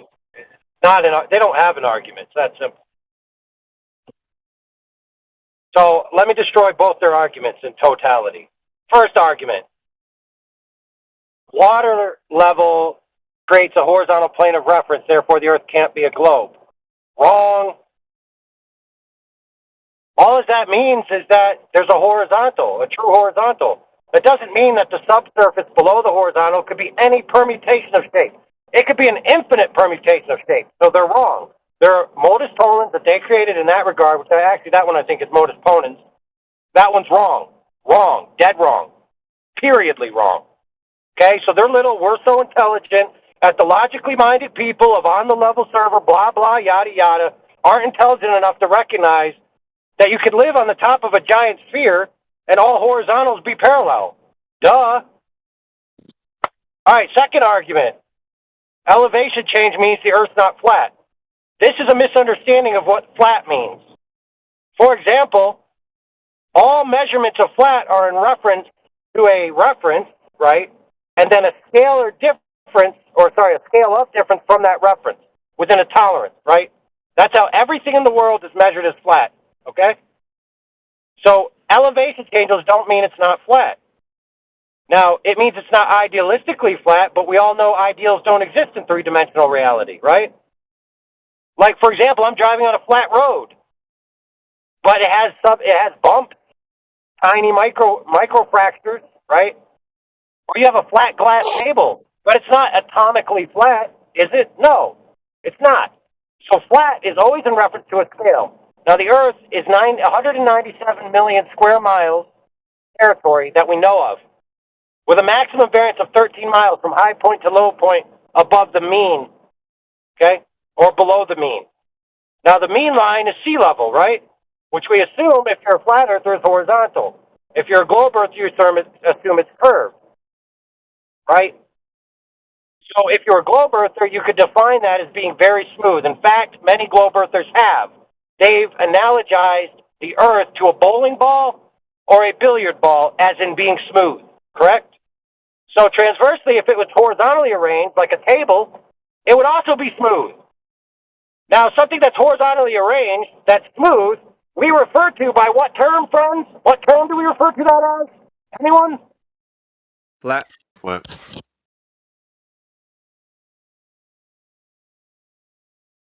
Level, meaning curved.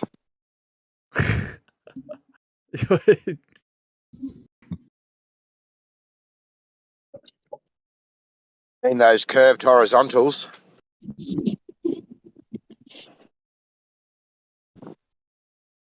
And horizontal curves. Yeah, apparently. Because did you know, I heard the other day that horizontal is only a point. So if you have 2 points or 2 horizontals, they can then curve. Well, yeah, his argument is that horizontal is just a point on mean sea level. He keeps saying that over. It's like a mantra they keep saying over and over again, disregarding any other information. He's like, well, if you see the horizontal on the water, where is that then? Where is it? Where do you see it? Where is it? Can you show it to me? He keeps saying that over and over again, even though you say, well, just go look out onto the, the surface of water out in the ocean. Like, what do you see out there? He doesn't address that. He's like, well, you're not showing me. You got waves. You got waves, don't you? Fuck's sake, dude. Yeah, when all else fails, just Just blitzkrieg the opponent with loaded questions. Check this out.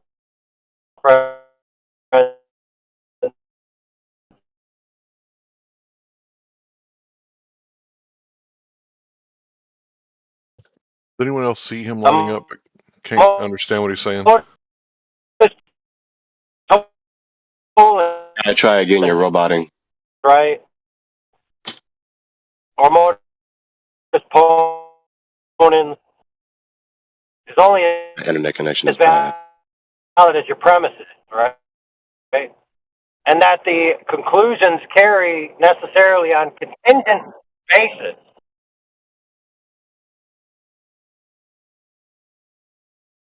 Maybe you want to repeat At the that very end, you comment cleared because up AI. yeah, in the second half of your comment, you cleared up. You might want to repeat that.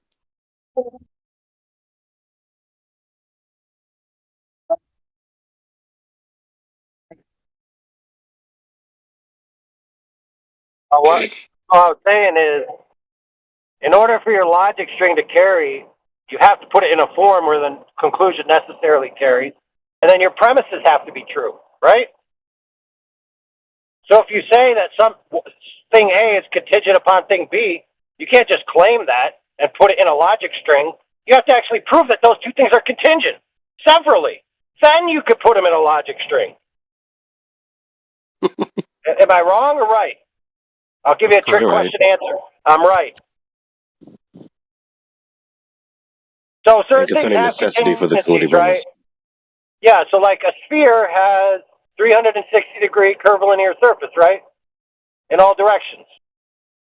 That's the definition of what a sphere is. You can't have a sphere without that, correct? So those two things are contingent, right? So you define a sphere as having that property. Therefore, if you have that property, you have a sphere. And if you have a sphere, you have that property. You can put those into your modus tollens or ponens and decide that you don't have that. So therefore, you either prove its presence or negate its presence, right? But to say that water level establishes a horizontal plane of reference means the Earth can't be a sphere assumes that those two things are causally linked or contingent upon each other, which they're not.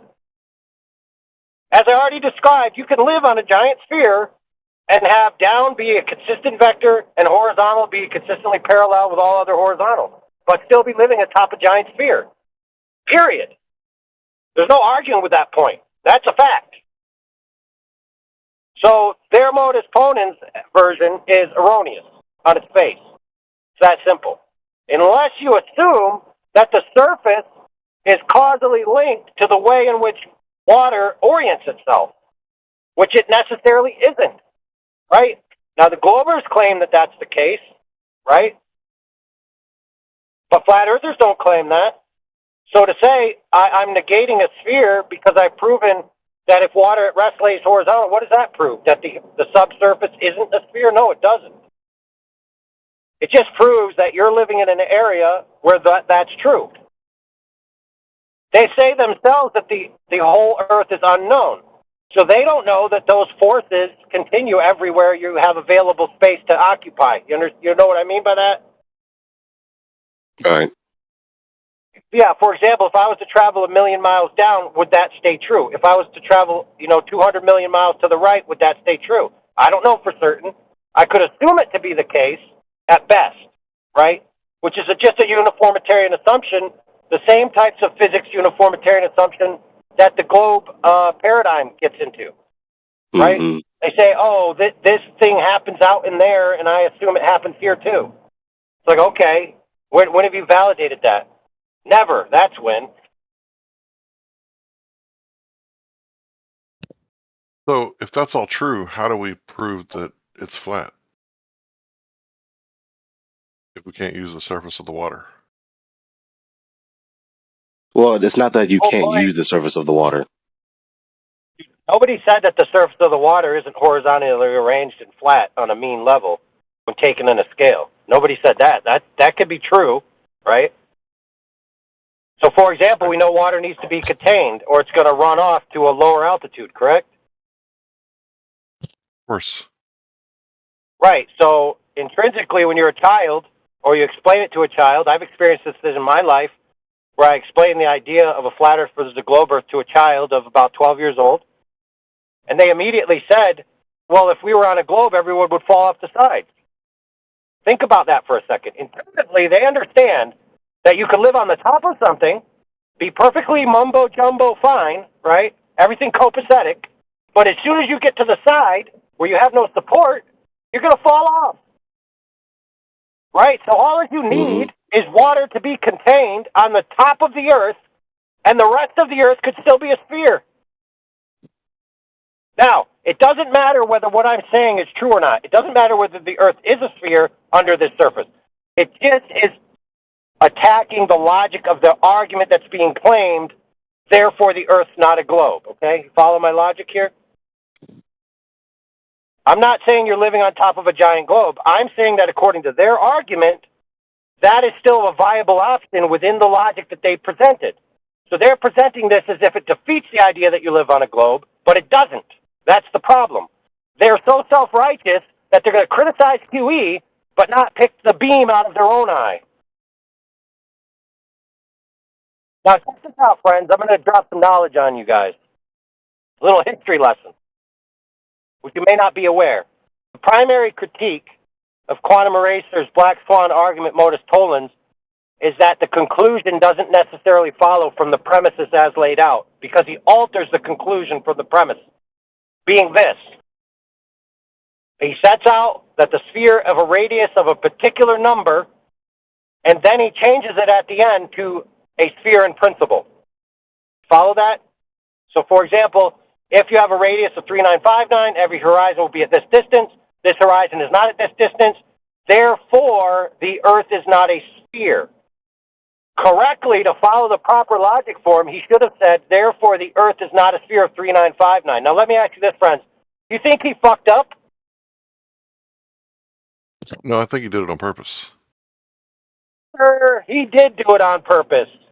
In fact, in the early days of the black swan being fielded, very astute logicians or people that were able to read English criticized him on this point, said, wait a minute, what about this? And he said, hey, sucker, guess what?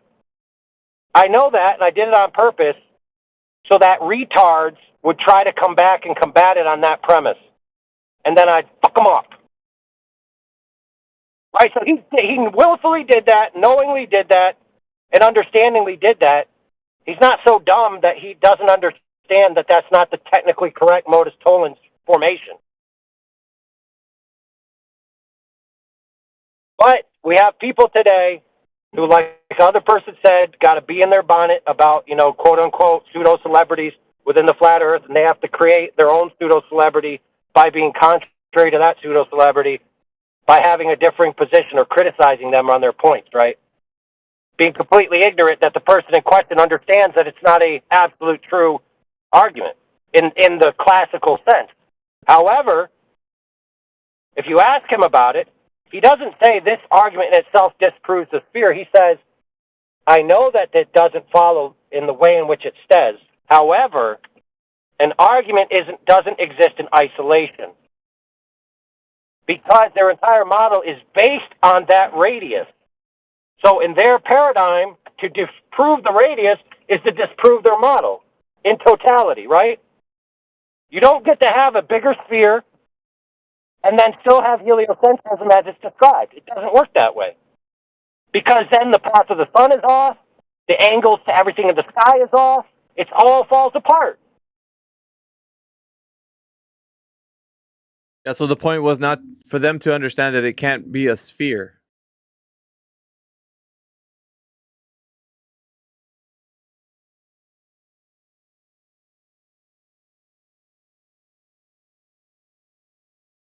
Well, I think his argument's great because it makes their model unfalsifiable. And once they say refraction, the globe's dead. The geometric horizon is dead. And at that point, the only way you could technically prove it is if you could go to outer space, a place that doesn't exist. So I think the model just put the final nail in the coffin. I'm sorry, the argument put the final nail in the coffin for the model. Did you mean his argument makes their position unverifiable? Because he's refuting them, so it's falsifying their position. Right, I'm talking about Karl Popper, the way that he said if it's not falsifiable, then it's not science. So Yeah, I recognize that principle. So I said it backwards. I need to say it makes it unverifiable. So the Well, curvature is unverifiable. Yeah, his argument for what he was stating, the black swan, the premise of the swan. So that was they can't. Yeah, their position is falsifiable given the refutation.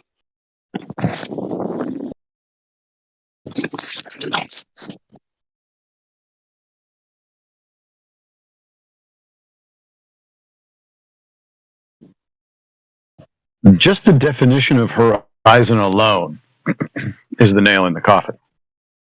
It is. It's defined as apparent. Yeah. It is. I mean, again, there's a pattern with these people. This is why someone like AI or someone like me pays attention to logic, including linguistics, because, again, as much as they want to just hand wave the critique, when you neglect logic and when you neglect linguistics, you are greatly increasing the likelihood of speaking poorly and speaking fallaciously. And so, because they are not consistent, not logically consistent with their choice of words and the sense in which they use those words, they then fall into all sorts of fallacies, including dialectical tensions and inconsistencies. What's the best logical argument to counter a glober about their horizon? Well, on its face, what's the best? Yeah, on its face, the coherency of the issue, specifically, they cannot have a horizon, given that a horizon by definition is a level line, and there is no level line on the surface of a sphere. So there is no horizon on a sphere. That's only intelligible on a topographically planar surface. Yeah. Also, there's no horizontal, therefore, either, because a horizontal line on a sphere would be experienced as a slope, if you follow me. So that's counterintuitive to the clear definition of what people mean when they mean horizontally arranged. Right? When you imagine a level, you imagine that the continuation along that level will be the same altitude, but it won't if it's horizontal, right? If it's horizontal on a globe, as you travel along that line, you'd be constantly increasing in altitude, which would be experienced as a slope. So you couldn't make a horizontal parking lot. It'd be impossible. It could not exist. I hope you follow that. A horizontal parking lot on a globe cannot exist. And hold on, let me change that. A globe in which is the heliocentric globe, right? If it was just a giant globe and we lived atop of it and all horizontals were parallel and vertical was vertical, right, then you could have a horizontal parking lot. But according to them, your axis of orientation of forces is changing constantly in a radial pattern. Therefore, a horizontal parking lot would actually be sloped, and the rain would collect in the center. Follow me?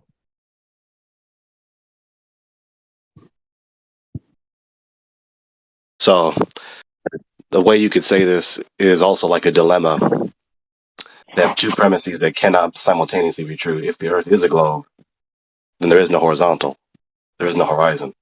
If there is a horizontal, a horizon, then the Earth is not a globe.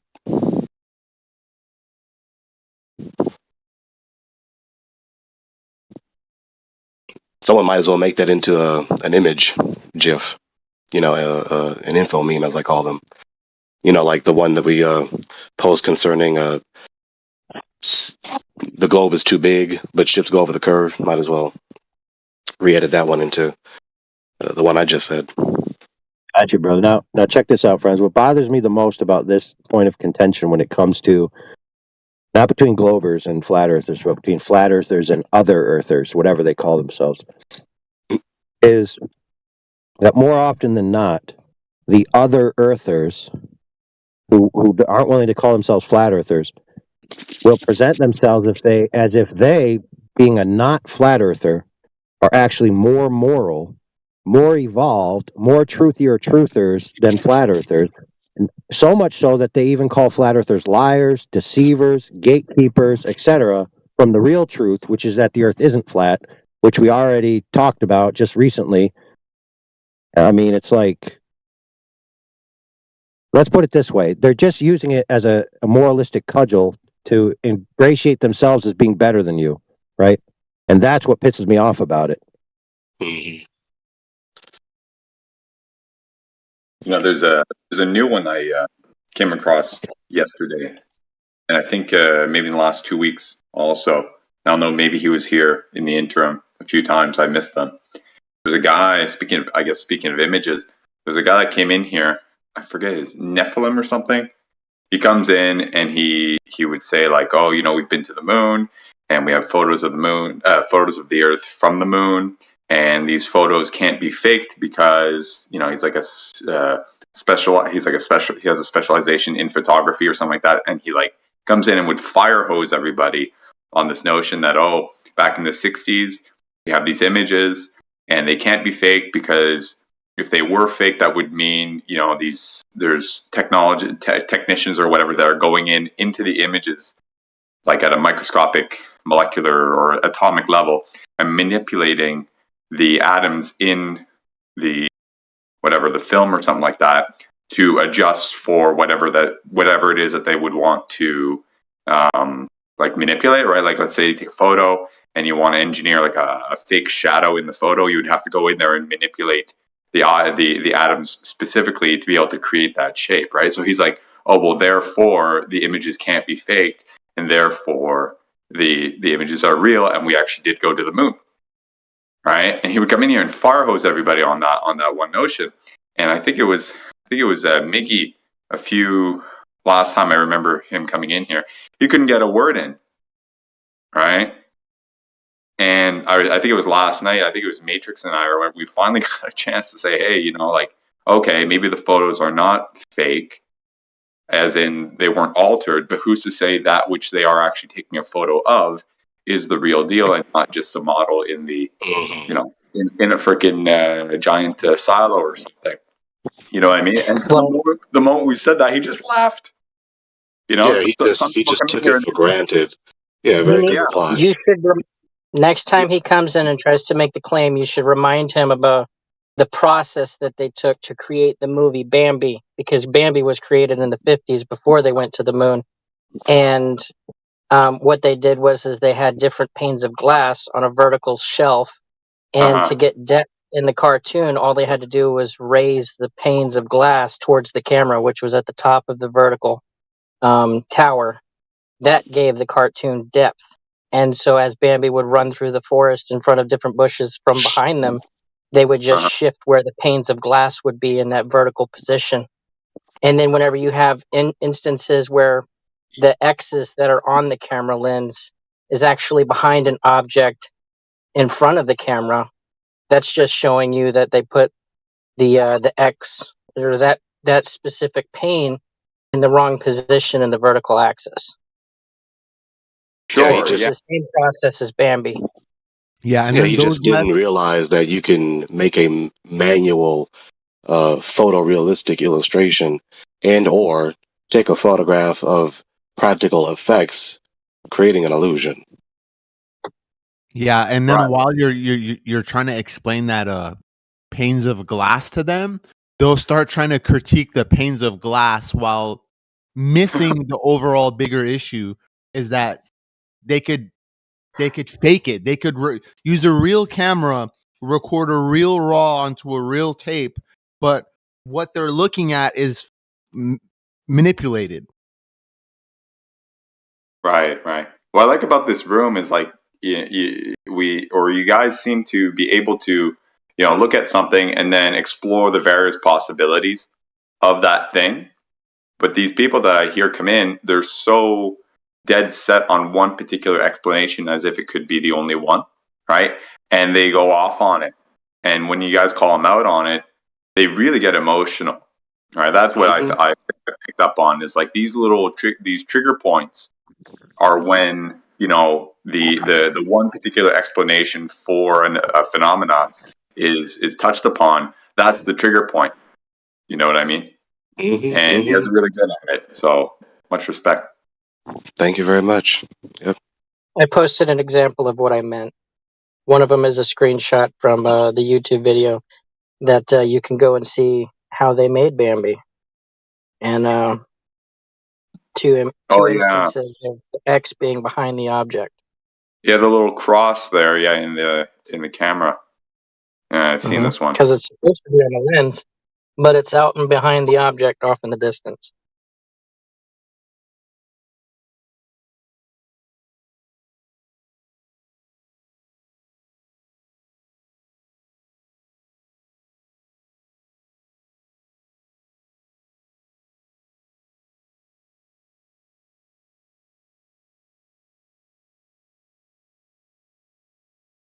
As inconvenient as it is, again, you've heard me highlight this fact multiple times. You know, the critique is raised to the given person. They're just not in the mood to critically consider the reply. But again, regardless of that, either the logic sequence, spoken or not spoken, written or not written, is logically sound for the concluding premise to be demonstrably true, or it's not. That's what it comes down to. You need a logically sound argument to justify believing any given premise is true or false.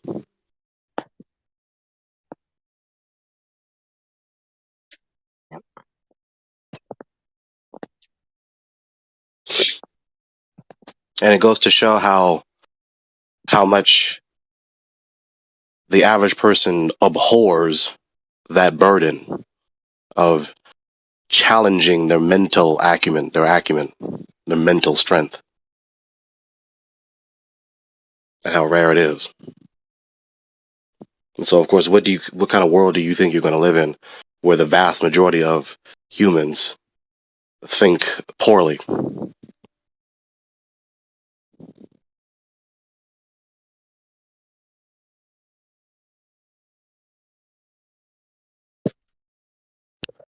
A relative truth or world.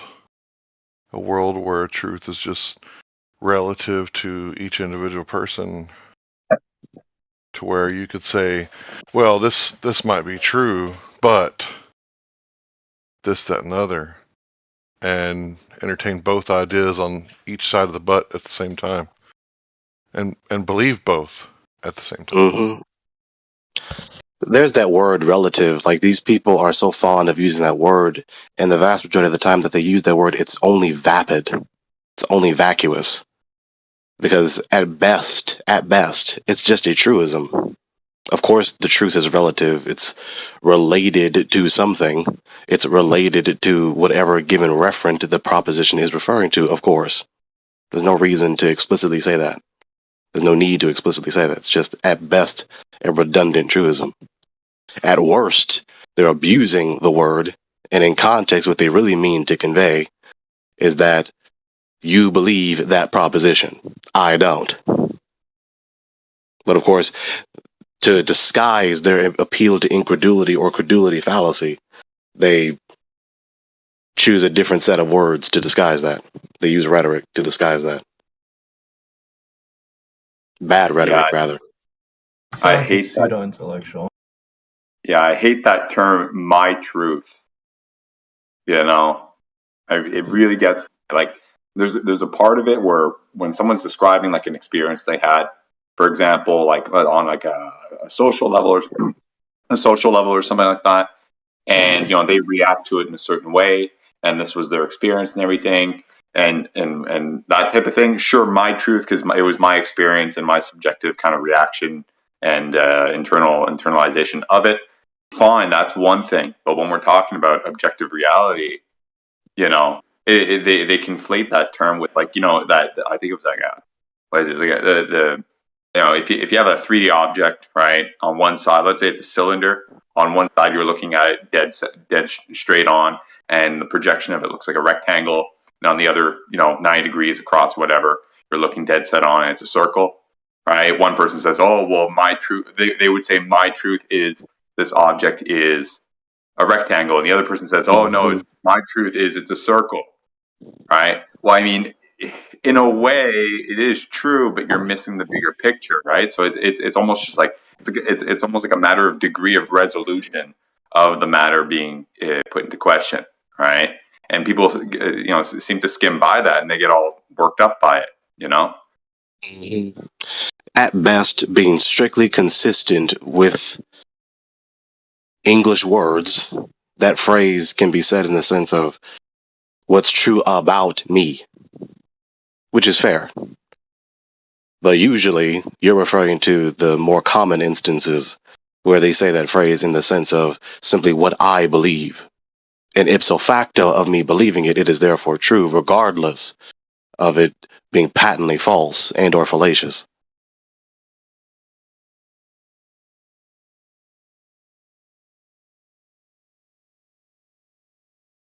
And what do you expect? What do you expect from the people that believe that everything is just matter and people just do what they please and this godless cosmic vacuum? I mean, there is nothing in their worldview that provokes them to exercise any self-discipline according to any sort of laws of piety. Nothing. They just do what they please until they can't, or until they meet repercussions they cannot tolerate. That's what you get with these people. Ideas have consequences.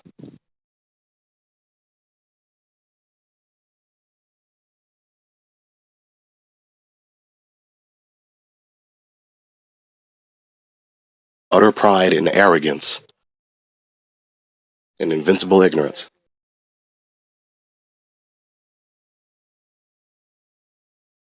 I like that phrase or that word, that concept, invincible ignorance. It's so good, isn't it? We It's so see that a good. lot. The relative truthers with their invincible ignorance. The sky is blue sometimes, right? Well, it could be that, your brain is in a jar and the sky is blue sometimes. I don't care what anybody says. Like, no matter what kind of word salad, if, ands, or buts that they drop in their sentence, I don't care. I just don't care. It's blue sometimes.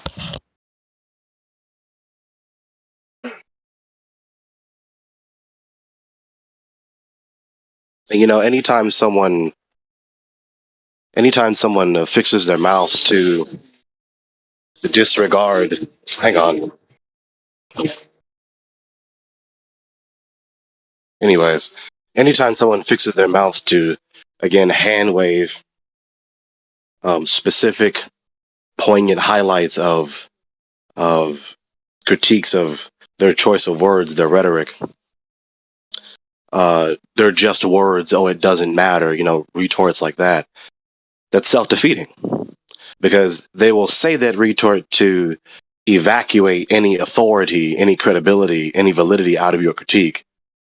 But that reply also evacuates any authority, any credibility, any validity out of any and all ideas that are conveyed in words in any language, including what they just said. It's self-defeating. So it's just words when I say it because I said something you don't like. But when you say what you want to say in your defense, when you like it, oh, it's meaningful and or even logically sound. Ipso facto of you saying it. It's utterly inconsistent. Again.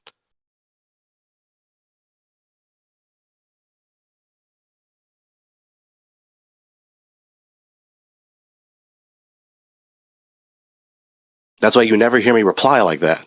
I've really never argued like that in my life. I've understood for as long as I can remember. I don't have the right. I don't have any logically sound basis to just hand wave what someone else has said. What someone else has said, if it's obviously supposed as a truth, right? I am wrong. I am right. I am good. I am bad. This is true. This is false, etc., etc.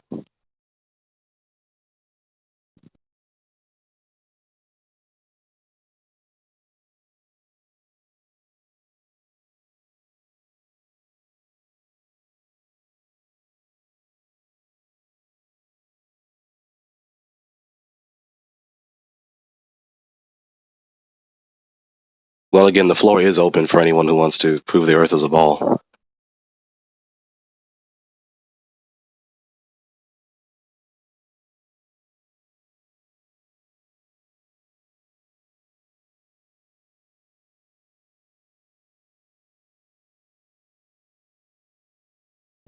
I mean, at this point, what are they going to say? They have to say that they saw it on TV, or they believe the government and the pictures from space.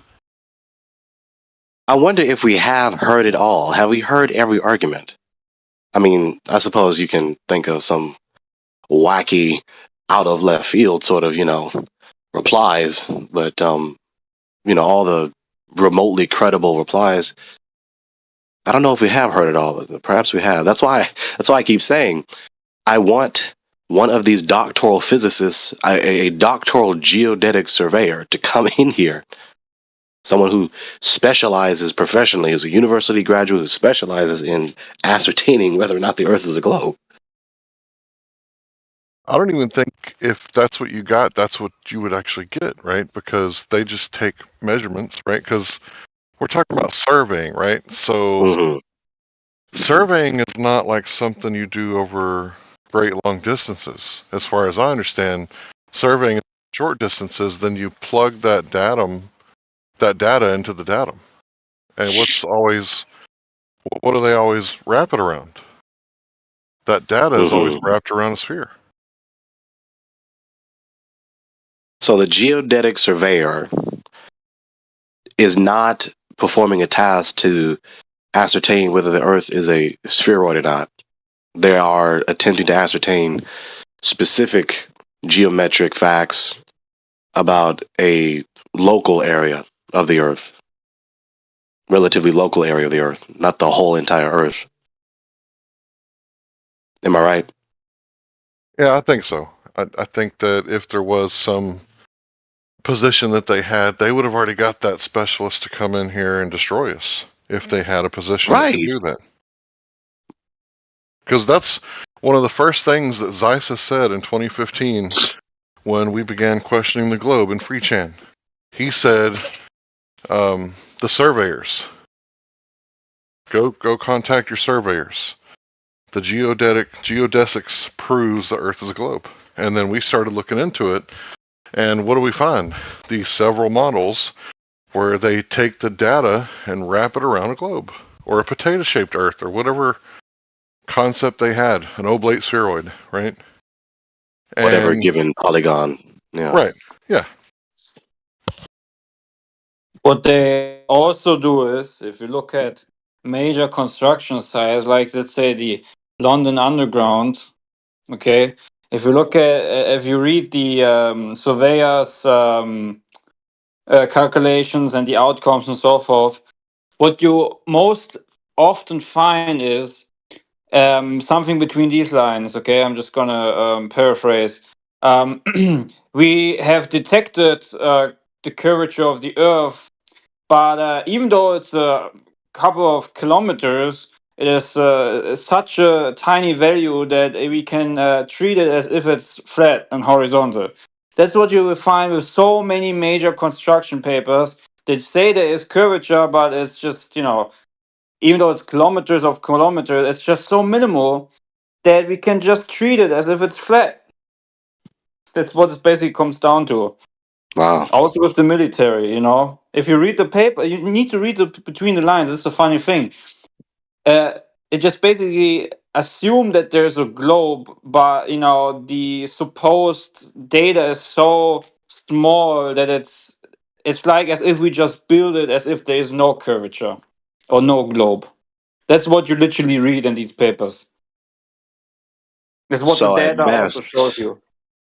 Yeah, for the So London Underground, they use, for example, a grid system that is based on a flat Earth. I need to look up the paperback again, but that's literally what they say. But they say they just treat it as a flat Earth, even though it's actually on a globe, so to say. It's really ridiculous. So at best, it's a non-deliberate, non-malevolent doublespeak, where it necessarily implies that what supposedly is concretely real, concretely existing, is so negligible that it is as though it is not existing. Yes. And so it's indistinguishable from not existing. Yeah, that's what they do, man. That's why, even though if you would have a surveyor in here, that does like construction sites, works for different companies and whatnot, he will just act the same way. He will literally just say, yeah, we detect curvature, but it's always so minimal. We just don't need to deal with it, or it's so minute. It's really not a problem. We just basically, it's like the pilot. The pilot actually. They say that the plane actually flies over a ball, but they just gonna use the plane as if it's a horizontal topographical plane. It's very weird.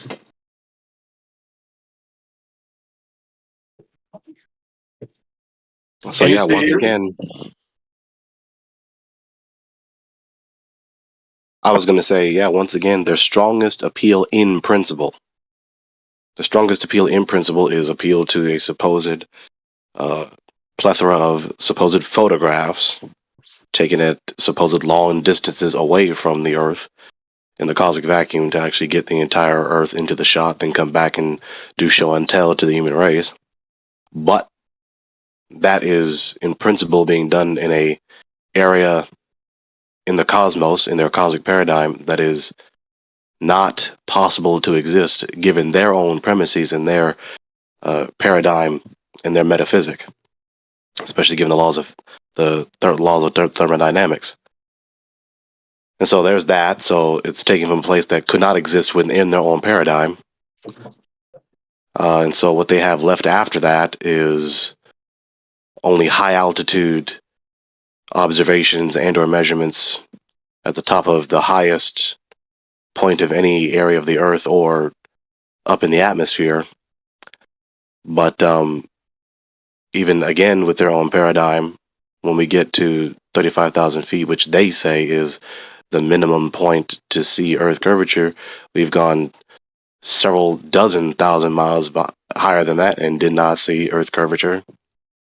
So no matter how high we really do go, we don't ever see Earth curvature with either naked eye or aided eye observations nor any measurements. And yeah, anything besides that is just an interpretation of whatsoever other phenomenon in the cosmos through an a priori assumption of the Earth being a globe, rather than actually empirically detecting the globe itself. Yeah, exactly. It is simple mind control, man. Like, have you ever seen these videos where a guy like walks over the street and puts his one leg up as if there's like an invisible rope he needs to cross over, and the people behind him kind of like do the same, or like this experiment where people stand up in a waiting room and they're all in it, and one isn't in it, and they automatically stand. The one person that isn't in it will automatically stand up with the group.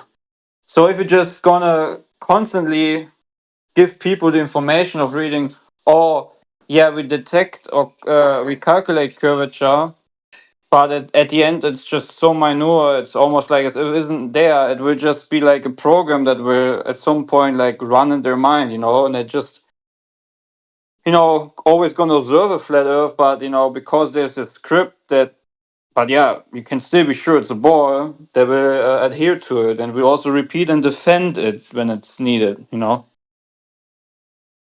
if you look at the wolf experiment, the werewolf experiment, it was invented by a guy in Russia who wanted to prove that if a small minority knows the truth about a subject, they will win almost every time. And if you look at what's going on today, like there's a huge power differential. It seems that way anyway. And that's because there's a huge knowledge differential. So if we're all playing a game, like Jordan Peterson says, and the game you have to play by certain rules, it's kind of like going to court and not knowing the rules. Like, can you imagine me getting pulled into a Muslim court, knowing absolutely nothing about Sharia law? I'd be screwed, right? Well, that's what's going on. That's exactly what's going on. I'm going to lose my hand, right? I'm going to fold. I don't know. You got me. And I think if we could just realize that the world's being played by a separate set of rules, and come to understand that there's these things that are being hidden from us, and all we have to do is search and figure it out. That's why the word truther is a derogatory term in some people's view. A truth seeker, because that's what truther means. A truth seeker is a derogatory term? Yeah, in clown world, right? But in reality, it's not. I mean, it's an obvious contrast from liar, right? And lying is sin. That's immoral. That's something we should not do. So I would much rather be doing what we should do, what is good, which includes telling the whole truth and nothing but the truth, so help us God. So yeah, I'd rather be a truther. I think that's why the best experiments that flat earthers could do to try to prove to themselves or gain some evidence that the Earth is a globe, to try to disprove themselves, are the ones where they're really cheap to do. Like anyone could do them. Like weighing something at different spots on the globe and seeing if things weigh less closer to the equator, or the gyroscope one with aircraft indicator gyroscopes and things like that, or measuring celestial bodies like Polaris and stuff, because there's no real way that a conspiracy could hide that, because it's just game theoretically. If like one or two people are like, wait, this isn't right, they're lying, and then you're like, oh wait, other people do the experiment, and then it's so. I mean, yeah, technically they could, if everyone didn't do the experiment, then they could hide it, but it's unstable, is what I mean. So let me address that. Your first suggestion presupposed that we're on a ball. Yeah, hold on. Let me address that. I'll go with the second one. You can have the first one. I apologize, Gregory, but I'm going to go ahead and go. Go ahead. The problem is that the ring laser gyroscope, if you're claiming that it detects axial rotation, then ipso facto it would have to detect the revolution of the Earth around the sun once per year. It does not. So you're going to have a huge that would be I guess I think. But you have gyroscopes that are so stable that over the course of a year, the drift rate is less than what you'd need to detect that. No, I think that would be the challenge there. Those things are, okay, according to you guys, those things are so sensitive, they can detect a gravity wave like a fraction of the width of a hair from 3 billion years ago and 3 billion light years away. But they can't detect the motion of the Earth going around the sun. I mean, that's just I see what you mean. So it's not about the drift rate over the course of a year. Over a year, it's just as the planet goes around, like even just a couple degrees around the sun, you should be able to detect. Yeah. So I don't know enough about those sorts of gyroscopes or maybe it is the case that they can detect it. I actually don't know. That's an interesting thing to look up. But it's the Michelson-Morley experiment. But what I'm talking. Oh, sorry. You go. No, I was just telling you what to look up. You said you didn't know anything about it. I'm telling you. Oh, okay. It's the Michelson-Morley experiment. Go ahead. Okay. Well, thank you. So what I was saying earlier with the gyroscopes, like I said, the cheaper they are, apparently those laser gyroscopes are kind of expensive. They're like $20,000 or something. But you can actually use just a $500 gyroscope on that you can get online to show the Earth rotating. In fact, I think I found this YouTube video that I can post just to show you guys some guy doing this. I'll just post it now if you guys are. And it's just a mechanical one, but of course it shows Earth's rotation 15 degrees per hour.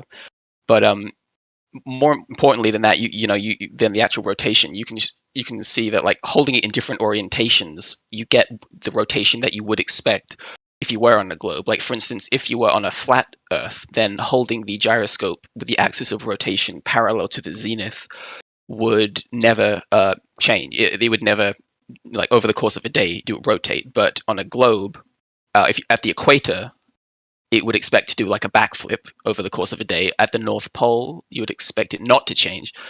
So you can see that differentiates flat Earth and globe Earth. And then, or like another example would be on a flat Earth, if you hold the like a disc, you hold the gyroscope with the axis of rotation pointing at the North Pole. Over the course of a day, it should always do a rotation, and I think at the same rate, depending on, doesn't matter where you are, right? Maybe, but on a globe, if you point it, say at you're on the equator and you point it at northward, it shouldn't. You'd expect it not to change at all because it's just you'd have to picture it in your head, but. Yeah, I get it. Yeah, I think. So if that's all true, and it's the motion of the Earth is the cause, which you can't stop the motion of the Earth to confirm that it's the cause. So it's not really science. It's just affirmation without confirmation, right? So what we have to do is do an experimentation, but we can't. So another way that we could test this is to test the motion of the Earth around the sun. And I'm repeating myself because you just repeated yourself. So I'm going to pass the mic to Gregory. Oh yeah. Well, I'll let Gregory go, but I do have a response to what you're saying. Okay, you can respond again. Go ahead. Well, specifically, so with the sun thing, that's something I don't know enough, so I'd rather not talk about it. But maybe I'll come back tomorrow and talk about that. Or you could do even some be right. research on Michelson-Morley. I told you exactly where to go. Yeah, and but exactly with the what to look up. So yeah, I know. But when you're talking about the cause, and so it's no longer scientific, like what is the cause of the rotation? I think it's important to make sure that we know the difference. Like a lot of people use the word cause interchangeably. Like some people say, like in science, cause is the like cause effect, independent variable, dependent variable, if then change, versus the cause being like the mechanism or the explanation or the hypothesis, which is a hypothesis being like a proposed explanation or a educated guess as to what's actually going on in reality. Like there's a difference between some people think that the if X then Y prediction is a hypothesis, and by some definitions you could say it is, but what I'm talking about and what people in science usually talk about when they say hypothesis is not that. That's like, say the hypothesis would be the Earth is a globe. The if then would be if I hold my gyroscope in a certain way, then this will happen. You know what I mean? Well, that doesn't really work for me, right? Because I could say that if fairy dust is the reason that everything in the world moves, then when I drop my cell phone, it should hit the ground. Do you see how that doesn't work? Well, so the key, what you do when you do science is you try to come up with a prediction that would if it wasn't fairy dust, then you'd be able to show that is falsifiable. So like I don't see how fairy dust, it could be fairy dust. Well, you see, fairy dust is really heavy and it coats everything, and fairy dust attracts other fairy dust, like it wants to clump up. So because everything is coated with this invisible fairy dust, it's obviously on my cell phone. So when I let go of it and I stop pulling it away from the other fairy dust, then the fairy dust, it clumps up, so my cell phone goes down because of that, which is exactly what you would expect it to do if the world was covered in fairy dust and everything on it. Yeah, I get. Yeah, so that's so you're absolutely right about that. So if it was, so you are 100% right. If it was fairy dust, then you'd expect it to go down. It does go down, so that is evidence, in fact, that there is fairy dust. But the thing is that there's other hypotheses that would also do that, like the whole mass attracting mass thing, for instance. So it's not separable between the two, but it does support both. But what you do in science is you don't just stop there and say, oh, if it's fairy dust, then things will drop because it attracts itself, things drop, therefore it's fairy dust. No, after you've done that, you say, all right, what are some of the other things that you'd predict if it was fairy dust? Like maybe you'd expect to see it, or you'd expect to, I don't know. You think you'd have to flesh out your fairy dust hypothesis a bit more for me to do this, but like, agreed. Yeah. And then you test those, and so yeah. Yeah, I think we're kind of on the same page. We just have different views of, what we think reality is. Obviously, I'm not saying fairy dust is reality. I'm just showing you how that doesn't really make sense to me, and it would require some exclusive evidence, right? I don't have any exclusive evidence for fairy dust, and I don't think you have any exclusive evidence for the world being a globe. I was going to pass the mic to Gregory because he wanted to take the first thing that you brought up, and you did bring up 3, so I'm assuming someone is already thinking about the third thing. Sure, Gregory can go, but Your first suggestion presupposed that we're on a ball. Do you realize that? Yeah, that was my hypothesis of, like, I'm not presupposing, I'm not saying that it is, I'm not accepting that it's true without proof, and then using that as a precondition for further argumentation. I'm saying it might be true, and if it is true, then we should expect to see this. It's like the hypothetico-deductive method, just deducing hypothetical predictions from a hypothetical that might or might not be true, and then testing them. The so-called gravitational pull doesn't necessarily indicate the Earth is a ball. You can have any type. You can have so-called gravitational pull with any given polygon. Yes. But what I specifically was saying with in terms of weight or gravity is if you accept or as a supposition, like you were saying, a supposition, something that is just seems to be the case, and we're going to say it is the case, that things are attracted downwards to the ground. Then and that the Earth is a ball and it's spinning. Actually, no, that's not the supposition. Well, that's the hypothesis. But the supposition in both cases that it's going down. Then you say, okay, if the Earth is spinning, then you should get some centrifugal force that is pushing outwards at the equator, and things would weigh less. And that's the test that you do. I know in both cases there's an attraction downwards, but on the flat case you wouldn't expect to see this ring of things weighing less. You know what I mean? And No, the logic sequence is not valid. So again, you reiterated what I just refuted. Your supposed operation is not logically sufficient to prove the Earth is a ball. You can have any given polygon and have gravitational pull, so-called, in principle. Yes, and like I said, that's true. You would have gravitational pull in both. But if you had a sphere or a globe and it was rotating, then the centrifugal force would change the amount of attraction downwards that you can measure at certain spots. Which is a different premise, which we're not focusing on right now. You're just shifting the focus to some other premise. That's the one I am. That is the thing. So in all cases, there is that attraction downwards.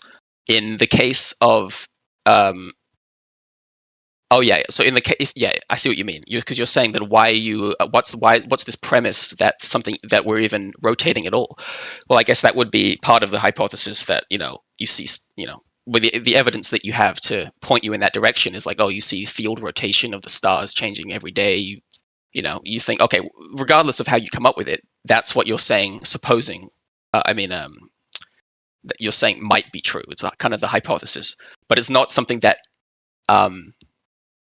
that you're. I see what you're saying now, because you're saying that is something I'm accepting without truth. Okay, how about No, this? that's not the point. You're confusing yourself. I'm telling you exactly what I mean very succinctly. Your operation is not logically sufficient to prove the Earth is a ball. Why? Because of the affirming the consequent aspect of it? Or? No, because what I just said. You can have gravitational pull, even if you do empirically detect and measure gravitational pull. That doesn't necessarily indicate that the Earth is a ball. That's not a valid logic sequence. You can have gravitational pull on any given polygon. You can have gravitational pull on any given polygon, but specifically what I'm talking about is things weighing less as you go towards this equator thing. Okay, so that's a distraction from the premise. That's a different premise. Wait, so I agree with so do you disagree or agree with the premise that you can have gravitational attraction on any sphere, on any shape, not sphere? I agree with it. Your reply is distracting from that premise. Okay, you're then shifting the focus to some other premise besides the concluding premise in question, which is the Earth is a ball. Yeah. So my reply to you is I agree with that what you're saying about the fact that you could have a pull downwards on any shape. But that's not what I'm. So you're about to repeat it again. But I'm not talking about your that. reply should be, okay, let me stop distracting from the premise. Never mind that, Gregory. We don't need to focus on that. That's what I'm waiting for you to say. So maybe so I guess I'm just not understanding what you're saying here. So like I agree with that premise. It is. Are you trying to say that? Why are you trying to get me to show that that is a supposition, and so it could? No, it's very obvious. It's very obvious on its face. You're stuck in this habit of hyper thinking that you're missing very obvious and simple factoids. Your follow up to my refutation is to then bring our focus to some other concluding premise that is irrelevant to the subject. So what it doesn't matter that you're talking about centrifugal force being detectable with this operation. Nothing else matters. We're not talking about those premises. We're talking about the specific defined premise. The Earth is a ball, and we know by this or that means. You proposed that we go detect gravity somewhere. Detecting gravity does not indicate the Earth is a ball. You can have gravity, even in the instance when you do detect gravity, you can have that on any given polygon. So that's the refutation to your suggestion. So that doesn't prove the Earth is a ball. That's not logically sufficient to prove the Earth is a ball. Yeah, I agree. So I think the problem here, I think, is you just misunderstand what what my argument is. Because I agree with you that just because you measure gravity doesn't prove that we're on a ball. The key aspect is the change in gravity as you move across the surface. Maps exactly It's not onto the point. That right there is not the premise in question. Stop bringing our focus to that. But that It's like is the what I'm talking 7,000th about. time me telling you this. But that is my argument. That is what I'm talking. I don't know what you're talking about. That is literally what I'm trying to argue here. That is Okay, that's not what we were talking about. Time, that's what he's been trying to say. By the way, Are you talking to me or Gregory? oh no, I was talking to him. That's what you've been trying to say the entire time.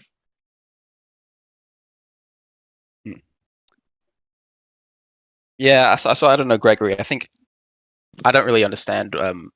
I've told you I many can't times. make it any more simpler. I've literally said it conspicuously and slowly and succinctly. Your suggestion for ascertaining knowledge of the Earth being a ball, the first suggestion is not logically sufficient for the argument that I just said several times now. I know. So now you want to talk about something else than that. Fine. But that was my reply. Okay, but just so you know, I was never saying what you think I was saying. I think I was never saying that just by measuring gravity, you can, on one spot, you just figure out that the Earth is a ball. That's what you seem to be saying. You seem to think that's what I was saying, but I'm not. Okay, so at worst, you're shifting the goalpost after being refuted, or I did miss you saying that in the first instance. Anyways, so It's okay. do you want to talk about knowing the Earth is a ball now or not? Oh, I was always talking about the weight changing as you move across the surface, but I'm not trying to admonish you or anything. It doesn't mean that we all make mistakes, but it's like seriously, it's fine. Like, but I swear seriously, that's what I was talking about. I get it. I agree. I get it Okay, now. all right, I get it now. Okay. So, do you want to talk about the Earth being a ball now or not? Yeah. So, you know how before, what's his name, Lucky, I think, or the guy Larry was saying that I forgot, but he was saying like there's what you need is sort of different points of evidence all pointing to the same sort of thing. Well, you need exclusive evidence. Yes, exactly. So I can't give you just exclusive evidence. So but the two things I mentioned, the gyroscopes and the gravity changing across the surface, both seem kind of independent from each other, like but they both point to the Earth not only being a globe but having a specific radius of 6,371 kilometers. And so it's almost like you're seeing it from different angles, and it's like, well, is it just a coincidence that they both seem to support, they both make sense on a globe with that exact radius?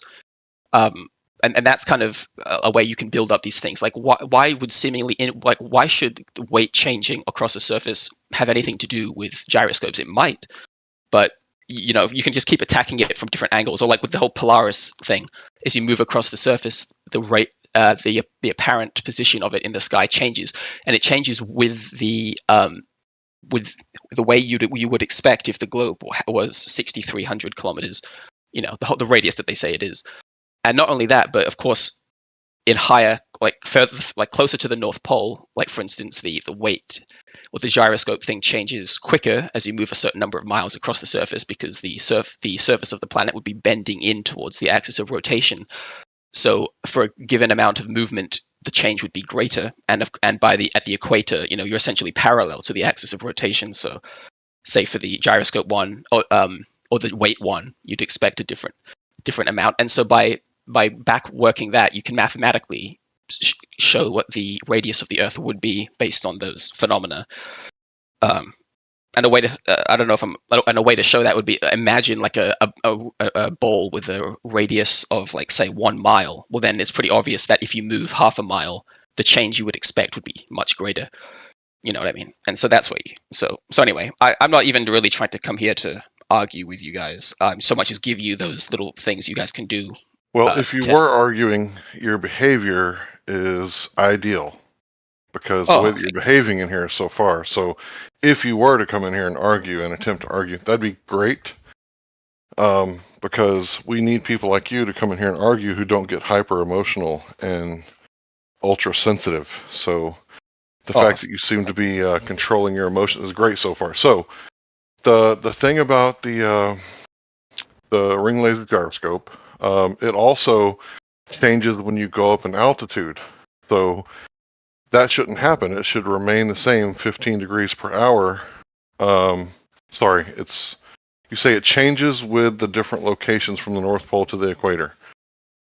Okay, that makes sense, but it doesn't make sense that it increases when you go up in altitude. So you guys have an explanation without direct validation or verification. Oh, so if you could verify it somehow, that'd be great. And I guess the one way you would do that in a typical laboratory setting would be you stop the Earth from rotating and see if this effect is still happening, right? Because it's cause and effect. So if we're not doing that, then we're only in the realm of philosophy. It doesn't graduate to what we would consider natural science. In my opinion, you need to manipulate the independent variable, which is the cause, to see the effect. Everything else is imagination, explanation, without verification through experimentation. Thanks. Well, with the ring laser gyroscope, could you please, if you can, post a link or something to show that it does change with altitude? Because I'm not aware of that. I cannot. Maybe someone else could. I got meat on my hands. I can look it up myself later. But this is our hypothesis, so I don't even know if this is what I'm saying is true. But if it could be that it's sensitive enough, if this is true, that what's going on, if the change is really small, that since a ring laser gyroscope kind of almost measures the doesn't it measure the curvature of space time by the amount of time that it takes for? Oh wait, no. How does that work again? Oh yeah, because wait, actually, I'm sorry. I think I might have to look it up. But basically, what I'm going to say is that the slope of the curvature of space time at the surface would be higher than it would be at a higher altitude. Because if you imagine, like, a weight on a pillow, it's kind of bending down at a different slope, and so in a certain orientation, it could be the case that I'd have to look it up. I don't know, but that's something that might be going on. But anyway. But yeah, I'm sorry. Now I'm just talking out of. I try not to talk about things I don't understand. I don't know. But anyway, I guess that's part of the fun. Yeah, you should look. You should look too if it's affected, like during an eclipse or like throughout different times of the year. See how much they've tested this thing. So it sounds like you're due for a lesson on it. Well, when it comes to eclipses, isn't it like how the shape of the shadow that you see on the surface of if it is a planet, the surface of the ground changes from one place to another as the eclipse progresses? It kind of gets more elongated. I think you can even, if you measure that shape from like an airplane or just people on the ground, that even might be evidence that the Earth is a globe, because it would probably correspond with a projection of a circle or a sphere onto a spherical body. What do you mean by that? You mean like it's suggestive? Yeah, let me post a picture of what I mean. You're saying if we measure the shadow, it's going to be a circular shadow, therefore it's a sphere?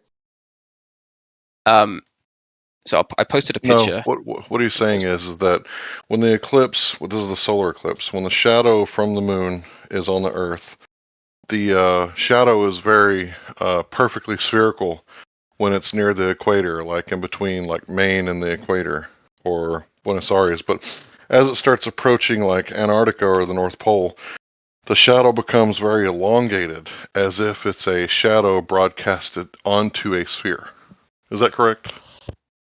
Yeah, so I just posted 2 images. One shows what I'm talking about. I looked it up. It's called Baselian elements, which were actually used to predict when and the shape of eclipses before we even had space crafts and stuff. And then the second picture is what I'm talking about, which is basically corresponds to what you said, which is closer to the equator. You can see that the shapes, well, they're kind of what you'd expect with a shadow projected onto a globe. But then, yeah, I think you guys get it. And interestingly, there is an eclipse coming up in America on I think April the 8th. I don't know how you would measure the shape of the shadow. I guess one thing you can do is, if you have an airplane, it's easier because apparently you can see the shape of the shadow from an airplane. I just posted a GIF of that, of an eclipse from an airplane, and you can kind of see. I think you'd have to probably best to have people on the ground. So what do you draw from it? What's the conclusion? Oh, it's just more evidence supporting the globe Earth hypothesis. So when you say that, so when you say evidence, you mean it's just suggestive. It confirms my bias. Oh, it's just evidence in that if you predict, if you have the hypothesis that you're on a globe and that the moon is a certain way, the way it confirms your bias. Well, I mean, you might be biased, but you don't have to be biased. You could just have that as the thing that you're trying to investigate, and then evidence that supports that.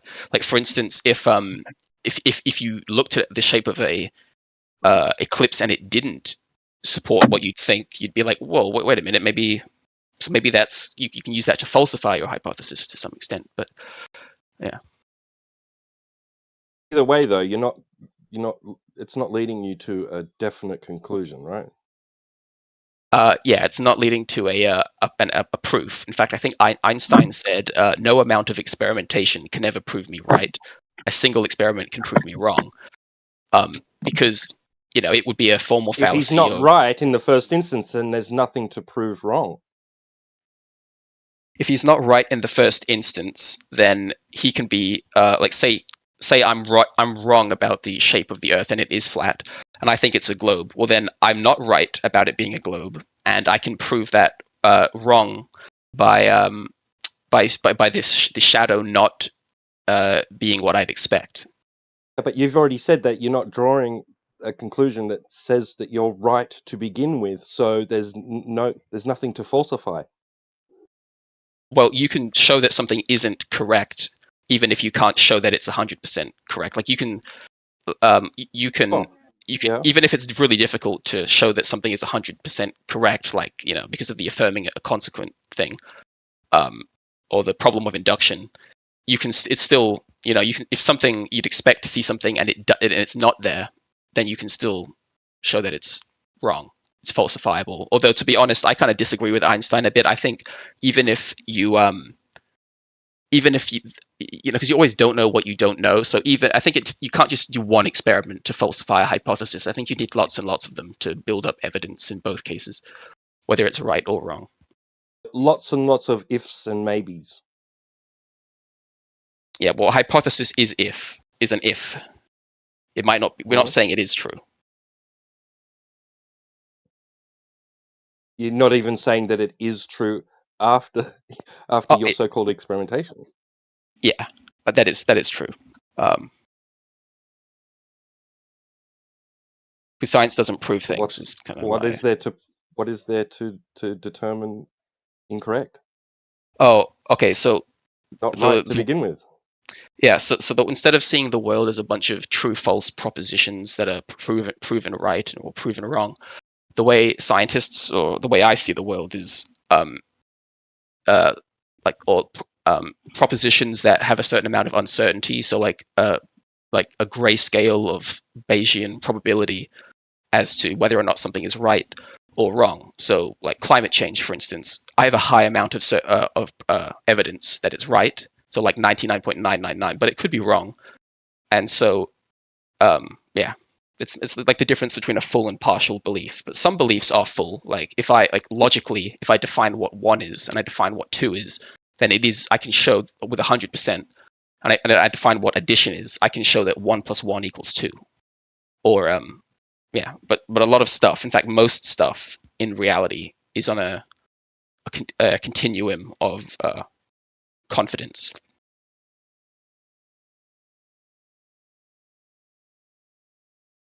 So this continuum of confidence kind of I'm reminds gonna me. come. I'm gonna come.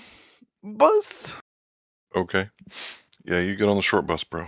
So I can only stay for 20 more minutes. I have to go after this, but just Yeah, I'll be quick. So okay. you talked about the continuum of confidence. That kind of goes along with my ad hoc continuum theory, where Newton came up with mass attracting mass. I'm gonna come.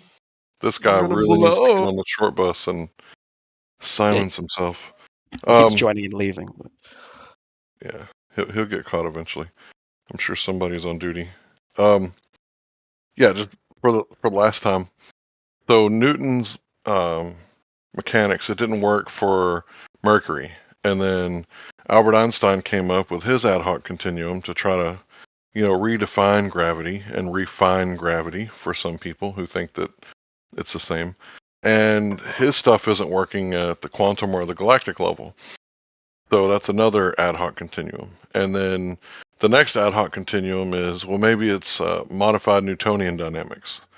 And, they don't have to invent like 96% of the universe being dark matter and dark energy to make that one work. So I think what we have is a continuum of confidence, right? I'm not very confident in the first two. There's also the electric static model of gravity, not very popular in this room. And I think that is another continuum of, what's causing all these things that we see in nature. Thanks. Well, yeah, that is,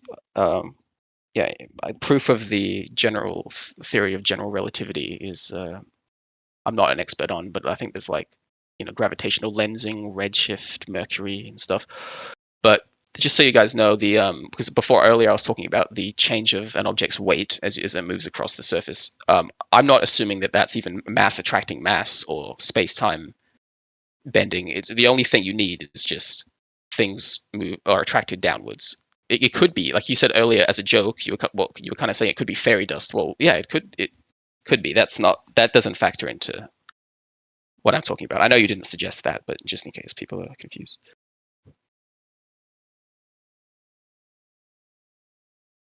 Yeah, and you brought up a third point, I think, that hasn't been addressed yet. And you said you've got about 20 minutes before you go back to doing whatever you're doing. Could you maybe bring up that third point that you came in here with? Did he say an argument to prove the Earth is a ball yet? Well, he's got one more point that he's brought up. He's trying to remember. No, I don't know what you're talking about with that third point. But what my whole argument was, from my scientific method, is building up evidence that you guys can test yourselves. And the three things I talked about was the angle of Polaris, or just any celestial body changing, the weight changing across the surface, and gyroscopes changing. And again, that doesn't prove it because it could be something else, but at least, it almost makes you wonder, like, okay, so if all of those things show that the Earth has a radius of 6,300 kilometers exactly to this, they all agree with each other. It's like, well, what is the connection between all of these things? Is it like God just is trying to trick us and created all these laws that are trying to fool us into thinking that the Earth is a globe? Or the globe Earth hypothesis connects all these things. So it doesn't mean that it's right. It just kind of makes you wonder. I disconnected for a moment. Did you appeal to zenith angles? When I said zenith, I just meant aligning the gyroscope with the vertical. That's what I was talking about. Wait, I'm sorry. So say it one more time. Your argument is what? Oh, the shape of my argument is the weight, the way in which weight changes as you move across the surface, the way in which gyroscopes change over the course of a day as you move across the surface, and the angle to celestial bodies as you move across the surface changes in the way that you would expect with the globe Earth model, and so all those things support that hypothesis. Okay, that's just a weak inductive argument. That's just weak. There's nothing about weight. There's nothing about weight change, nor zenith angles that necessitate nor strongly indicate that that's happening upon a sphere, especially with the appeal to angles, because you need at least two straight lines to meet at a point, to intersect at a point, in order to ascertain any angle. And so if you're getting a elevation angle or any type of angular relationship from the surface of the earth and seas to the celestial bodies, then that necessarily implies that the surface of the earth and or seas is flat, the surface thereof, so that that surface is the bottom baseline in tandem with that angle, with the other line stretching up to the celestial body in question. Yeah, the elevation angle in that case would be measured from the horizontal, which I'm defining that as the thing that's perpendicular to vertical. So if you had like a plumb bob and moved it down, that would be so it's basically the horizontal at a local tangent plane. Yeah, we've heard that reply before. So that's getting an elevation angle not from the surface of the earth or seas, and therefore you didn't actually get the elevation angle of the celestial body up from the surface or the seas, so you failed. And in that instance, you're conceding that you need a horizontal line in order to ascertain the elevation angle. So that's not a sufficient reply to protect your position from the critique. Yeah, because if there's, say, for instance, a mountain close by, apparently the zenith kind of changes. It bends away from the mountain because the mountain pulls things towards it. Or if there's technically, I guess, different densities within the Earth's surface could change the zenith. And so you are right about that. But yeah, so that's why I because I already thought about that. That's why I like the gyroscope one and the weight one better. But to be honest, even with the angle to stuff, you can kind of figure out what the change is. Like if you move across the surface and you get near a mountain, you're like, okay, I can correct for that a bit and do all this. But it's I'm always just just going to be curious. in relation to the surface you're standing on, right? Relative to horizontal and vertical. Or actually, what you could do is if you're in the middle of the ocean, there might be some way you can look at the ring of horizon around you and try to figure out the exact zenith angle doing that. And then, but of course, you need a dip correction for that. But that's expected. In fact, the fact that it is curved is why you need that dip correction if you have any altitude whatsoever. I'm just curious, Pinky, are you engineering or physics? It sounds like you know. Oh no, I just like when kids grow up, they're either like good at like reading or like essays and stuff. I was always just interested in science, so that's Okay. just kind of Okay, like spatial reasoning and stuff like that. Yeah. Well, yeah, I do like the gyroscope as far as like what you were saying, but yeah, the moment of inertia or the I missed. I didn't hear your argument on that, but well, what's interesting. What's interesting with the weight one is you can actually figure out the way things weigh, how much what the gravitational acceleration is based on a pendulum, because the gravitational acceleration appears in that formula. And so if you have in fact that's the way gravimetry, I think the way gravimetry was done before more sensitive equipment. And so what you need to do is, if you guys want to try this, in different locations and compare results, you have to kind of go into a big stairwell. It's a good thing to do, because the longer the string, the more sensitive in terms of uncertainties, the more precise your measurement of G will be. Right. And then you can and then you can measure. And in a stairwell, there's no wind, so you can have like a huge fishing line with like a weight on it and measure that. And then since you guys are in different parts of the globe, you can see, okay, where does it all match up to where it should be. But to be honest, I found this really interesting paper by the I think World Pendulum Alliance. Let me try if I can find it. But that's Pinky, really quick, just to brush up on my memory. It uses the period for oscillation for a pendulum, right? It's like T is equal to something that is a function of G, right? Gravitational acceleration. Yeah, G and L. Okay. I think it's like the length. Yeah, L being the length of the pendulum. Right. I can just look it up really quick. It's like something like square root or something. Yeah. square root of like something like with the L and the G factor. Like I don't. Yeah, that's interesting. Yeah, the longer the L, the more precise you can be. But then the period, of course, is so. But it's assuming a period for the pendulum. Well, the pendulum, the pendulum goes. Yeah. Wait, so really quickly though, just before I go, I posted something called from the World Pendulum Alliance, which is computing gravitational acceleration within the with the World Pendulum Alliance, which essentially is there's a bunch of museums around the globe, and they all have these webcams with pendulums, that go throughout the day, and you can just like go right now to pendulum of some museum of Dusseldorf webcam, and what you can do is right now you can actually just look at those webcams and do this experiment right now for yourself, and then see if the gravitational if it all matches up. So I'll post theoretically this is what the surface gravity should look like, and you can see it's just it basically is a function of latitude. In fact, here is a precise measurement of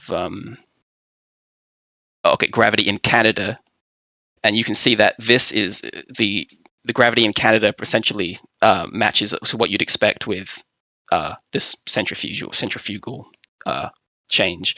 Of course, you might be thinking to yourself, wait a minute, I've seen maps of gravity, surface gravity, and they don't show these lines at different latitude.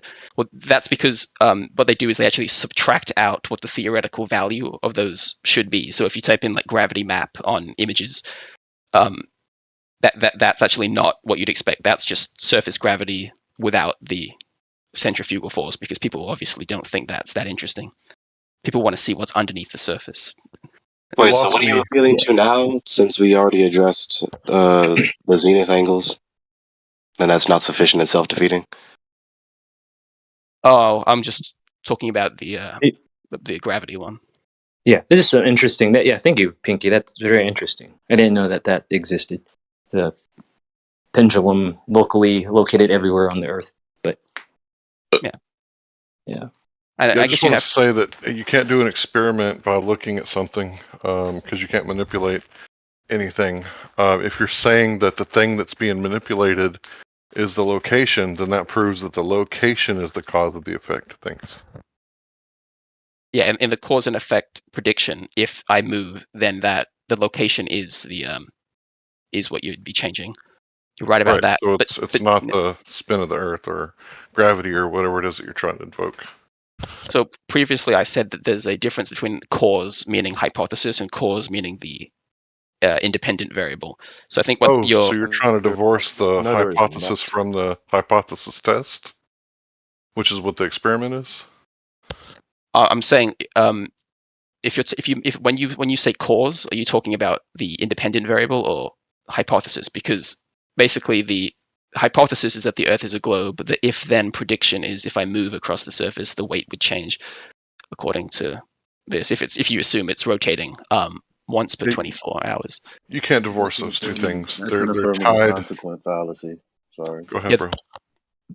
That's an affirming the consequent fallacy.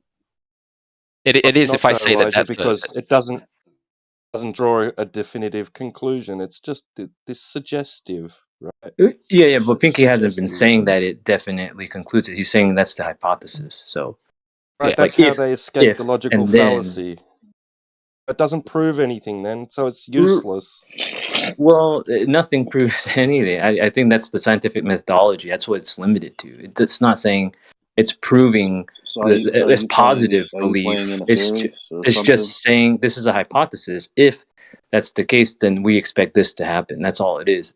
But it doesn't necessarily mean that that's why it happens. Like, so we get what a hypothesis is. We get what a hypothesis is. Now we have to test it. And the method of testing it is supposed to falsify or verify it. Falsify it because it does validate that hypothesis, but that's not to say that that's not a hypothesis. Right? It's an affirming the consequent statement. Wait, so so what I'm using here is called the hypothetico-deductive model. So this is just from Wikipedia. It says if you look at it, the thing I posted, there's 4 steps to it, and it says it is a fallacy or error in one's reasoning to seek directly as a proof of step 2 just to seek step 3 directly as a proof of step 2, which is the conjecture as a proof of the prediction as a proof of the conjecture. So this formal fallacy is called affirming the consequent, which is anyway, I think I might have to go. My mouth's Yeah, running. which Pinky has explicitly said that he's not doing that. So, and I'm not saying that science does that either. But there are people that do say, "Oh, science makes truth claims because this has shown this must be truth." Like that's the wrong view of the scientific methodology. So that would be affirming the consequent. But Okay, but every time we try to rebut this idea, you won't let us finish the rebuttal. This idea is well, you guys, self-defeating. The well, whole you guys say it point. all the time. Wait. I Just mean, let but that's not You're Gregory. what still people are. refusing to let me complete the reply. We've heard you say this several times. Now I'm interrupting this because we're trying to rebut this reply, but you keep interrupting every time we try to rebut the reply. So the rebuttal that we're trying to say to this idea is that if you go with that line of inference, if you go with that logic sequence, then you are defeating yourself. If you don't have any epistemic rule, no method of inquiry to discern the difference between truth and error, between something that is empirically true or empirically false, then your empirical predications cannot be known to be true nor even false. They don't even rise to the dignity of an error. So you're not actually defining what the scientific method so-called really is, and if you do define it that way, then you don't have any so-called scientific knowledge. That's the point. Okay. So here's a funny thing then. This isn't really a debate then on any kind of within the realms of the scientific methodology. It is just more of a debate of like ontology and epistemology, though, right? No. Like No. like what else do you expect science to do other than here? Hey, like I'm just making it simple. Hey, we observe something. Here's a possible maybe with this model we could explain why that happens, and if we take this model and apply it to other things, and it predicts it based off of this Confusing model. science with pseudoscience. Yes, you're confusing pseudoscience with science. Yeah. Yeah, your conception that you just conveyed, like what he just said, like what T-Dub just said. I hope that's T-Dub. Dude, you two sound so similar. What like your idea that you just conveyed, okay? That's just theorizing. That's just fixing your mouth to speak words. That's not knowledge. You don't have a sound argument. You don't have any appeal, any logically valid appeal to anything to demonstrate the veracity of the concluding premise in question, giving you the idea you just conveyed. Wait, so okay, so let me explain it this way. Like, just because we use this globe model doesn't necessarily mean that I could say that I know 100% that the Earth is a globe. That's not what I'm saying. I don't think even that's what Pinky articulated, which you did a lot better than I did. But I'm just trying to keep things in simple terms. Like science doesn't. The scientific methodology also doesn't say that. It doesn't say just because. Okay, you're repeating the idea again. We heard you. Right, but like, so where is the disagreement? So don't because we're not continue saying repeating it. That's the point. We don't need to hear you say the idea again. You're just about to say the idea again after we just critiqued it. So where's so what's the disagreement then? Because it sounds like I can put it in plain English for you, Gregory. He's really good with his vocabulary, but let me put it in plain English. If you have something that you're proclaiming, right, you could explain anything, but an explanation without rigorous experimentation is not science. Because any village idiot could explain anything away, but how do you verify the explanation to be true? You can't just present a model, right? You have to have a cause and effect experiment where you manipulate the cause and see the effect. Anything else is not science. It's just philosophy. No, Larry, that's what's been presented. That's what Pinky was doing, sending the pendulum stuff, the gyroscope, the way. Now, if you could contest that scientific within the realms of the scientific methodology, that's fine. But that's being presented. There's nothing to contest. It's an affirmation. Do you know what affirmation is? We're right. So, but no. Wait, step back. You guys keep appealing to this affirming the consequent thing when that's not happening. That's what you guys are doing. You're affirming. No, we're not. No, we're not. You are. We understand that there could be another explanation that doesn't have to be a globe model. We're not saying it proves it. Okay, then And you you're guys keep proving going things. back to that. If you had Okay, so another then you thing to don't have an contest it argument, and Felix. disprove it Felix, within the Felix, scientific Felix. methodology and then do it, You're but stop obscuring the issue, appealing to the dude. scene. Because Gregory, you Felix, said that so many times already. Felix, You keep Felix, saying that dude. we're You're repeating obscuring ourselves. the We're issue. not. Because Felix, if you want to make stop, this about dude. epistemology and Felix, ontology, this isn't dude. about scientific methodology anymore. It's Wait, just See, he's spazzing, dude. Just ontology. mute. wait, Just moderate. Felix. Before you joined, we were all talking in turn and not interrupting each other. And you know, Okay. we will have to put effort into doing that. That's something I do as well. But if you could do that a bit. Yeah, that British guy, his behavior was flawless. Like, I even interrupted him just to see how he would handle it, and he stopped talking, which is the appropriate thing to do unless it happens more than once. I have done that in Yeah. the So past. I have been very silent. I've muted myself. But yeah, go ahead. Okay, but you're dominating the voice channel with a distraction. You're just missing the point.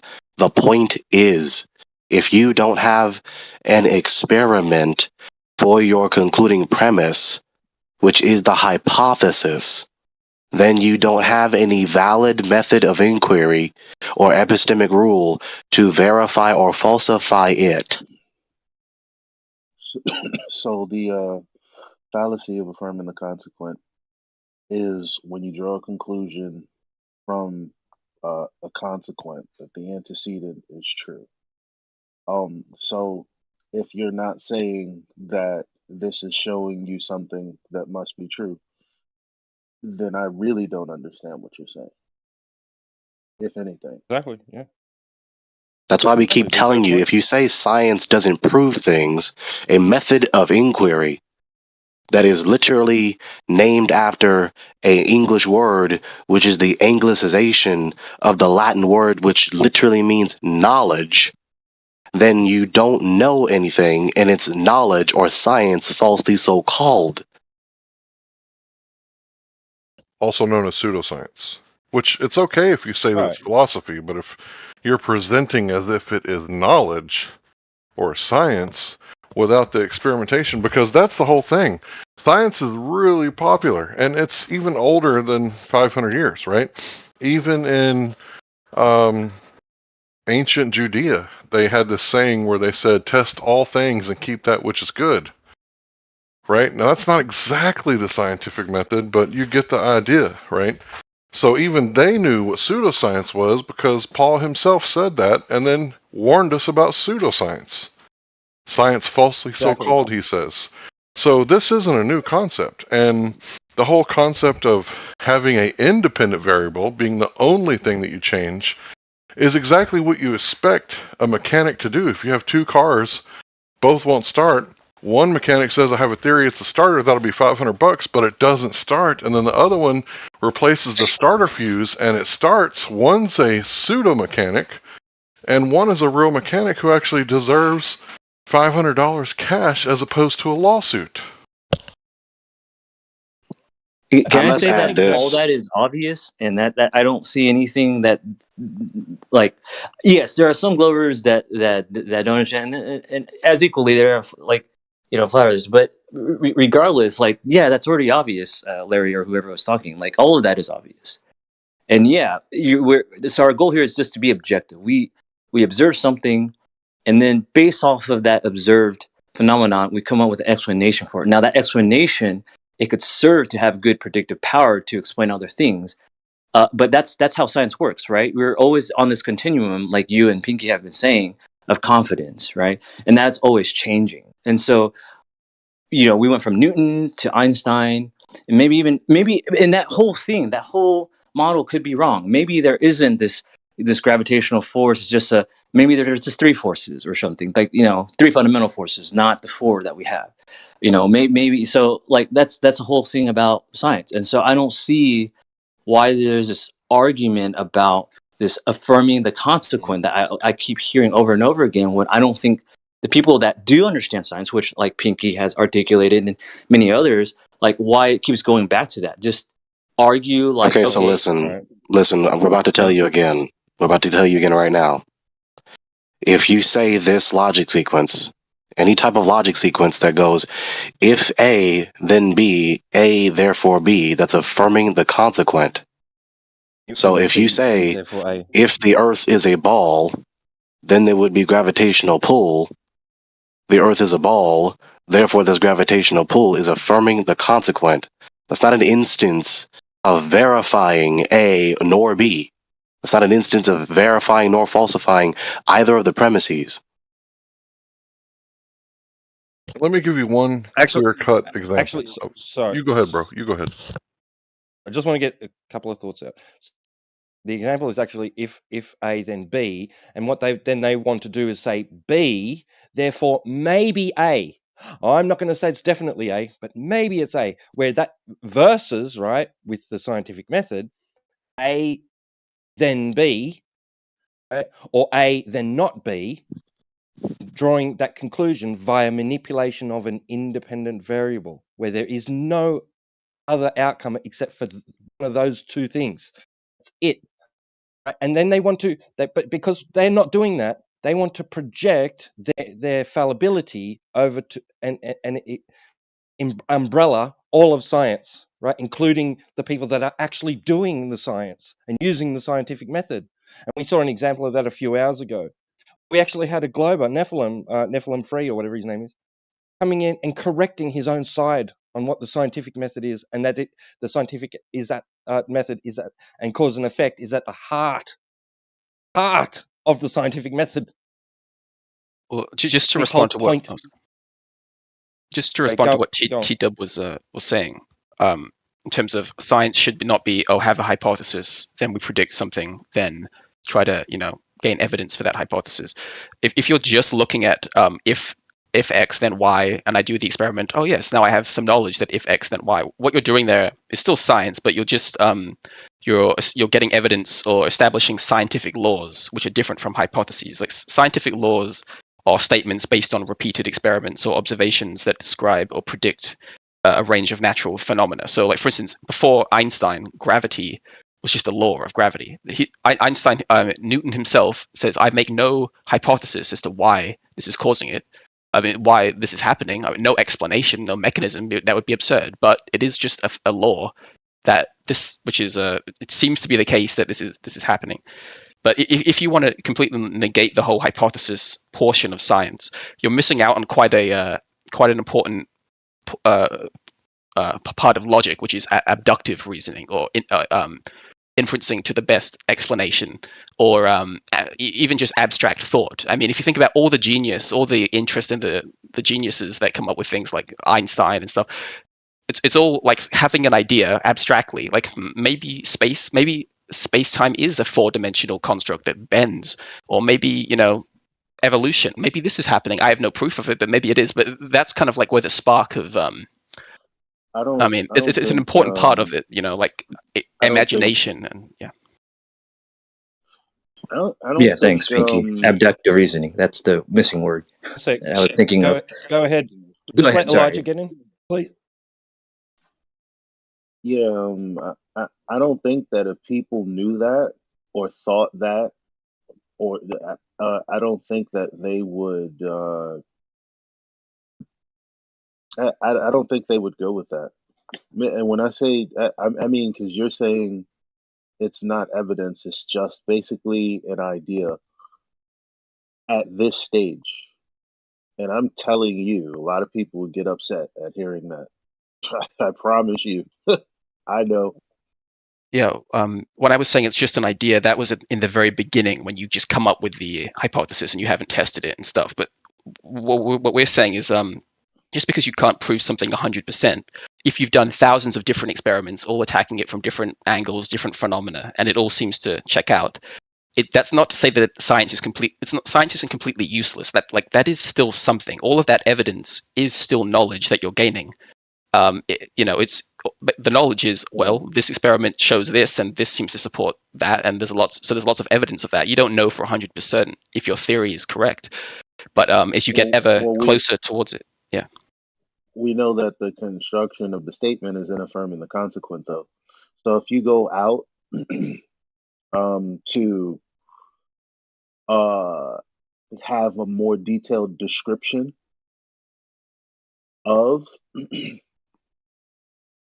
something, say you go out and you do measurements and blah blah blah, and you're like, this is more of a detailed description of what I already have given you. Well, what you've given in the first place is affirming the consequent, because now you're trying to legitimize it in as many ways as possible. It doesn't stop it from being affirming the consequent, unless you're doing a bunch of things that's not doing what you're saying is significant and leading to discovery, and yada yada yada. Because I know for sure I love science and I accept when there's a good hypothesis on the table, but what you propose is affirming the consequent, not a hypothesis. I think this is. And if I may, there you go. Oh, sorry, just a quick comment. I guess to put it in kind of another roundabout way of in English, to me it almost seems like the following, right? Let's say if we were to kind of like analogize this as like a chess game, right? If you're playing chess and you're doing science, right? And you're like playing a chess game, right? If at some point all your games are just rendering a conclusion as a stalemate, right? As in, for those who don't play chess, I don't really, but in principle, if all your pieces are aligned where the king is not cornered or anything in a way like next move he's dead, but set up in a way where he can't make a move, right?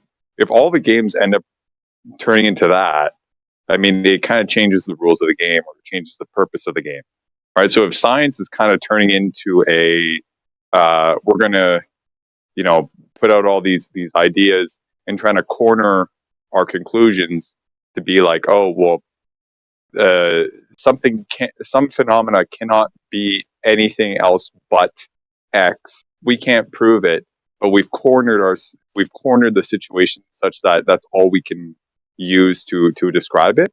That's equivalent to turning chess into a game of trying to stalemate the king instead of it's a failure of a deductive argument. Yeah. Would that stand to reason? I don't know. It's Yeah, what you said. What you said is a description of a failure of a deductive argument. To say that this entity or this event is the only cause of this effect, right, is categorically a deductive statement. Right? This is necessarily Wait, can you give the argument for that? I don't think that's true. How is it categorically a deductive statement? Give the argument for that. That itself would need a deductive argument, Gregory. Deductive reasoning, Gregory. Yeah, no, see, Gregory can't even justify his own claims. So let's have him justify this claim. Gregory what is the argument, Gregory, for the claim he just made? That itself is going to be deductive. I'm going to wait for the churlish behavior to stop. Okay, so just to be clear, Gregory, you have a deductive. Oh my goodness! Thank you, whoever muted that person. Yeah, Clark, you don't have to ask the same question 5 times. Let him answer. Shish. Anyways, for someone to say that this is the only cause indicates that this premise is necessarily true. Necessarily true premises are categorically a part of deductive arguments. So, but you don't know what but you realize someone's about to interrupt me again. He's just repeating the claim. He's not giving an argument for the claim. He's just repeating the claim again. Still repeating himself and interrupting me again. The argument, Gregory. Go ahead. Right. So if you don't know what a deductive argument is, then go research what a deductive argument is. Okay, a deductive argument is trying to demonstrate the necessity of the conclusion. Okay.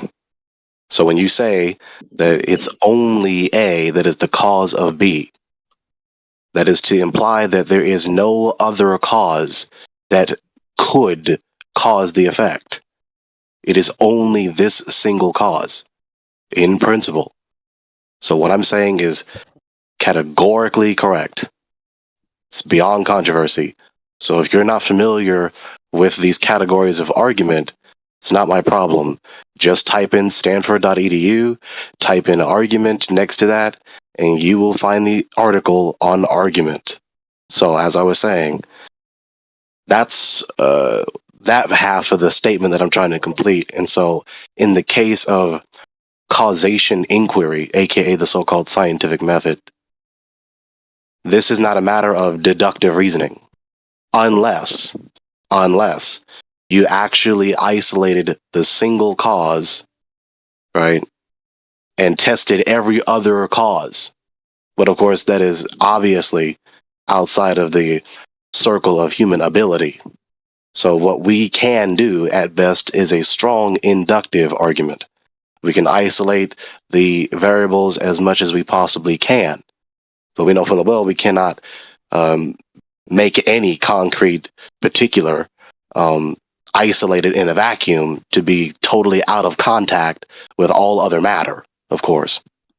So what we do with the causation inquiry method, it is an inductive method of inquiry. Wait, Gregory, are you saying that I have to actually do like the process of elimination when repairing someone's car and it won't start? So I can't just say that it's the starter. It has to be the starter, because why else wouldn't a car not start? That I actually have to try to find the problem with the battery, the fuse, the lines, and the starter, and actually isolate the actual cause, and then change that part out, which means replace or manipulate the independent variable, which is the presumed cause. And once I put that starter fuse back in there, I find out that, wait a minute, this guy said it has to be the starter, when actually it didn't have to be the starter. It was the starter fuse, and I know that it was a cause, not the ultimate end-all be-all cause, because science has never settled, but it's a cause of the car not starting, because now when I replace the starter fuse alone, now the car starts. Indeed, Larry, indeed. Yeah, but the thing is, Gregory, is that I think everyone in this chat, including all the globe earthers, agree with you that the whole problem with affirming the consequent is that there could be other causes. We don't know. That's kind of how the logic works. But I guess we've been saying many times that we're not doing the whole affirmative affirming the consequent thing. Like, science doesn't say that, X predicts Y and we observe Y, therefore X is true. That would be affirming the consequent. Science says X predicts Y1, Y2, Y3, and Y4, and we observe Y2, Y1, Y2, Y3, and Y4. Moreover, the best alternative theory to X does not predict Y1, Y2, Y3, and Y4. So my theory is presently better than your best alternative. You could also say that the best alternative theory would predict certain things, and we don't see those things in reality. So that, yeah. But anyway, what are you manipulating? Yeah. Well, let me reply to that, and then T-Dub. Okay. Of course, I'm not trying to play moderator, of course, just because he said that. I don't know why folks like you are so quick to say, well, no Glober would disagree with that, when we just heard a Glober disagree with me on that point. So that's not true that all Globers would agree with me on that point. And secondly, we've repeated the critique over and over again, and you just won't acknowledge it or engage it. The critique of affirming the consequent is being said because experimentation was not performed to verify or falsify the hypothesis. So you just have a hypothesis, and then you have a follow-up premise that affirms the so-called cause, the supposed given cause, to be the cause. That's why we're critiquing it as an affirming the consequent.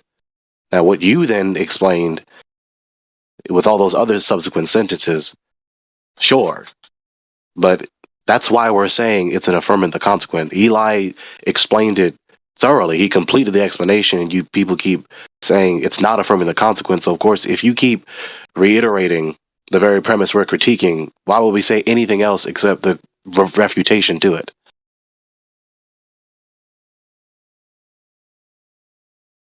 Right, yeah.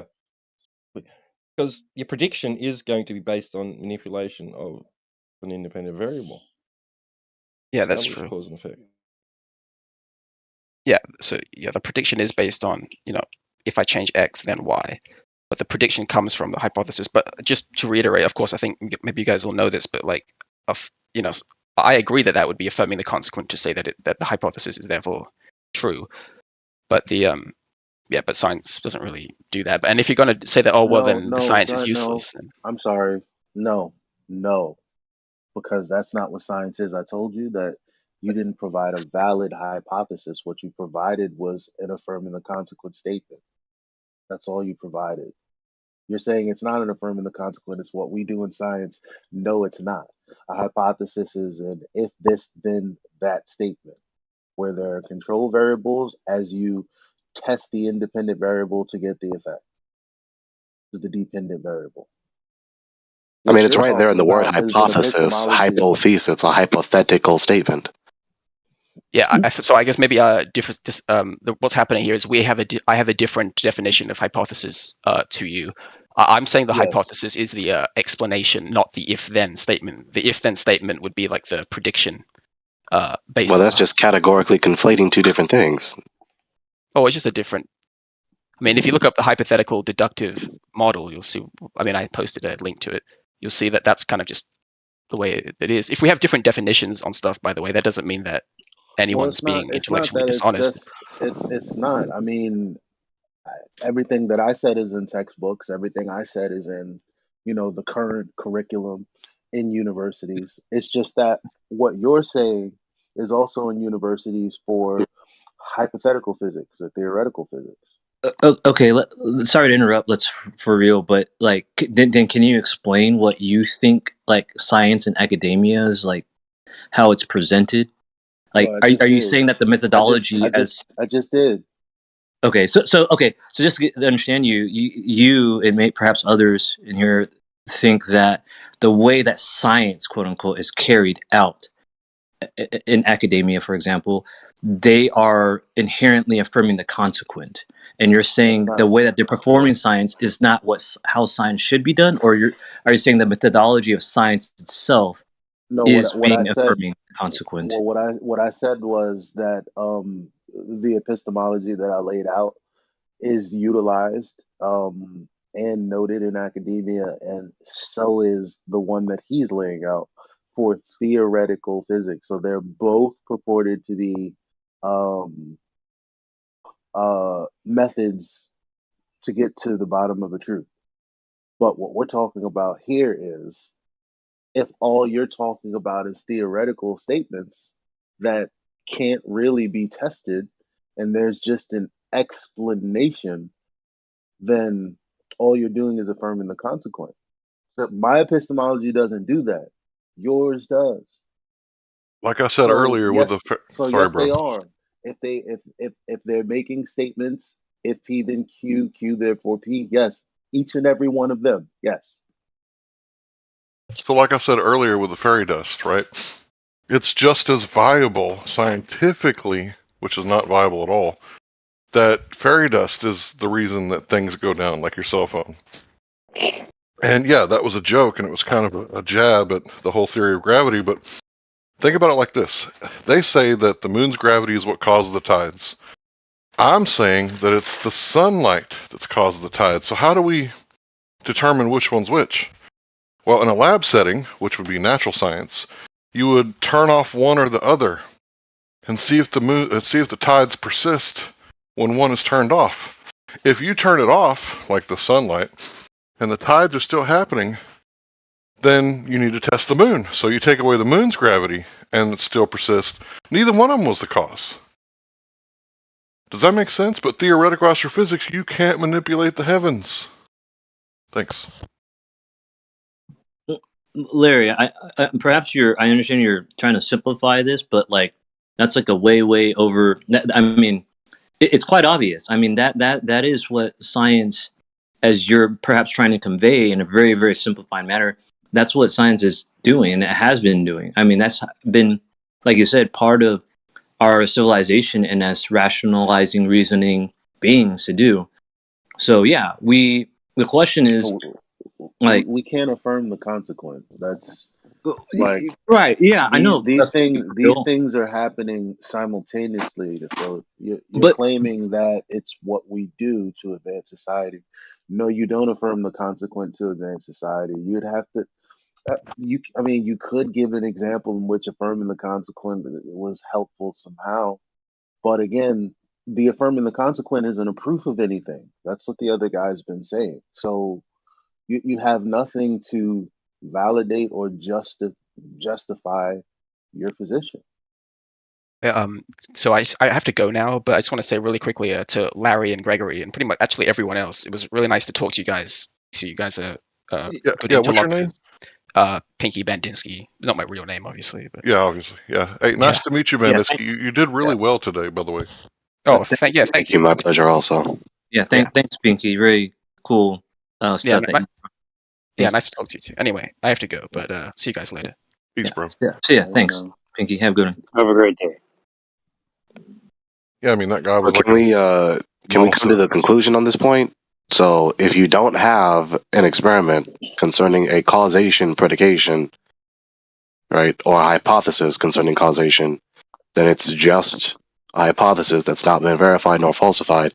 And if you follow up the hypothesis with a predication, right, A, therefore B, Q, therefore P, then that's what Elijah is saying, affirming the consequent. What more needs to be said about this point?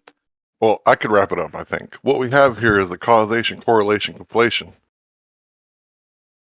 I gotta add that to my lexicon right now. I can't claim it. I think that was Witsit who came up with that one. Is it? Mm-hmm. I even Sounds like made ChatGPT write me a rap song about it. It turned out pretty good. Causation, correlation, conflation, the triple C era. Right. Yep. Wait, did I hear that wrong? Did you say cause? I think it's correlation is not causation, right? Is that what Correct. you said? That's what I said. Just using different words. Okay. The alliteration of that phrase just is more pleasing to the ear. Yeah. Affirmation without experimentation is a misrepresentation of scientific validation. There's another one.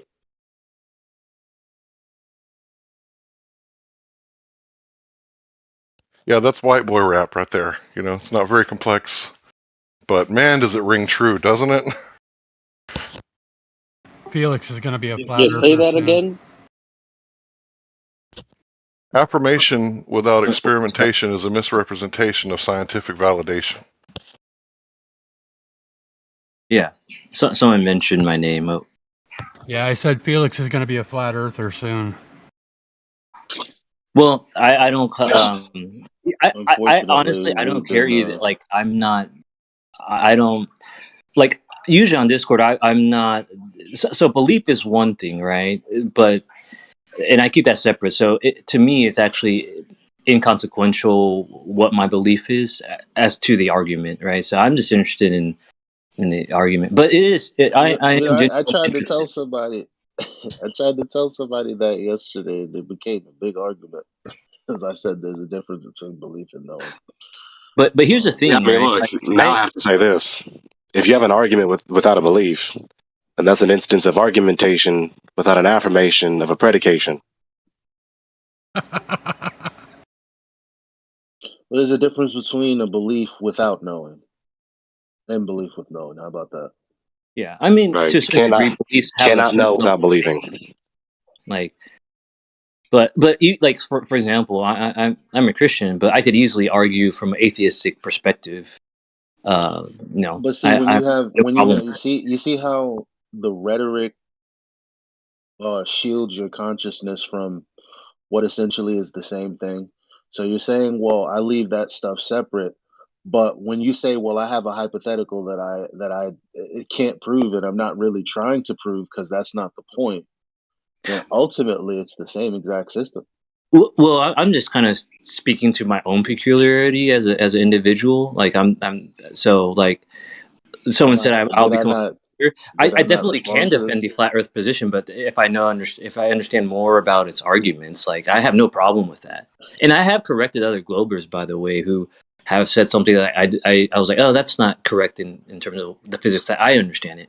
But I don't assume that I know everything, right? And I'm pretty sure, and I treat everyone the same way. Like I don't care who you are, whether you're a plumber or a physicist. I'm sure we could all learn something from one another. So, like, I understand a lot of the thing that I feel with flat earthers is I do respect people that flat earthers that and they understand physics, because I do know that a lot of Globers that try to argue against you guys are it's like a Dunning-Kruger effect. Like they know so much less about physics and other things than some flat earthers. And you guys are fighting an uphill battle, so I respect that. And because a lot of people come in with knee jerk reactions of ridiculing you guys and stuff like that, and I don't think that's fair and justified in most cases.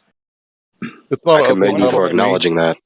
Yeah. It's not an uphill battle for me because 95% of the Earth's population lives next to a large body of water, namely the ocean, and the rest of it probably lives next to a large body of water like a lake. So I think it's only a matter of time before people get curious. They go outside and try to test the actual Earth rather than talk about models. Yeah. Well, there's another. I thought of a way to, bring popularity behind doing that, because people don't like. So the media got in front of us. Let's just they were always in front of us. Let's keep it real. And they inundated people on the back end with oh well, science isn't really, about proving things 100%, but you can get a vast estimation based on these different variables and blah blah blah.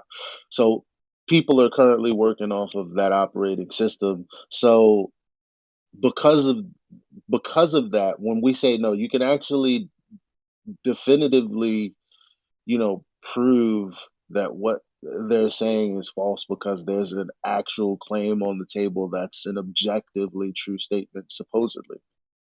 And so we can just test that. And most people never get to listening to that because their brain is already shut off at the none of it matters, because you can't prove your belief and I can't prove my belief. When that's Yeah, not what the exactly. conversation should be about. So what I propose is I can actually go on the street and hit the people that haven't actually been in this forum, but definitely do, believe that the earth is a globe. I mean, I'm just going to be talking to people at random. And I'm just gonna keep asking people, do you want to know why the earth is flat? Or I'm gonna have a shirt and people are going to say, what's that about? And I'm gonna explain it to them, and it's gonna be in the form of the logical syllogism modus tollens, where we do the whole black swan. So I'm gonna do that over and over, and I'm gonna ask people what they think about the argument.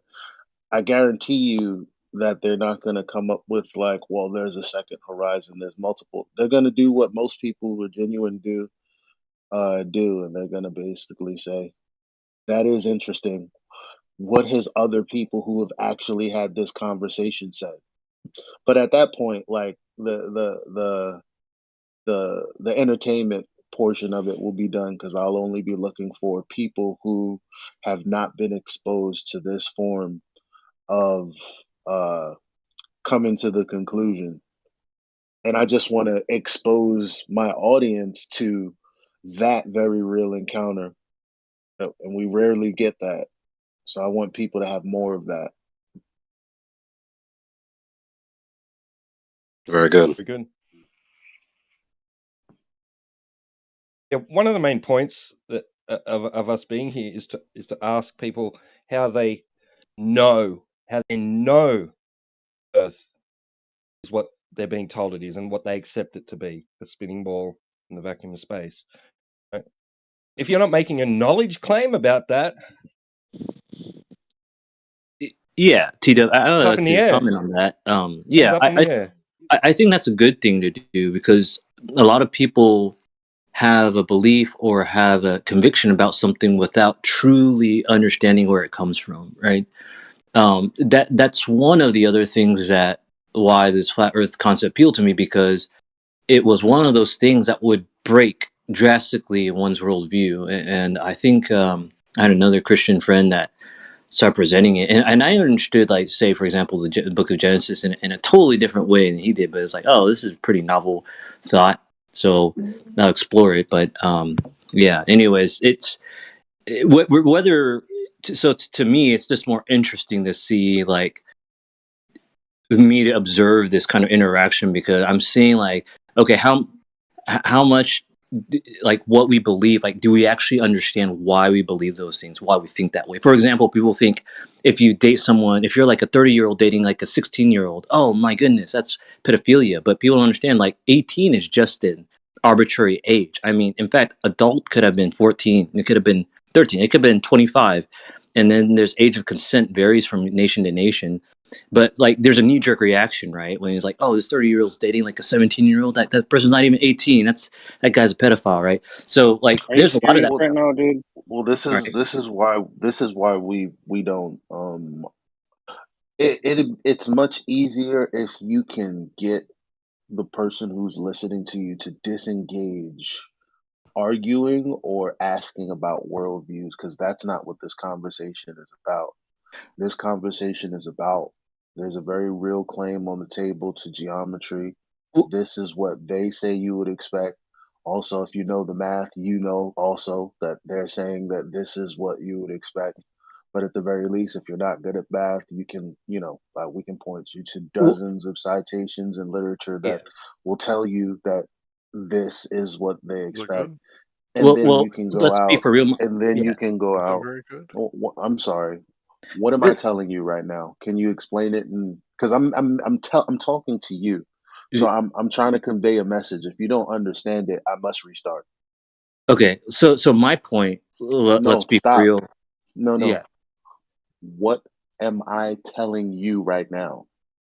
You're saying that there's something real to your, generally speaking, this flat your worldview or your belief or your model. Didn't I just tell you? Didn't I just tell you that the best thing to do would disengage Right. people To in a disengage from the worldview? worldview. Yeah. So why are you telling me about my argument that doesn't You're saying that include? we shouldn't do that, right? I'm So my you cut me off because you weren't engaging with what I was telling you for some reason. well, I Is the thought that you were point? responding to what I was responding to, so or what I was saying. So Well, it is a rebuttal, and you're not taking it on board. It's like you're kind of ignoring it be, to further because it doesn't explain apply to what I your. was saying. Well, Like, it I'm does. not saying you It should. does because it does. You can't say it doesn't No, no, apply no, when no, on no. black and white paper it I'm not does. saying that's. Because I'm not. you're talking about first of all, in what Okay. in what context should you interrupt someone? When they respond to you, but they misunderstood what your point was or your position. Okay, so your claim is that I I'm speaking. misunderstood you. If I can Yeah. tell you your position, are we cleared up that I not Yeah. misunderstood? Okay. Yeah. Go ahead. Yeah. I'll mute myself here. Okay, so your position is that sometimes what we see as knowledge is actually just arbitrary. For example, we think that somebody sleeping with someone under 18 as an adult is wrong when it's just an arbitrary age. So there's these things where uh, you can look at a worldview and argue, well, that's just a worldview. And I said, that's why. Well, first of all, before I go ahead, am I correct that I understand what you were saying? Well, you kind of reiterated what I was saying, but I'm still not sure. It depends on your Well, response. if I reiterated what you were saying, then how? Well, you could reiterate what I said, but my intention doesn't necessarily mean that it was conveyed. I'm not saying that you misunderstood me. Maybe I didn't convey it very well, so Well, I'm maybe clarifying not. myself. Maybe not. I don't know. What's your premise? Yeah. So Well, I my got a point comment. wasn't to tell you guys or anyone what one ought to do. What I was trying to display there with that example is that human beings, we inherently have belief systems that we may not have considered why we have those belief systems. And so I was just showing that flat earth is one of these topics that really bust open that kind of people's framework. I'm not saying that that's your goal or that you should do or that's your intention or agenda. I'm just saying, like, I've noticed that. I'm just observing it. And that's one of the reasons why I found it interesting and why I'm here, is because it's I see interesting what for you're me to saying. view this interaction. So I'm not just here for flat earth, but also seeing how people interact and how people's belief systems really set their perspectives. And I could see how flexible people are. Like, that's all I'm Hot saying. mic, Larry. I understand Sorry what you're for that. saying. I Like, did. for instance, Sorry, talking to my if dog. you say the word, sorry. So if you say the word flat Earth, it's not The ideal situation would be that you're talking about geometry, but ultimately, it triggers It triggers something people in to think you people guys are that idiots. Like, I'll just say it so bluntly, right? it triggers something in people that, number one, yes, they immediately get confused because they say, like, for example, someone told me, "Wait a minute, you think the Earth is flat?" And then they said, "Okay, but there are pictures, so I don't get what you're saying."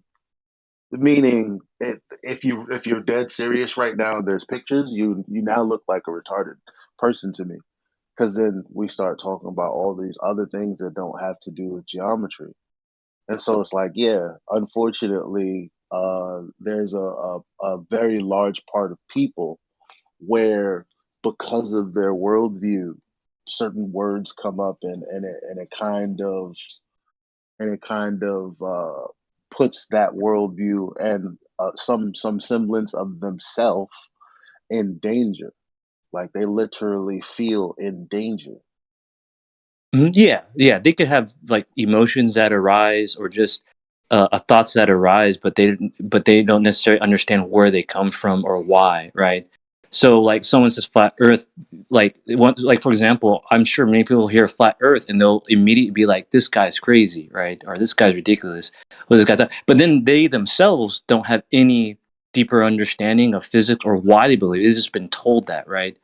like like I was like eating pizza in the morning, for example. Like, I had breakfast and I eat pizza. And the person was like, "What? Like, Felix, you're eating pizza in the morning? That's not, you don't eat that for breakfast." I'm like, "Well, why? It's the same calories and same nutrients as your bagel or your, you know, your griddle or whatever, right?" But that's because it's been the norm, right? And so that's what all I'm saying is that, like, flat Earth is just one of those many things that will break that. And I think, because I was responding to what T-Dub was saying, is he was saying, people don't really consider why they believe something, or how they had this knowledge. Like, was it something that they critically thought to, or was it just something told to them and they just believed it and they never questioned it? And so I'm always down, basically, for anyone questioning anything, because it engages the mind. It causes people to critically think about what they believe and why, or how they have this knowledge or this understanding. Right? That's just my MO. So. Yeah, so we've got again repeated the truism that we're all familiar with, that many people are irrational, irritable bigots about many subjects. So Yeah, I'm just anti-bigotry. That's basically all I'm saying. That's so, like, it's the same thing with. If you're anti-bigotry, like you say that you are, then you're definitely well on your way to becoming a flat earther, because you'll notice that the anti-flat earther type, right? And I'm not talking about normie globers that come in here and think that it's a globe because they saw it on TV. I'm talking about the ones that have heard the arguments. You'll notice that they are the largest bigots, the biggest bigots in the world, right? And they think that we're the bigots, which is weird because we all used to be Glovers. We all went to the same school, right? The same educational system all across the world, where they showed us that Neil Armstrong walked on the moon on TV. And they looked back and saw the Earth as a sphere, an object in space. So yeah, if you're anti-bigotry, then welcome to Flat Earth. Yeah, sure. I'm just I'm open-minded, so I score usually high on the openness part. But yeah, I mean, it's the same thing with conspiracy theory, right? It's been like that term, right? If you go back many years, it wasn't a derogatory term. It was just literally like, that just means a theory that's one of a conspiracy, in which wasn't it wasn't like rare. It was actually more of a norm than not, like back in the day. So, like, but those things become weaponized, right? And so, like, we could look at, for example, North Korea and China and be like, "Oh, these people, they must know that the government's lying to them." But it's like, how do we not know that the same thing's happening in the United States? Because I read news from Japan and Taiwan, for example, and like, the way that they view America is totally different. But like, Americans don't realize that, right? The way that they view the same politics is totally different. And so I think if people aren't open-minded, they'll believe that within their realm of knowledge that this is all of reality, when you could have a worldview that's radically different. that's totally different. And so like, yeah, I'm just really anti closed-mindedness, I guess I could say. No. Yeah, you said it again. Well, when Yeah, you're I'm probably when repeating you're myself. in defense mode, the only road that you can take is to argue from your conclusion, which obviously in some instances where it is wrong couldn't have been good because you were wrong, but didn't know it because you were working backwards from a conclusion. Because if let's, for example, I'm America, you're Japan, and you say anything that is like goes in contradiction with what I believe I know, I'm in defense mode now. I'm in justification mode now. Instead of actually analyzing, well, is the situation actually a good situation in the first place? Yeah, you two Like are we can talking never again talk about about the that. same virtue I've repeated multiple times. Remember? Critical consideration of the other person's words and self scrutiny. I had to do that, you know, because I had what you were saying wrong. You had to explain that, and I had to give you the room to say that to understand where you were coming from. It could have just been a day where I was like, no, we don't argue worldviews here. Let's talk about FE. Hmm. That would have been a tone deaf moment. This is why, and I'm waiting for someone to tell me that I'm missing something in this trichotomy. At the bottom of the open chat, thinking about this very subject, thinking about this very anthropological and psychological insight, we obviously have a problem. We disagree. And not only do we disagree with very strong emotions. And not only that, also, we disagree with very strong emotions about even the most profound things down to the most menial things. So here's the conflict. The question is, how do we resolve the conflict? So we can either do number one or number two and number three. By logical inference and contemplation, I cannot find any more options than this. So number one, complete a dialectical dialogue, a debate, a mutual exchange of arguments with at least one or more specific, objective, and or true premises, then accept, acknowledge, and adhere to nothing but the whole truth.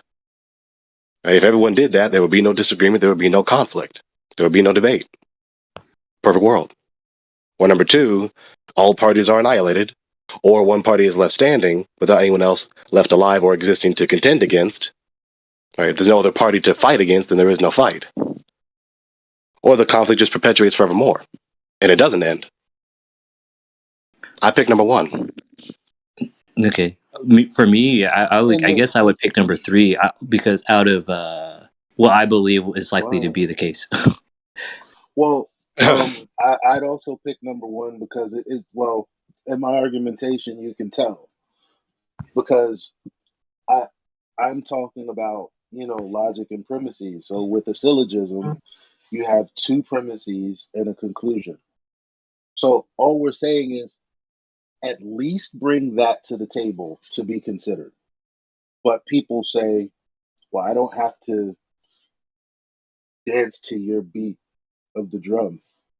And so that's them choosing option three. Well, I think that you could be like, I could agree, like a person could agree with that an argument is valid, but they don't necessarily have to believe that it is true, right? So I think truth and belief is different from like the argument, right? Well, in a modus tollens argument, like you just have a statement that is supposedly true, and then that's tested by something that consequently also should be true. So either it is or it isn't. I mean, that's the same thing they run away from in the scientific method. Well, in that particular method, you have a natural phenomena observed, and then you have two logical conclusions. Because your question in the first place was, well, what's causing this thing that I'm experiencing? And then you're going to make a prediction. You're going to say, I predict that this particular thing is causing this natural phenomenon. And then when you test it, guess what? There's only two possibilities. You were correct or you were incorrect. But you have to have some sort of self-discipline to, and some truth within you to, number one, have a question that can be answerable and then look to answer it. Because you can't stay in this ambiguous, well, could be this, could be that kind of situation. You could create that kind of situation, but there's no logical syllogism that would make that make sense.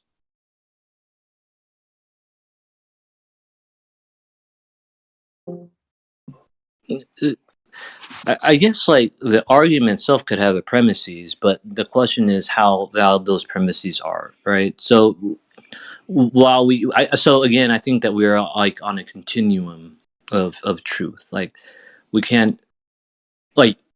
I guess the question would be: do you believe that someone like a human being can ultimately know the ultimate truth? I would Did you say presume that how we can. valid they are? Well, That's no, not I'm a not saying how question. That's valid not they a are. Like, valid. See, I'm well, just saying, how is like, that a valid question? Wait. Did you say how valid they are? Because it makes it seem like validity is wait, did I on say a that? gradation when it's not.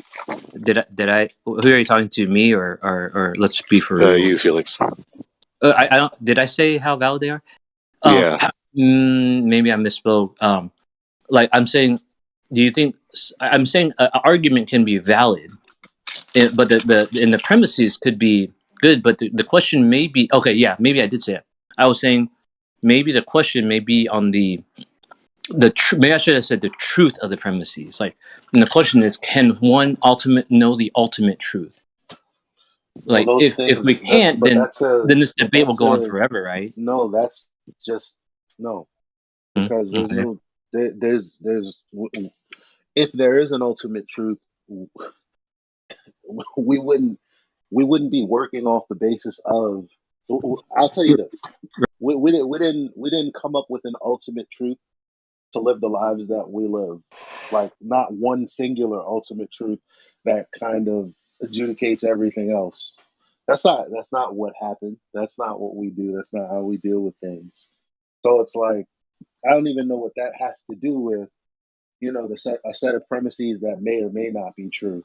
So in an argument or in a conversation, you are supposed to be validating your premise with some experience or something that actually defines and backs up that premise.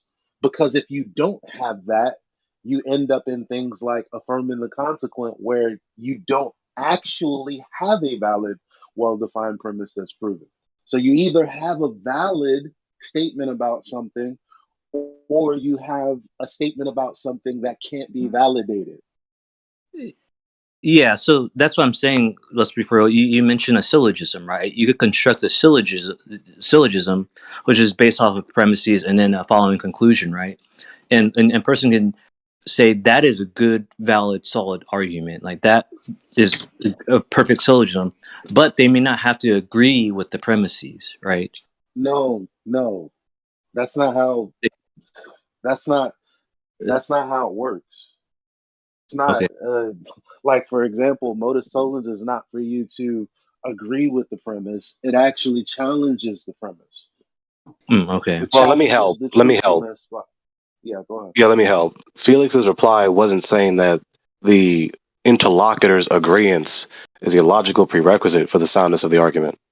He just stated a truism that the recipient hearing the speaker speak can disagree or agree with it. But based off of it depends. Like, because in a modus tollens, what is there to disagree with? The premise itself is in question. But if you don't believe the premise, then there actually is no conversation at that point. Yeah, I get that. I get that. I'm just saying, release the tension in your mind. He just stated a truism. That's Yeah, so Okay. so I'm just presuming something like I was because Gregory posted the 3 points, right? And I was just explaining the reason why I think 3 is likely to be the case. And it's because you could have two parties; they could construct all the arguments that they want, but that I the question is, can one individual ultimately know the truth? I agree with number 1 that should be the one that we all strive to seek, to find a truth collectively together, right? We're all in the same pursuit of this one ultimate truth. The question is, I'm presuming that I'm not sure that we can get there, but that's just a presumption You on my. misinterpreted. But You misinterpreted number 1. okay. I wasn't talking about specifically ascertaining knowledge of the single ultimate truth. If you're saying the phrase ultimate truth in the sense of the most important truth more than all other truths, I'm saying concerning whatsoever given truth. Right? Whatever we're conflicting about whatsoever.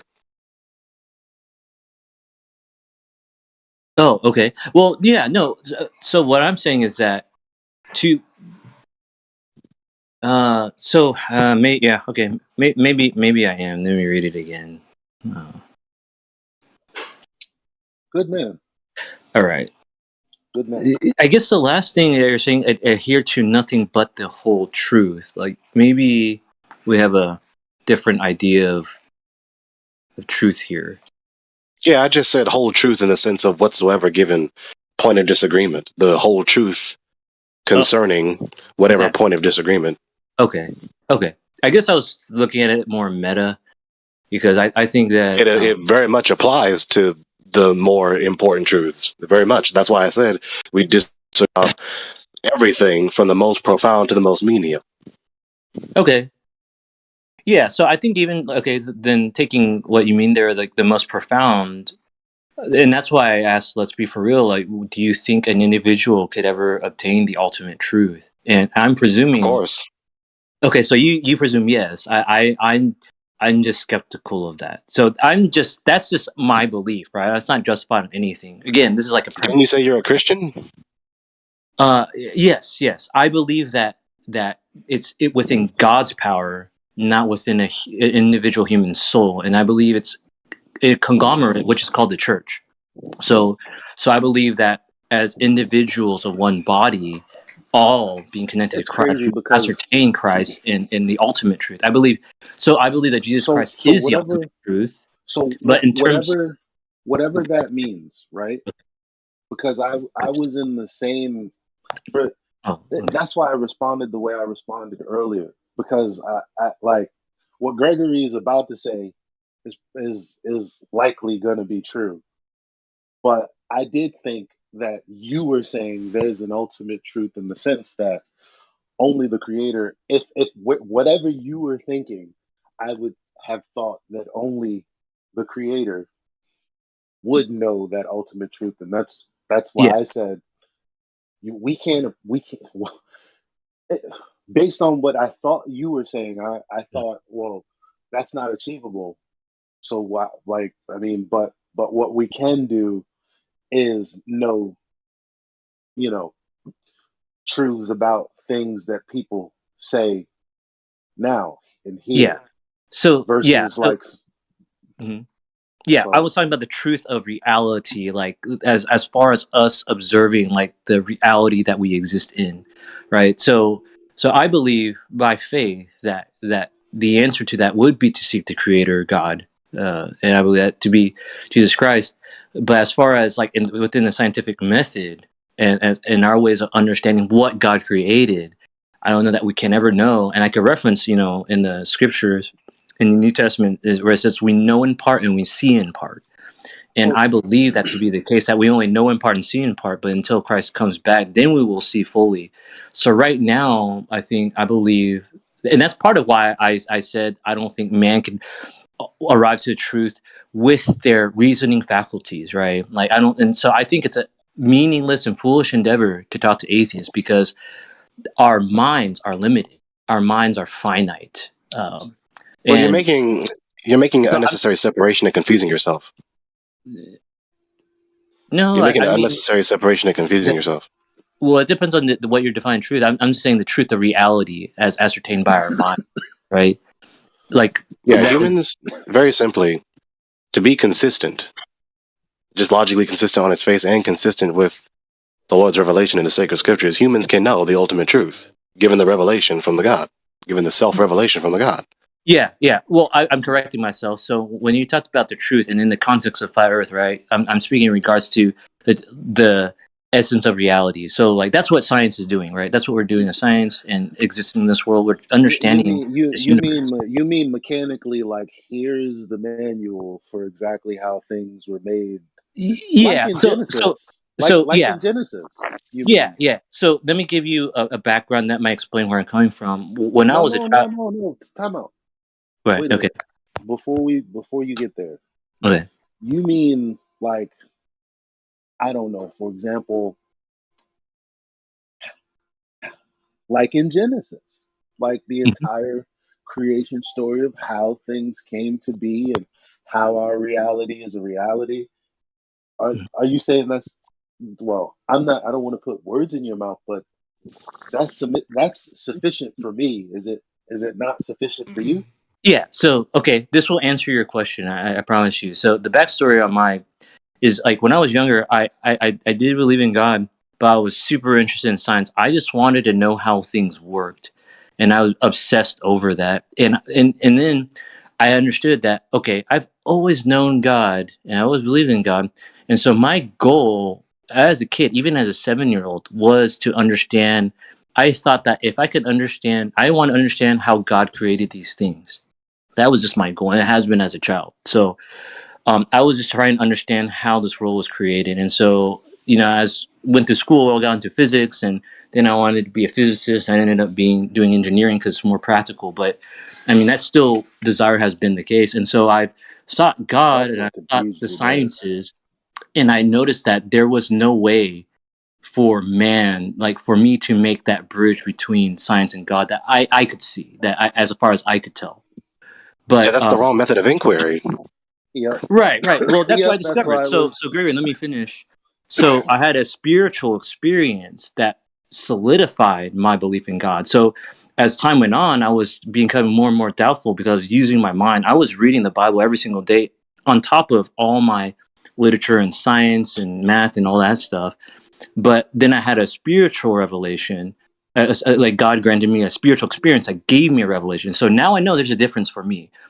Knowledge from the mind is different from revelation from the spirit. And so I understand what it means to walk in my spirit, but I still have the faculties of my soul, which is to ascertain and understand things with my mind. But I Is there a relied difference? faith on God to get revelation, which is different from knowledge that I could derive through my own understanding and collectively through other people working together, like i.e. the scientific community, right? Or engineering, That's right? Well, also a false separation. that's what I thought. That's Separation why is I said, false. is there a difference? Because, oh, I to matter, man. Well, since Gregory and I is in the same mind, I'd rather Gregory speak. Okay, go ahead. Yeah, this is a false separation. Revelation is not only a private, inaccessible transmission of information from the God to a particular human. Revelation is the sum total of all reality. The sum total of all concrete particulars, including humans, is a humongous category of revelation, self-revelation from the God, all of which are patently indicative of him being concretely real and the eternal and divine creator thereof. That's Romans 1. So the sum total of all reality is the self-revelation of the God. That's the ultimate truth. That's why it's written, for in him and by him and through him are all things. To him belong the glory forever and ever. Amen. That's why the Apostle Paul said in the Epistle to the Colossians, because in him all things are held together, whether things in earth or heavens or the underworld. That's why it's written in the Epistle to the Hebrews, by And him, I will, his divine powerful word binds and holds all things together. and Okay, can I respond? I will say that you can't use logic forms like affirming the consequent to think your way or bridge your way from here to there, because it's actually fallacious reasoning. So when you go to school and, you know, I don't know what the university tells people, but the university could tell you this math is this truth and this thing is this truth. Ultimately, none of that is really true because you wouldn't need to arrive at a conclusion by mere inference. Because if you can infer it, then you knew it already. Since you don't know it, you need a way to inquire and get the answer. And getting the answer is not in academia. It's not affirming the consequence, that's for sure. And it's also not with the scientific method either, so called.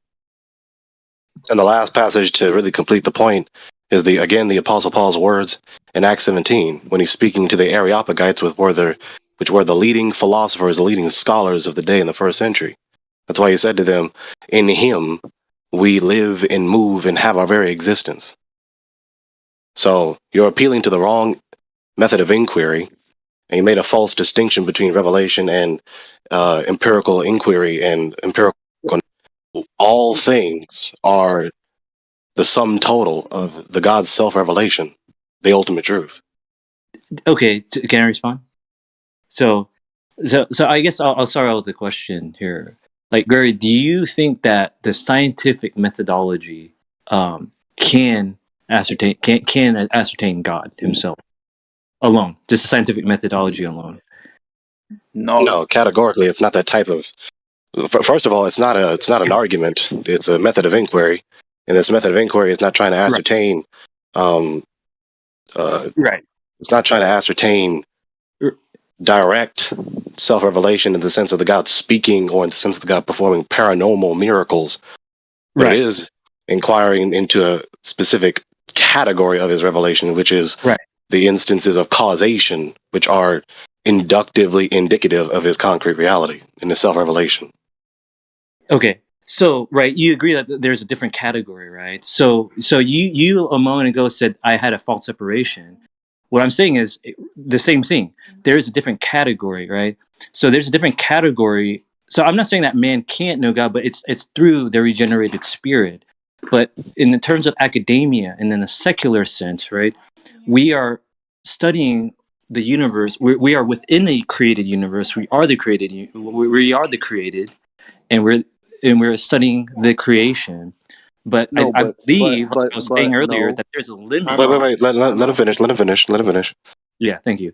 So you said that there's a false separation, but then now you're agreeing that there is a different category, and that's what I was saying from the beginning. Is that Well, you misinterpreted me. Now let me interrupt you. I said there's a false separation because you separated revelation from empirical inquiry. Empirical inquiry is included in the God self-revelation. so empirical In inquiry? the Could I ask you? Do you mean the scientific methodology by empirical inquiry? Because it sounds like That that's method of inquiry and all other methods of inquiry. okay. Okay, I fundamentally but disagree with that. the thing about it is the separation. It like here's where you separated yourself. You said, well, within academia, right? So you're trying to understand the universe. First of all, it's not God's universe. So you're studying something that's universally true that's not universally true and universally revealed by the God. Because when you're talking about astronomical units and distance to the distances to these hydrogen and helium bombs that are going off in our sky, none of that was revealed to you by the God, but you're trying to understand something that wasn't created by Him. You've separated yourself from knowing anything because you're inside of a worldview that you decided to think within. Well, I mean, that's why I gave my backstory because, like I like I mentioned already, my history was that I got into the sciences and you could say into the scientific methodology. And I'm really interested in science and technology, and I work on things that where we create literal things that could do really cool stuff, and it's actually concretely real, right?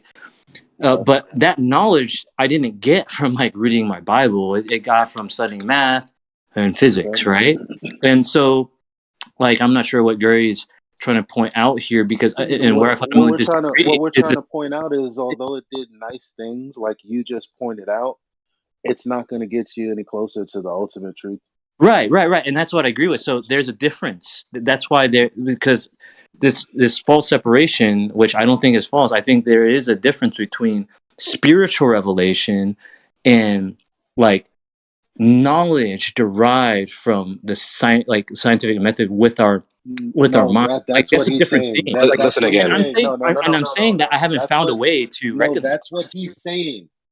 Everything you know to be absolutely true through engineering, through technology, through the scientific method, it's already part of reality and already is true.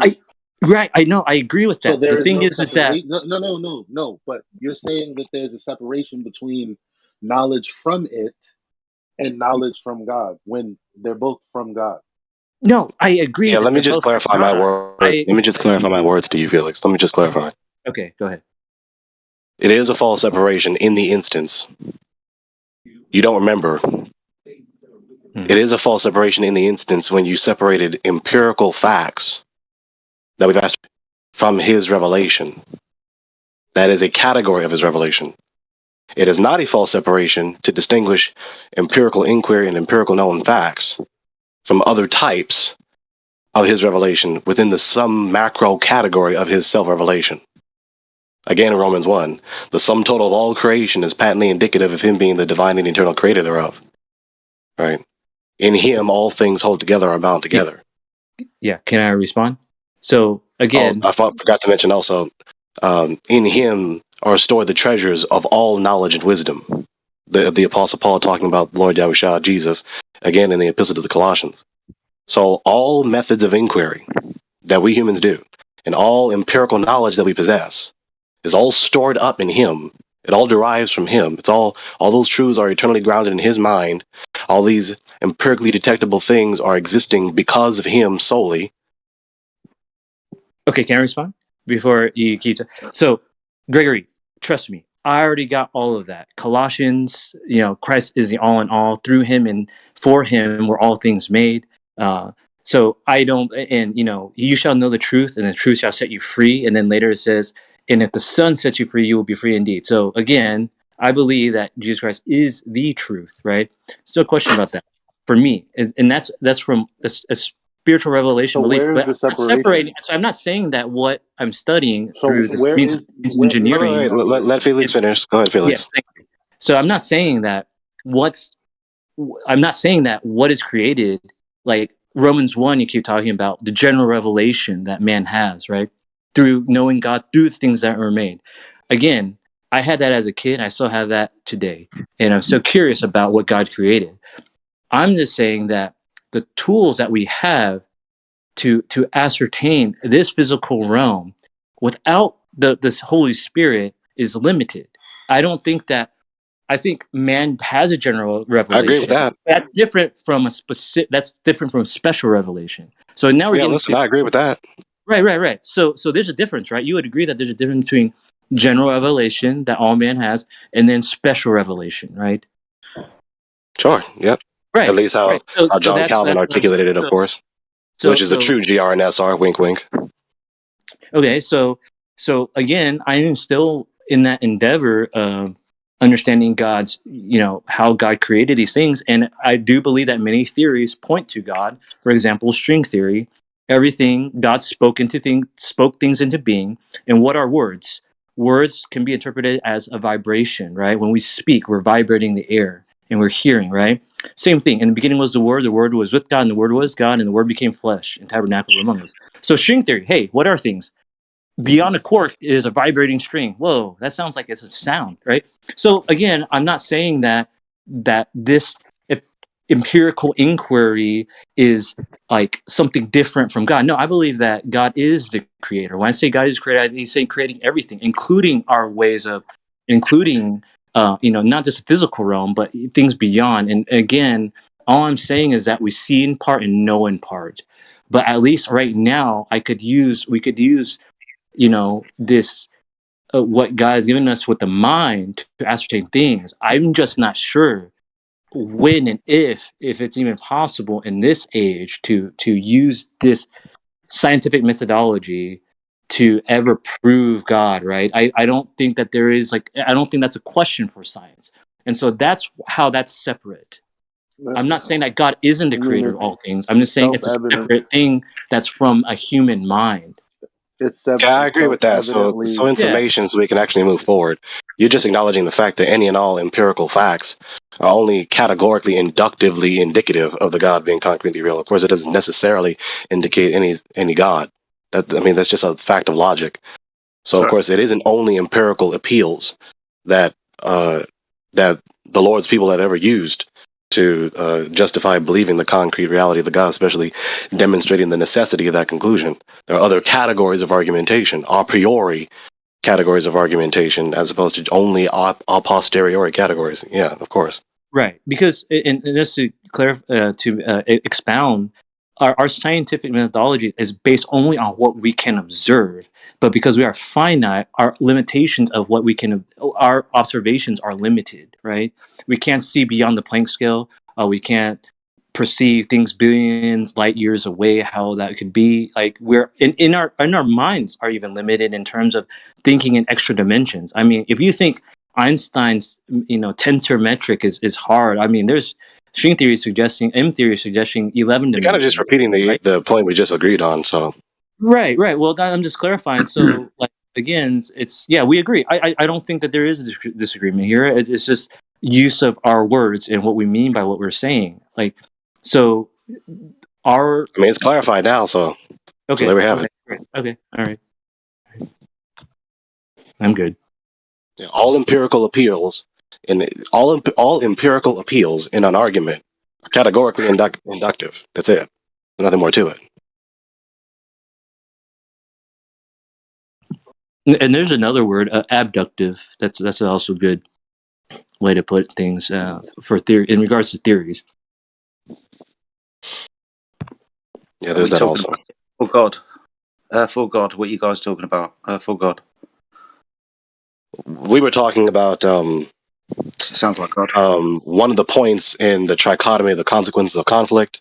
This idea that I've formatted in the open chat, and then we were clarifying.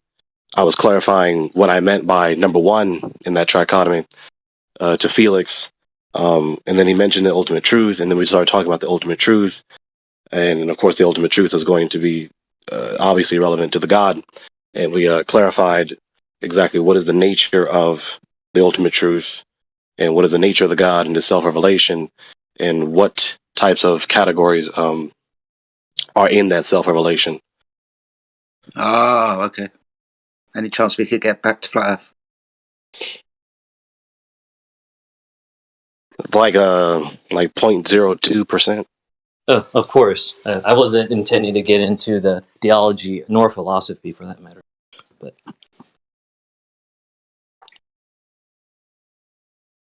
Yeah, it was another instance of there was no Glober to debate the globe about, so we spoke about that for a while. So, no, I does appreciate anyone that. want to prove the Earth is a ball? I don't think you'll find that. I appreciate that, man. Sometimes it's not always people to talk to. I get that.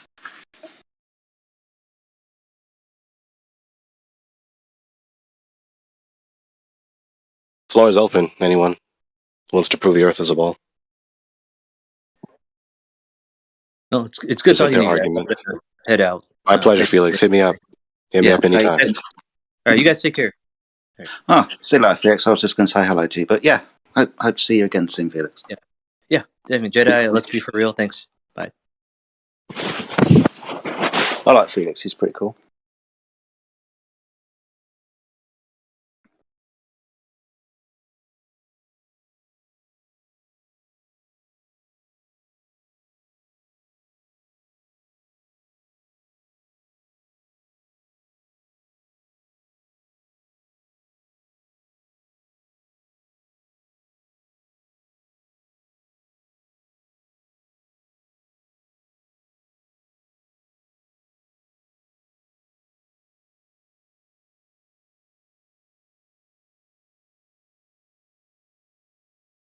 Of course, one of the more common pillars of scientism is atheism. And it's this running presumption in the modern world and modern generation that theology is just not known, not knowable. But of course, when you just move past that anti-theistic propaganda, it's very easily discernible that the majority of the human history and the majority of academia were theists, and they did provide arguments for theology.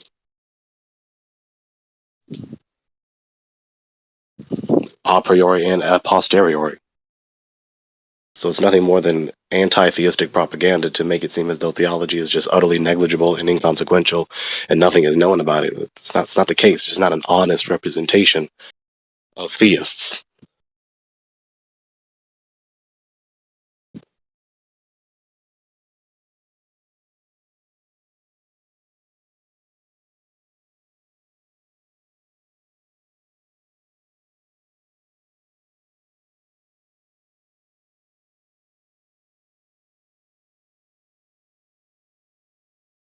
Rich Evans, you're up. How many sea humps does it take to make a glob?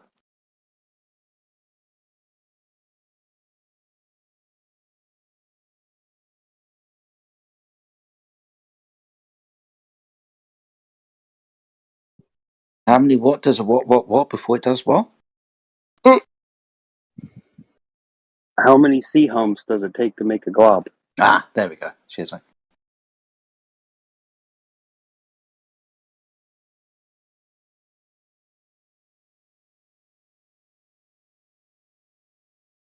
Eli, wherever you are, don't forget to hit me up.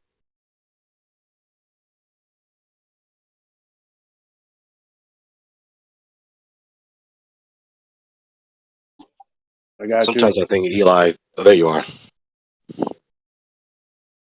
Say again. Look, I got you. I was about to say, sometimes I think you just run out of energy, like a poorly charged battery.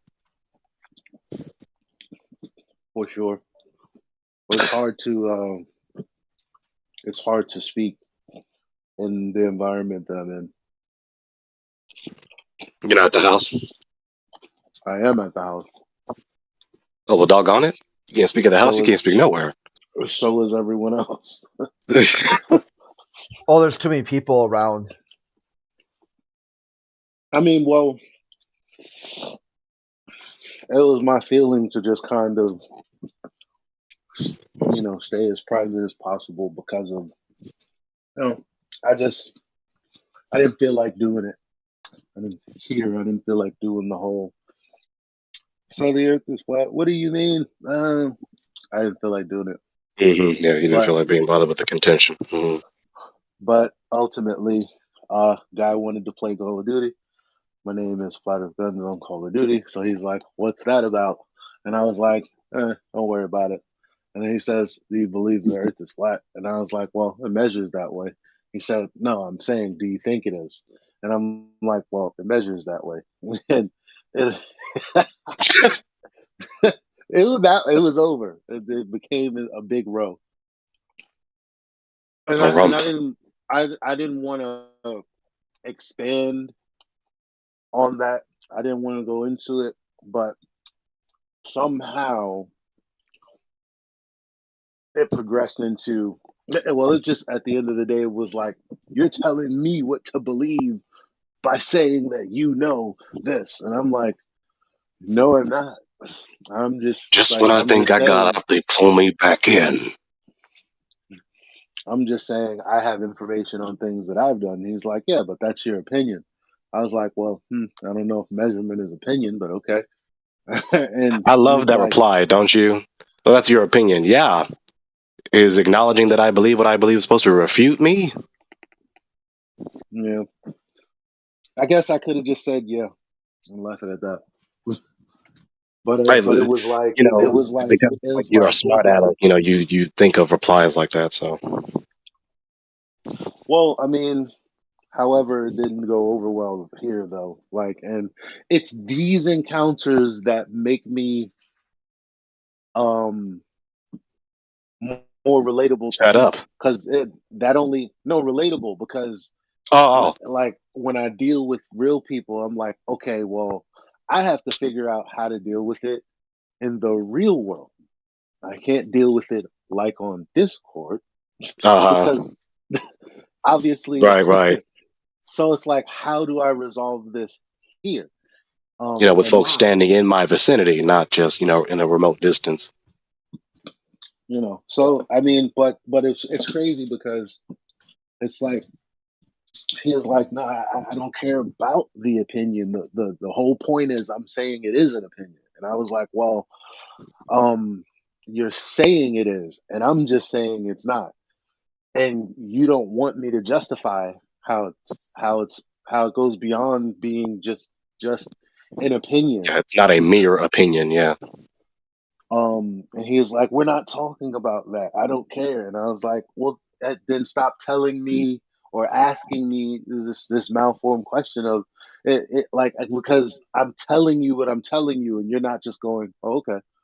Right. You don't want You're to address my telling reply. You want to address a reply that you want to address, that you want me to say, so you can tear it down with that or single not retort. tear it down just to be like, oh, okay, it's your opinion. It's like, Right. Or just to neglect it after I say it. so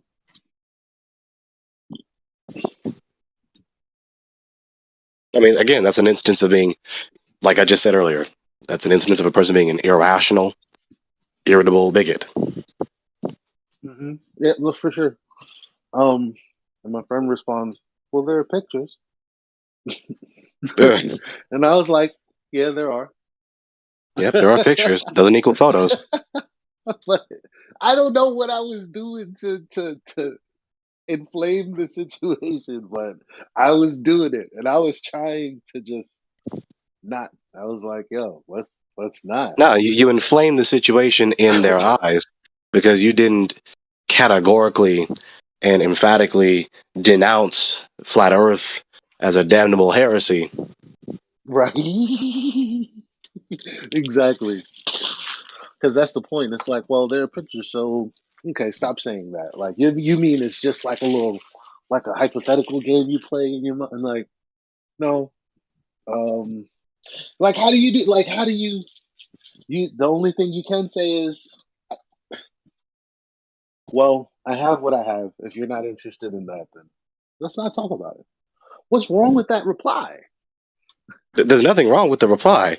What's wrong with the reply in their eyes is that you said, I affirm the premise, which you're inquiring about, is true. I'm not shouting a categorical recantment or denunciation or anathema against the premise that the surface of the earth is flat, and therefore that infuriates you. Yeah, I definitely couldn't have said that. But leave it up to me. I'm sorry. Because that's I exactly apologize for my actions. that's exactly what it like. Things came up like, I believe it's a square. And everyone else believes it's a close. And I was just like, yeah, okay, but I don't care what everyone else thinks. He's Yeah, like, it's yeah, no well, different. that's Your position was no different than being a reformer in Rome 50 years after the Reformation. Do you affirm sola fide? Well, that's what the scripture says. That's your opinion.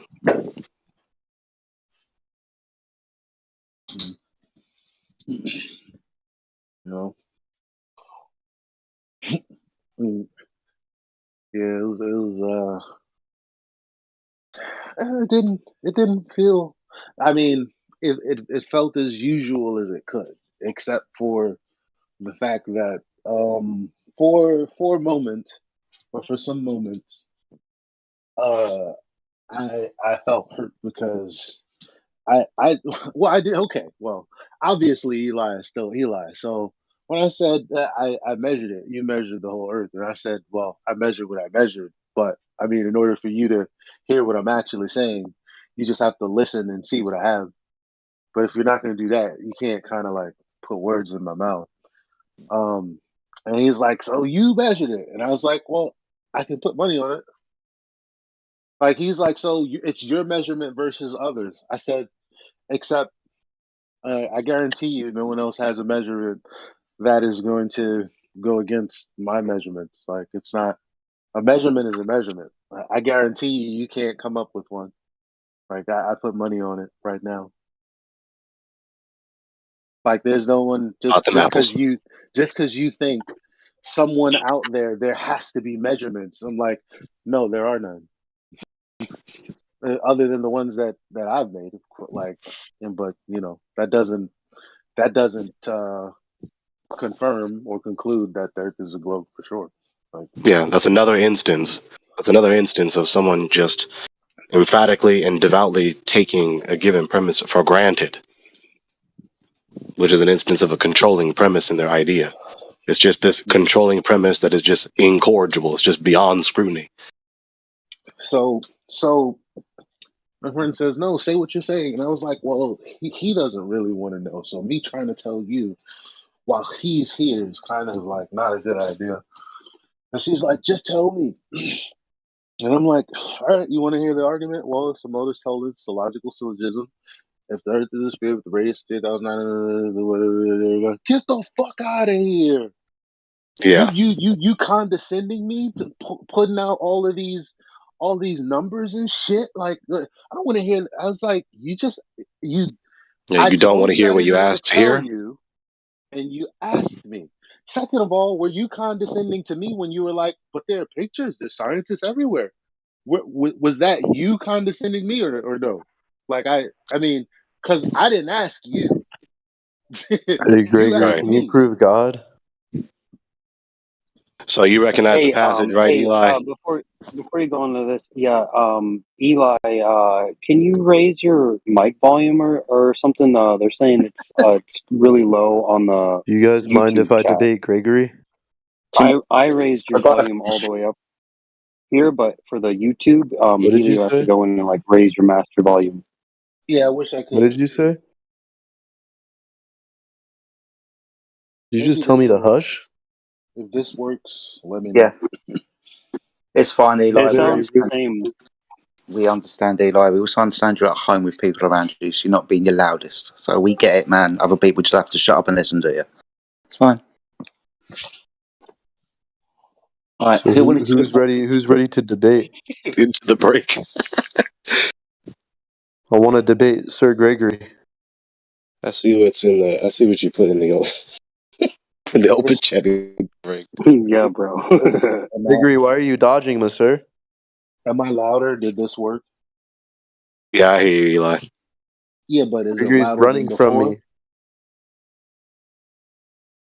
Gregory, can you hear the guy who's saying that you're dodging him and running from him? Yes, we can. I can. I'm just trying to get to my mic check and just to complete that before you guys continue. So, am I louder now than I was before? Yeah. A bit, noticeably, yeah. Okay, well then I guess I can turn it up because I'll be having it way down because the lowest, like if I have it even halfway up and I turn my headphones all the way down, you can still hear old Hoss saying it's flat. You fucking retard. Like I tell me it's a globe. I'll be like, whoa, like,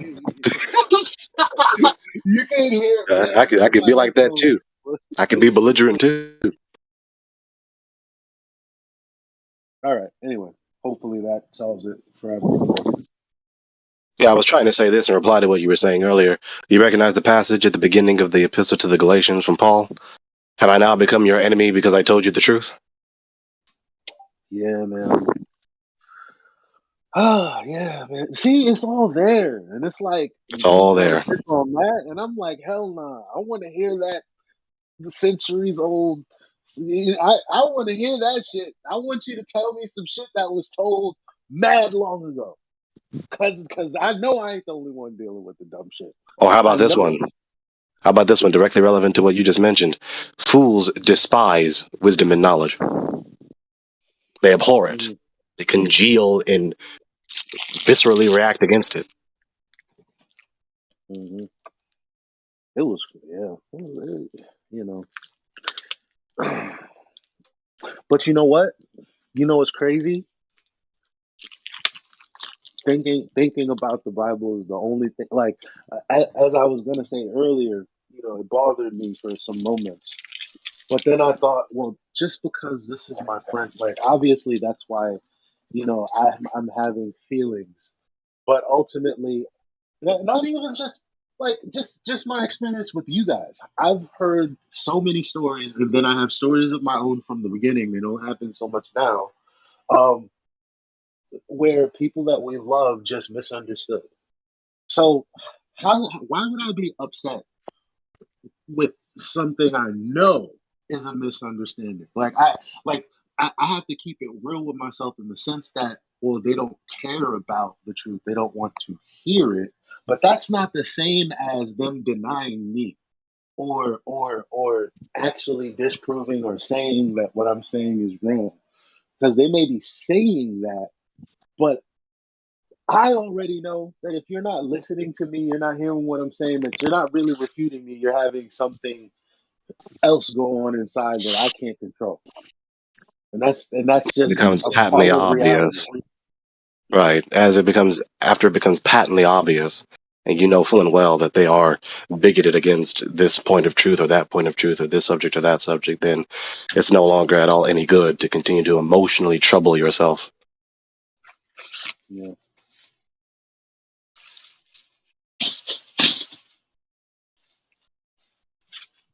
Once you know that any and all of your efforts to provoke them to come to a knowledge of the truth about whatever given truth are ineffective.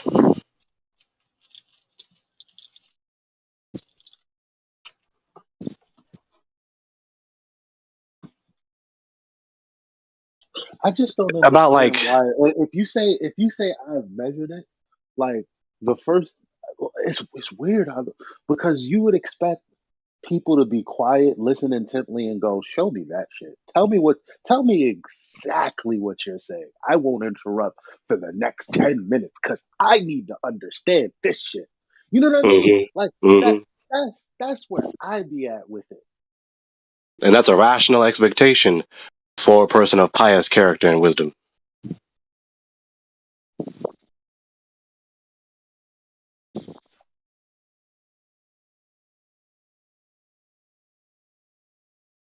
When I don't know something, I don't ask a million questions as to how it may not be the case. I never go to my business partner and say, well, how about what about if this happens and then this doesn't happen? How about this? That's a waste of time. Why do people think like that? Let me ask you something. About 3 or 4 people have explicitly gone out of their way, out of their way, either in the voice channel or in the text chat, to insult me with very strong words. I would not dare call myself a type of minor quasi celebrity on here. Am I? Because I don't think I am. Yeah. Yeah, people fear what they don't understand. I'm basically terrified of AI because I don't understand what he's saying sometimes. He talks way over my head. So you do that to me a little bit too, if I'm being completely honest. Good So grief. I don't think that you're necessarily scary, but you do talk over my head sometimes. Just getting shout outs from people on YouTube. Elijah, they're still asking you to turn your microphone up. I can hear you fine, buddy, but the YouTube audience can't.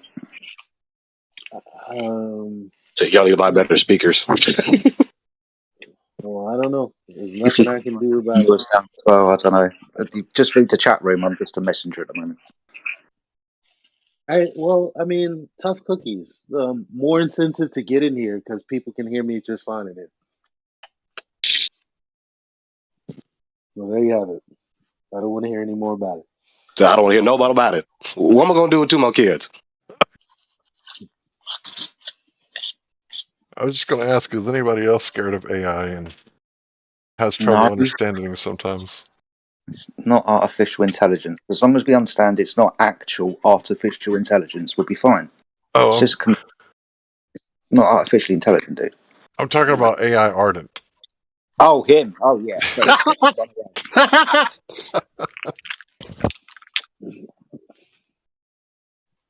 Yeah, I do not want him grilling me because he'll be asking questions that I don't even know how to answer.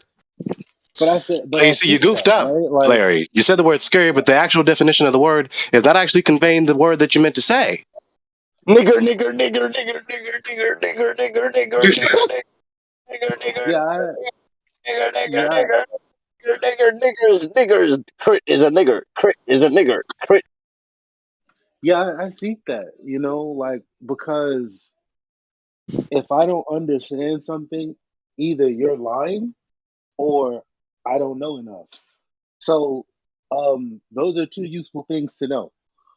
That you're not telling the truth and you're not honest, or you've told me something of value that I now know that I didn't know before. Those are the only two outcomes. I love talking to AI. If I'm wrong,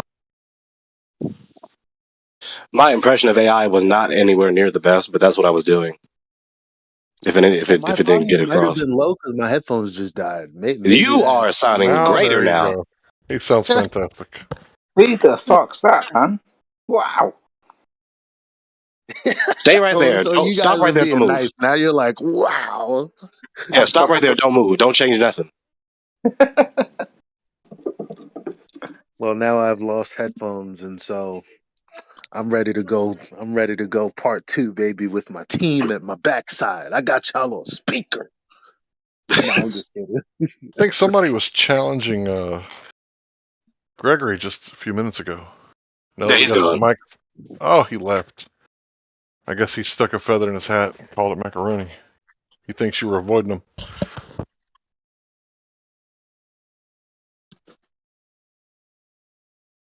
I mean, I suppose that indicates that I made some sort of significant impression concerning defending the faith, because at least 2 users came into this voice channel to challenge me on a theology debate.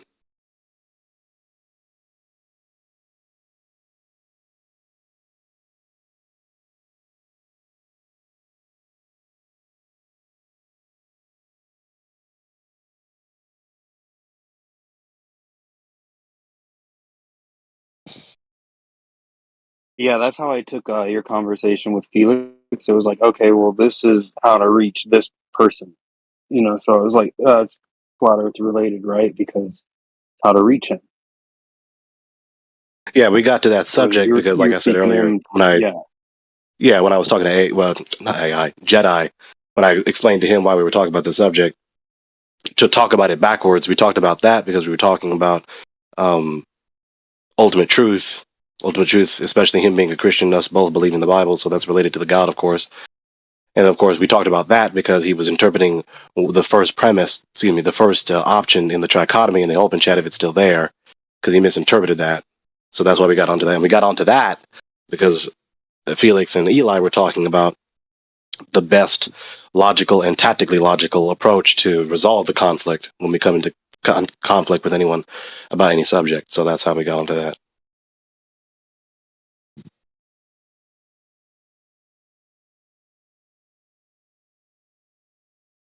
I said backwards. I meant in the sense of the reverse chronological order, the way it happened. Yeah.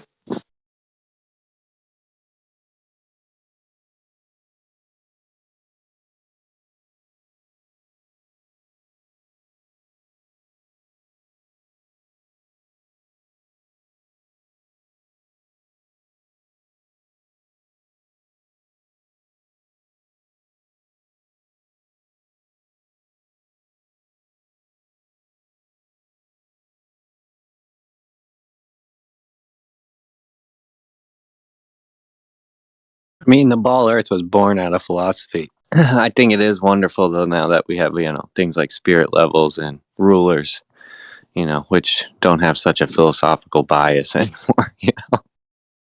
Yeah, it was a cosmological speculation. Now, we have to be careful not to denigrate philosophy, because philosophy is the love of wisdom, or more technically, it's the area of knowledge that asks the questions that are the questions every other area of knowledge depends on. I'm conveying the idea that Dr. Greg L. Bonson conveyed. He's now dead. He died in 1995. You people have heard me talk about him before. He specialized in epistemology. He was a philosopher and a debater. And so that's what philosophy is. Philosophy is very much important. But because there's been so much bad philosophy and there's been little to no good education, especially about philosophy, philosophy is now now has a soiled reputation, right? But when you actually Yeah. study philosophy, you understand that philosophy, like I just said, asks and tries to ascertain knowledge and answer to the questions that are pertinent and foundational to all other delineated areas of knowledge. Yeah, no And doubt. cosmology is categorically a metaphysical concern, and metaphysics is a basic category of philosophy. So when we talk about cosmology in here, lo and behold, we are talking about a philosophical subject. No doubt at all. I agree. So, I can't say it now. Philosophy is the pursuit of knowledge and trying to convert that knowledge into wisdom, whereas the natural science is obtaining absolute knowledge. And when it comes to philosophy, it's a little more subjective sometimes. And, we could, you know, wax on philosophically about purple being the royal color or the color of royalty or whatever, right? Whereas natural science, like heat and pressure, changes the phases of matter. It changes the phase of the water, excuse me. And that's a really interesting concept that one is a little more subjective, and it's okay to be subjective, like in the pursuit of knowledge. Just don't call it knowledge, right? Well, that's not quite accurate, Larry. Philosophy is not intrinsically or innately subjective, because a part of philosophy is epistemology and logic.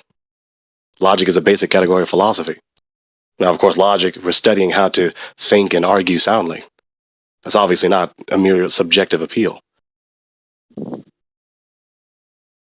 Okay. So when we talk about epistemology, correcting someone else's epistemology with any given method of inquiry, a posteriori or a priori, that's categorically philosophical. When we address someone's fallacies in their argument, of course, that's a logical issue. Logic is a basic subcategory of philosophy. And furthermore, concerning so-called natural science, the so-called natural science is a recent renaming of this category, which for centuries, up until the late 19th century, you just look up the Wikipedia article and, of course, the sources from which the information in that article comes from. It was called natural philosophy for millennia, up until the late 19th century, and it was the atheistic, the wannabe anti-theist people, scientists, that renamed it. So even natural science is still categorically philosophical. That's why they still earn PhDs, which of course is what? An abbreviation for Doctor of Philosophy in physics. But of course, the irony and the embarrassment for so many PhDs is that they earn PhDs and repudiate and neglect philosophy. Justifiably self-contradictory. And it's resulted in all sorts of absurd doctrines, as the one that we've mastered refuting, this ontologically absurd doctrine of GR and SR from Einstein. If he understood basic ontology, he would not have reified or given concreteness to the abstract entities that is space and time.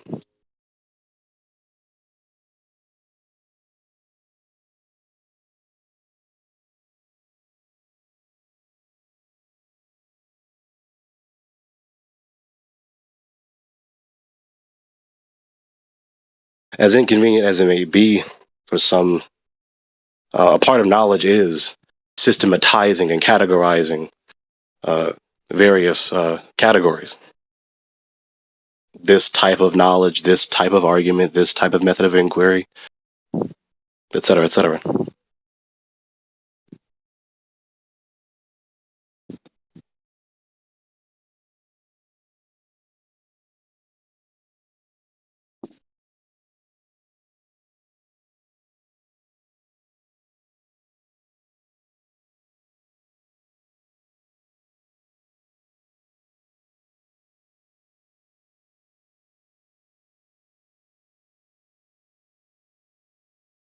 Well, y'all have been here long enough, so good morning, good evening.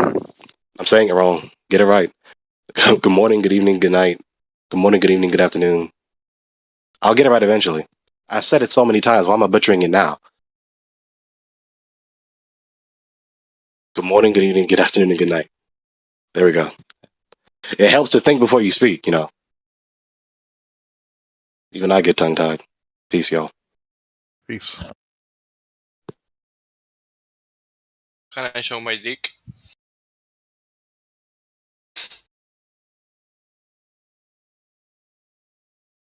It's got more curve than the Earth.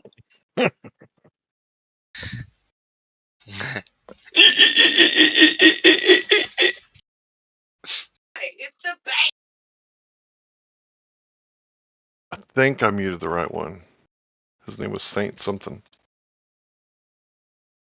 Ye of little brain cells.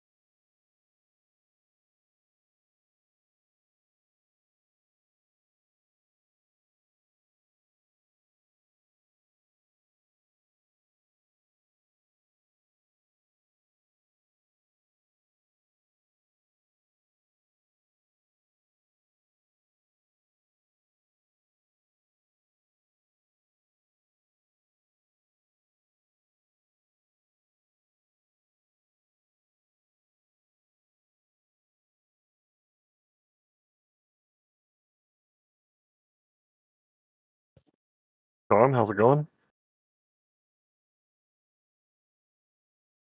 What up? What up? So what brings you here today? I'm just jumping around channels, seeing what's happening, what's fun, you know. Yeah, we just got through talking about philosophy and science and epistemology and how do you know what you know? Hell yeah.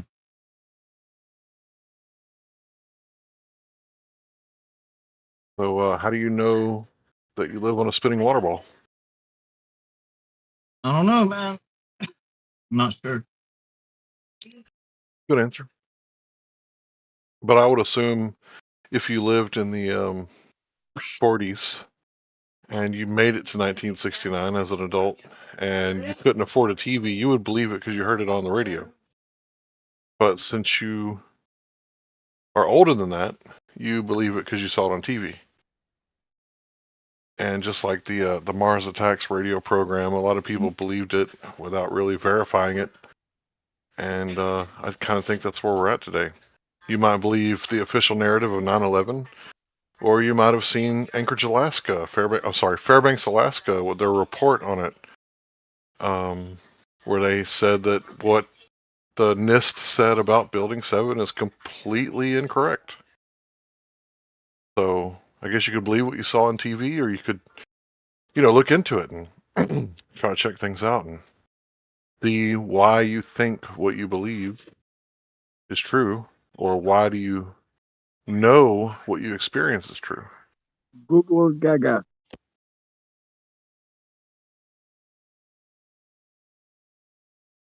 What do you think? What do you think about Building 7? You think it was a progressive collapse because of fire?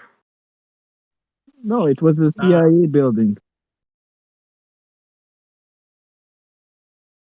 I was talking to Sean, but I guess that's Yeah, a good I'm answer. not sure really. I don't remember much. I used to like look into all that when it first happened because I was like teenager on the internet when it happened. So, I was into all that, but I don't really remember the specifics, I didn't get to look at the building myself. Okay, well, it collapsed on TV live. It was announced it collapsed before it actually collapsed. But yeah, the whole point of the server is really about, the Earth and is it a sphere or is it a topographical plane? So I was just kind of seeing where you're at because you look like an open-minded guy, but that would be judging a book by its cover, wouldn't it? I mean, I've been as a 35-year-old person that grew up on the internet. I've been through every conspiracy in and out multiple times. I tend to lean towards the Earth being rather roundish.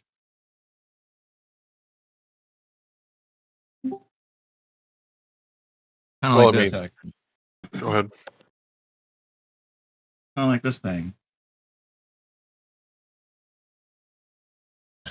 Well, that's an object that you can hold in your hand, and that's a model, right? But the real Earth is the dirt outside That's that the more of a earthworms live in, right? Isn't the real Earth the stuff that the dirt worms live in? You know, that stuff that gets in between your toes when you walk barefooted? yeah, that's what it is. Right. So what you showed us was a model. So And we created a paved parking lot. that's right, Shrek. Fucking Shrek. We created a parking lot. But back to the point of the whole Earth being a model. So the Earth is not a model, but there's a model of Earth. The real Earth is outside, and they say that you can detect curvature if you go outside and make some observations. And then when we went outside and actually checked, we couldn't detect any curvature. Now they say, well, the reason it looks flat is because of refraction. So refraction is a real thing. If you look up Snell's law, or you put on eyeglasses, refraction is a real thing. But where is the glass in the atmosphere? There is no glass in the atmosphere. So their concept of refraction, it doesn't work. Where you have a barrier, and if the light hits that angle just right, it can change the trajectory of light, or bend it, or what they say, slow it down, right? But nothing I'm like not that exists in the sure. atmosphere. I'm not sure if the actual thing that causes that view is refraction, but refraction is caused by things other than glass. It can be caused by moisture in the air, for example. Right, but we have a black swan observation. I'm sure somebody will post it, where we can I mean, see from. I think the easiest way, like, we don't have to go into all the details. Like, all it takes is a flight up in the sky. That's all it takes. I've been up there a few times myself, and I can't conclude in any way that it's flat. And what I would like to understand is if that it is flat. Why does it matter? Your worldview matters, right? If you're at a Well, stop sign and you don't think there's a cop yeah. watching, then you might run that stop sign and kill an innocent motorcyclist. Yeah, but that's what I want to understand is when it comes to Earth being flat or round, what is the distinction that matters? Why does it matter? Well, it always matters if you're being lied to. If someone But is why? tricking you. But that's what it gets to, is why would they lie about this? Why would the government want to do Operation Northwoods and kill people so the CIA could launch a war against communist Cuba? Well, that's not related to the why, who, Well, and yeah, why you're would they? asking why would they lie, I'm and asking I'm really asking. tough questions that you can't answer. Yeah, you're right. You're absolutely correct. I cannot divine someone else's thoughts and motives as to why they would lie to you. But But it first, we doesn't got to matter. prove they The whole did lie. thing. It doesn't matter. It does matter if we're being lied to. The truth If the matters. Earth is flat or round, everything that happens on this Earth will maintain the exact same path, no matter whether it's flat or round. We're going to do the same shit. Everything's going Well, to stay the same. if that's true, then why does NASA and other programs like Sesame Street and cartoons, why do they always put the globe on like Universal Studios and everywhere? The globe is on TV like all the time. If it doesn't matter, then why do they always put it on there? I mean, people like to use that, like things like that as their logo. It's not as common as it used to be, I don't think. I think it's still pretty common. I mean, But round things tend to be popular to the human eye. I think that's why a lot of companies use round logos anyway, like Chrome, you're looking at Firefox, Spotify. I'm looking at all of them on my screen. EA, they all do it. Steam, OBS, Studios, they all use round things because to the human eye, this has been found to be more popular. well, I'm just trying to explain to you that you can go out to the ocean or a large body of water at rest on a clear day and try to see the most distant object that you can. Look at the claim that they give us for the Earth with a radius of 3,959 miles and check the math for yourself. You don't need a mathematician, you don't need a scientist, you just need a little vacation at the beach. I've taken a cruise out from California, and then it goes off to the ocean a good bit, and then it loops back around to Mexico. On this cruise, once you get to a certain distance, you can't see the shore you left anymore. And I don't know, even if you zoom in 100 times on your advanced zoom camera, you can't see anything there because I think it's because of something to do with the round part.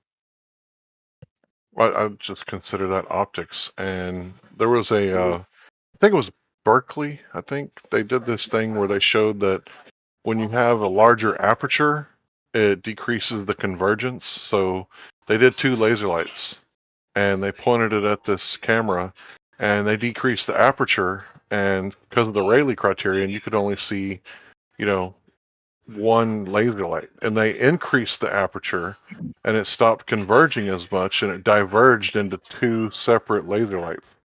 And if you understand the Rayleigh criterion and how your eyes work, you wouldn't expect to be able to see forever because things shrink as they get further in the distance.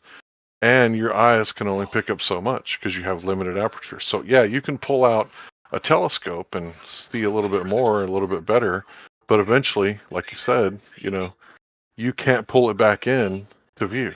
And that's just how light and your eyes work. Let me All right. cite that just in case you're curious to watch it.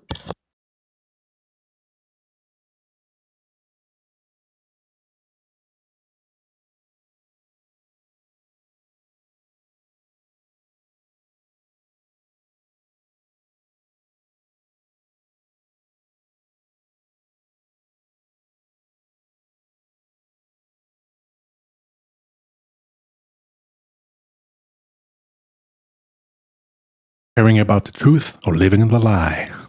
What say you?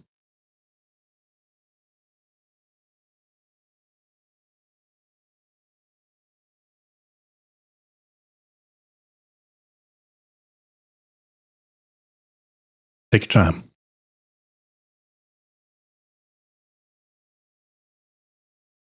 I don't know if you're talking to me, but I'm trying to cite my source. No, that's Sean. What are you asking?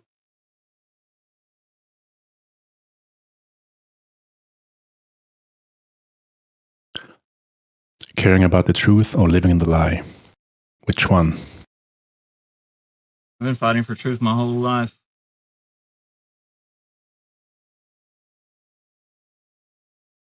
Would it be more comfortable for you living in the lie rather than facing the truth? Spend every day of my life, usually hours a day, combating people that are comfortable in their lies. People that do it for money, people that do it for clout, people that do it for their own benefit.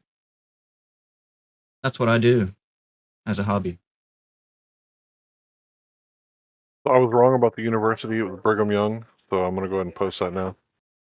Thanks.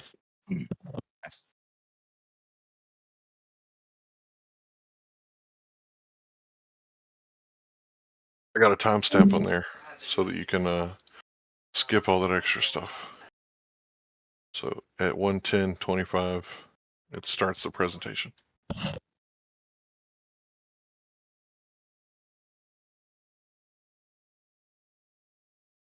And Into the Break posted a very interesting image that shows you how our eyes work at 52 minutes after the hour.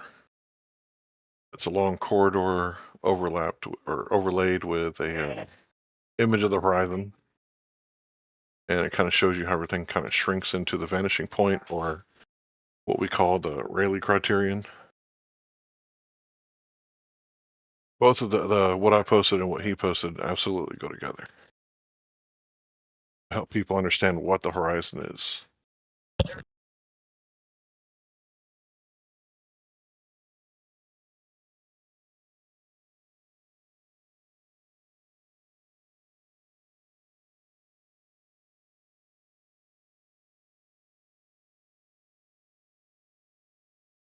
Yeah, I may have an article that you might find interesting, Larry. What was that? I'll text it to you.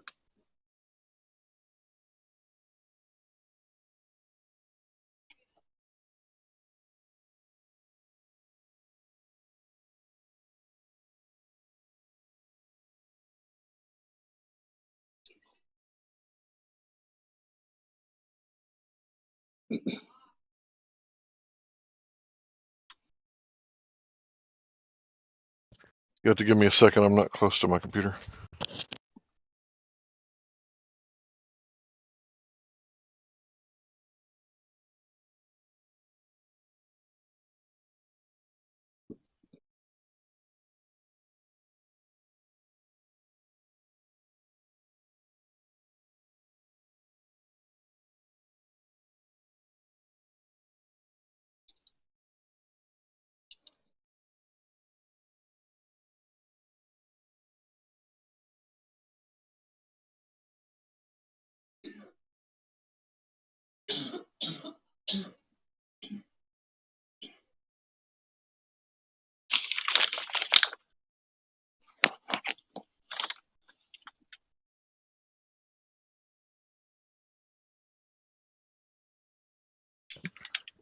Elijah said this may interest you, and he didn't send anything.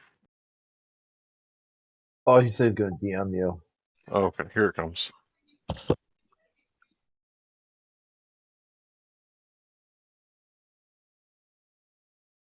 Did he accidentally pressed disconnect?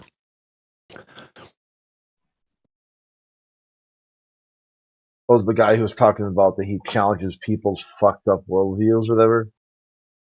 Yeah, I found that interesting actually. So he forgot to challenge his own, or what? Did he He's get a bored?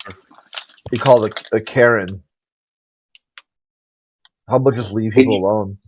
Are you talking about the Sean Solo? He laughed at that image of the orthogonal lines converging.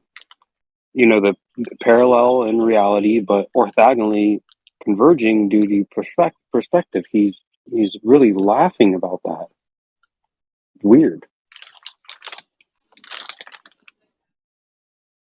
Yeah, I see that now actually.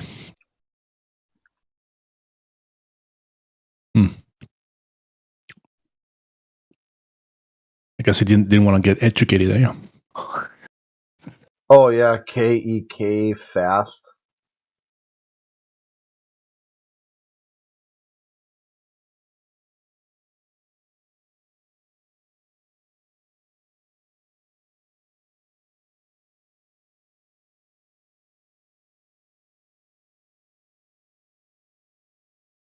You're like, okay, what is that? What do you plan on challenging?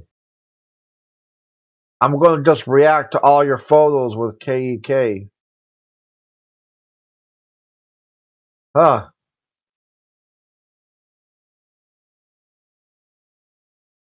I mean, there's some goofy stuff I'll react to like that because it doesn't need words, but then he's laughing at like the fact that, of how his vision works. Like, okay, like I don't get the joke, but all right.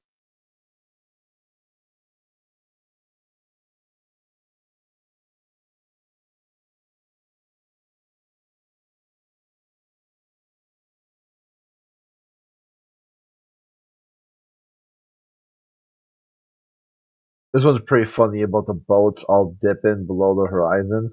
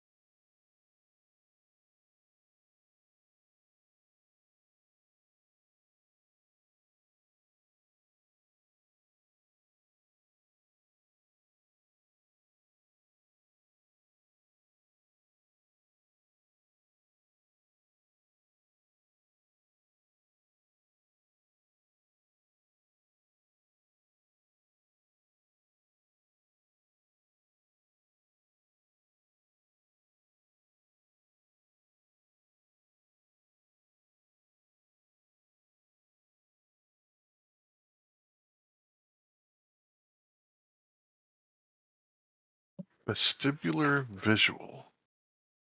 What the fuck is that?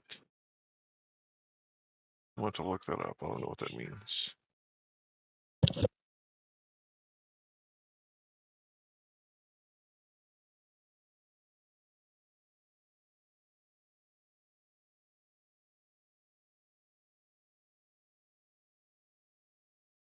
Yeah, the spatial awareness, like how you can hold your hand out horizontally from you, and then you can tell time by just simply looking at where the sun is in position to your hand horizontally placed in front of you.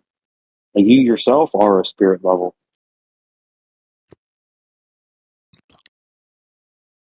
Did the Sean guy know anything about the glow model at all, or just a belief straight up? What was this? I didn't get very far with him. I couldn't even get him to admit that Building 7 was kind of funny. So I don't know, man. If you're like older than 20 and you've had the internet your entire life and you haven't looked into 9/11, like the most significant life-changing event in the past, not decade. What's it called? Generation. In the last generation, or in this generation, it's pretty freaking important to look into something like that. So if you're 35 and you still haven't really looked into it to a point to where you can't say something along the lines of, look, I don't pretend to know everything that happened, but I know when we're being lied to. Like, I just not sure there's much hope for you at that point. Yeah, I mean, at least be suspicious about it, I guess, as at least, like, yeah, something's off. Anyone would see that with their own eyes. I want to go through the material.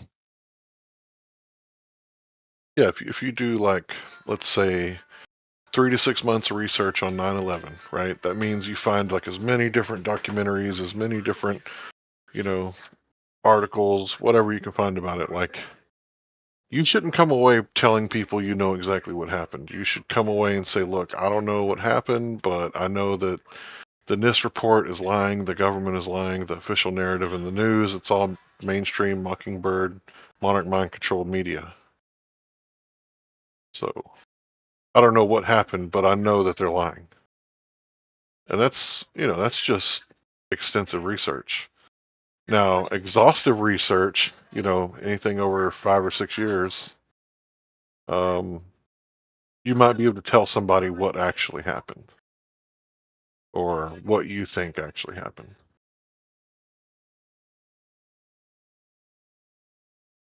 Like the Corbett report, that guy, James Corbett, he's done extensive, exhaustive research. So, like, if he told you what happened, you could probably take it to the bank or know that he's pretty close to what actually happened. But this guy, he's 35 and he, talks about finding the truth and changing people's worldviews, but he doesn't understand how your worldview is important or how so the truth he was on a mission? Yeah, he's on a mission to change worldviews. I think that's what he was saying. He combats people and their stupid worldviews all day long. What a shame that he left, though. We could have had a discussion, like talking about the video you posted to him. He didn't have anything to say about it. Just left. Kind of funny.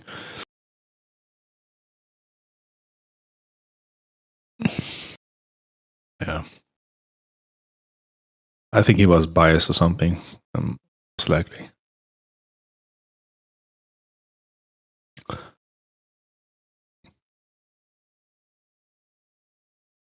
I'll be right back.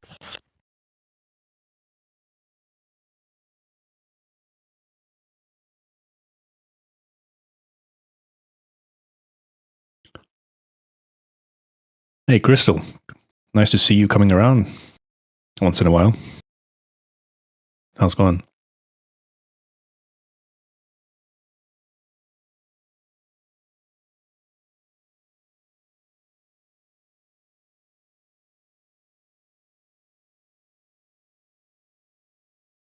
Crystal AFK or?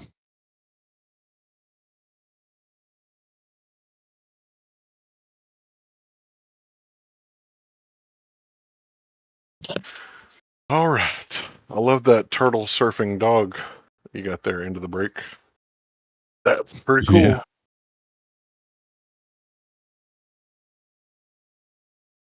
Quetzalcoatl. That's a very interesting character. The serpent god. The flying serpent god. Yep. Your depiction of Quetzalcoatl is very Native American looking, though, however, but I believe he was a foreigner. Quetzalcoatl was.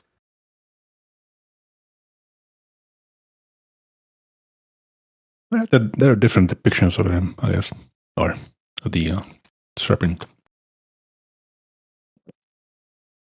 deity.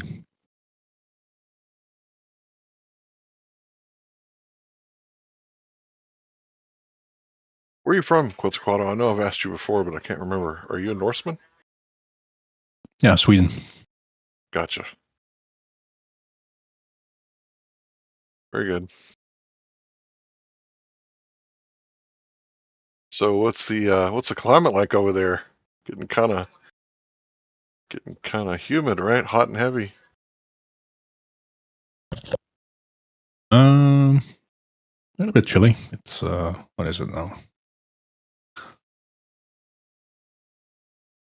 -1 Celsius. A little bit chilly, not too cold.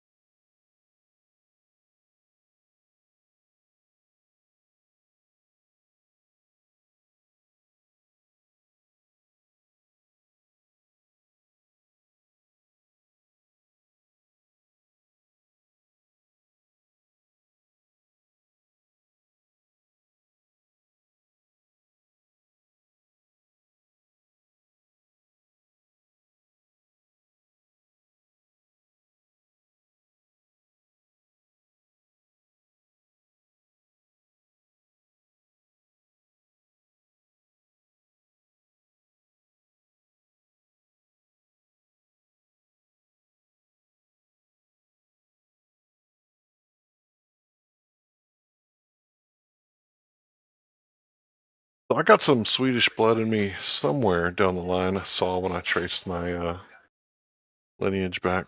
And my eyebrows are clear. Like, so they're so blonde that you can't even see them. So I look like I don't have eyebrows until you get like a real close inspection. And you Swedish guys, like you almost have like polar bear facial hair. Like it's so like it's so white that you can't see it.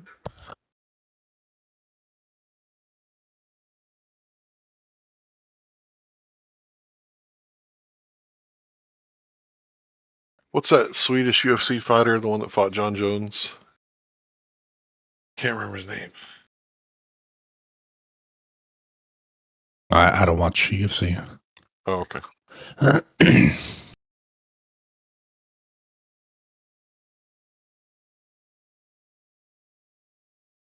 Ferguson? Was that white tall dude? Yeah, his name ain't Ferguson though. Yeah, I think it's a Ferguson. Sounds familiar, the name. Alexander Gustafsson. Ferguson Gustafsson. Yeah. Yeah, I think that is his name. You Well, got you it have, right, Larry. I think. You have Kamzat Chimaev, the I don't know if he's Russian or something. Yeah, he is. He's a beast. He lives in Sweden as well. Kamzat. Ranking first in welterweight and second middleweight in Sweden. Finished off 2 first UFC opponents early in fights. Jack Hermanson. Sadie Boo. I don't know who that is. Oliver Enkamp. Yeah, Alexander Gustafsson here is the pioneer, so to speak. The Mauler. Oh, I gave him the nickname the Mauler. Hall of Fame. The Mauler. Yeah, UFC is like my only basic bitch thing that I have left. I pretty much cut all TV out of my life except for like, basically YouTube and Rumble and yeah, my wife is correct. I do like Lord of the Rings. Yeah. But yeah, if you're talking Rockfin, for the most part, I don't watch any mainstream stuff. Yeah, I stopped that too years ago. What's your favorite Lord or Ring? I guess my favorite Lord would be Lady Galadriel. Even though Ooh. she's not a Lord, but yeah, she doesn't look like she's one to be trifled with. Cindy likes Sam. Sam's the whole story, she says. He sounds like a dummy mommy.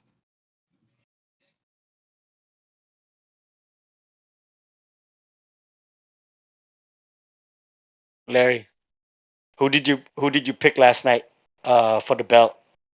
The main event. Who did you pick last night? It's really hard to say. Let me think about it because I didn't pick. Not Sugar Sean, the other guy. He probably won again, didn't Oh, Vera. he? Marlon Vera. Yep, Yeah, Cheeto Vera. Cheeto Vera is just a beast. Even though I'm more of a fan of Sugar Sean, I just don't think that he had what it took to beat him. So who won? Sean O'Malley. He won last night. Shit! Yeah. Well, I had I had Sean O'Malley winning, but I wanted Herrera to win instead. But Sean took it. Props to him. Look, you and I were the exact opposite. I wanted Sugar to win, but I didn't think he could do it. So did he get a knockout, or was it a? No, it's not a 5-round fight? knockout, but O'Malley definitely dominated him. Yeah, he Cheeto took a bunch of knees in the face, and he's still standing. So he was tough. Yeah, But he's yeah, but he lost.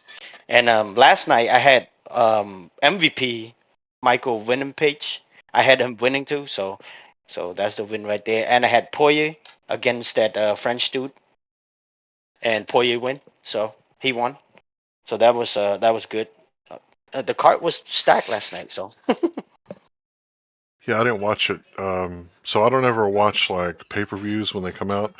What I do is like 2 or 3 times a year, I'll get like the Fight Pass or ESPN Plus or whatever it's called, and I'll go watch everything for like that quarter of the year, and then turn it off, and then wait like 3 or 4 months, and then buy it again, and then catch up. So I'm always kind of behind. So if I was a betting man, hypothetically, and I was keeping up with the pay-per-views, I could make lots of money off of that stuff because I'm usually good at seeing who's going to win. But if I'm Right. behind and I'm not up to date, then my accuracy goes down. Yeah, but did you have any information about the 298? 298 was Ilya Topuria was Volkanovski, and it broke my heart. Volk lost. The Australian guy, the former champ, he lost. He got knocked out.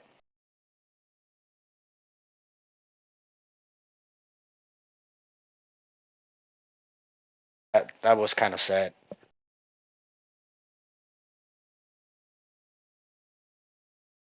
Well, Volk can't win forever. I mean, pound for pound, probably the greatest in the world right now. But anybody can catch you. Like if they rematch, Volk probably win because that dude is just—he's built different. I mean, he's just special right now at this time in his life. Unless he got a glass jaw because of the fight, I bet he comes back and wins. Right. Yeah, I think they maybe they're trying to do a rematch in Spain, UFC Spain. So that's gonna be huge. If they're gonna do in Spain. But that's like the one main sport that I do follow. I don't watch football.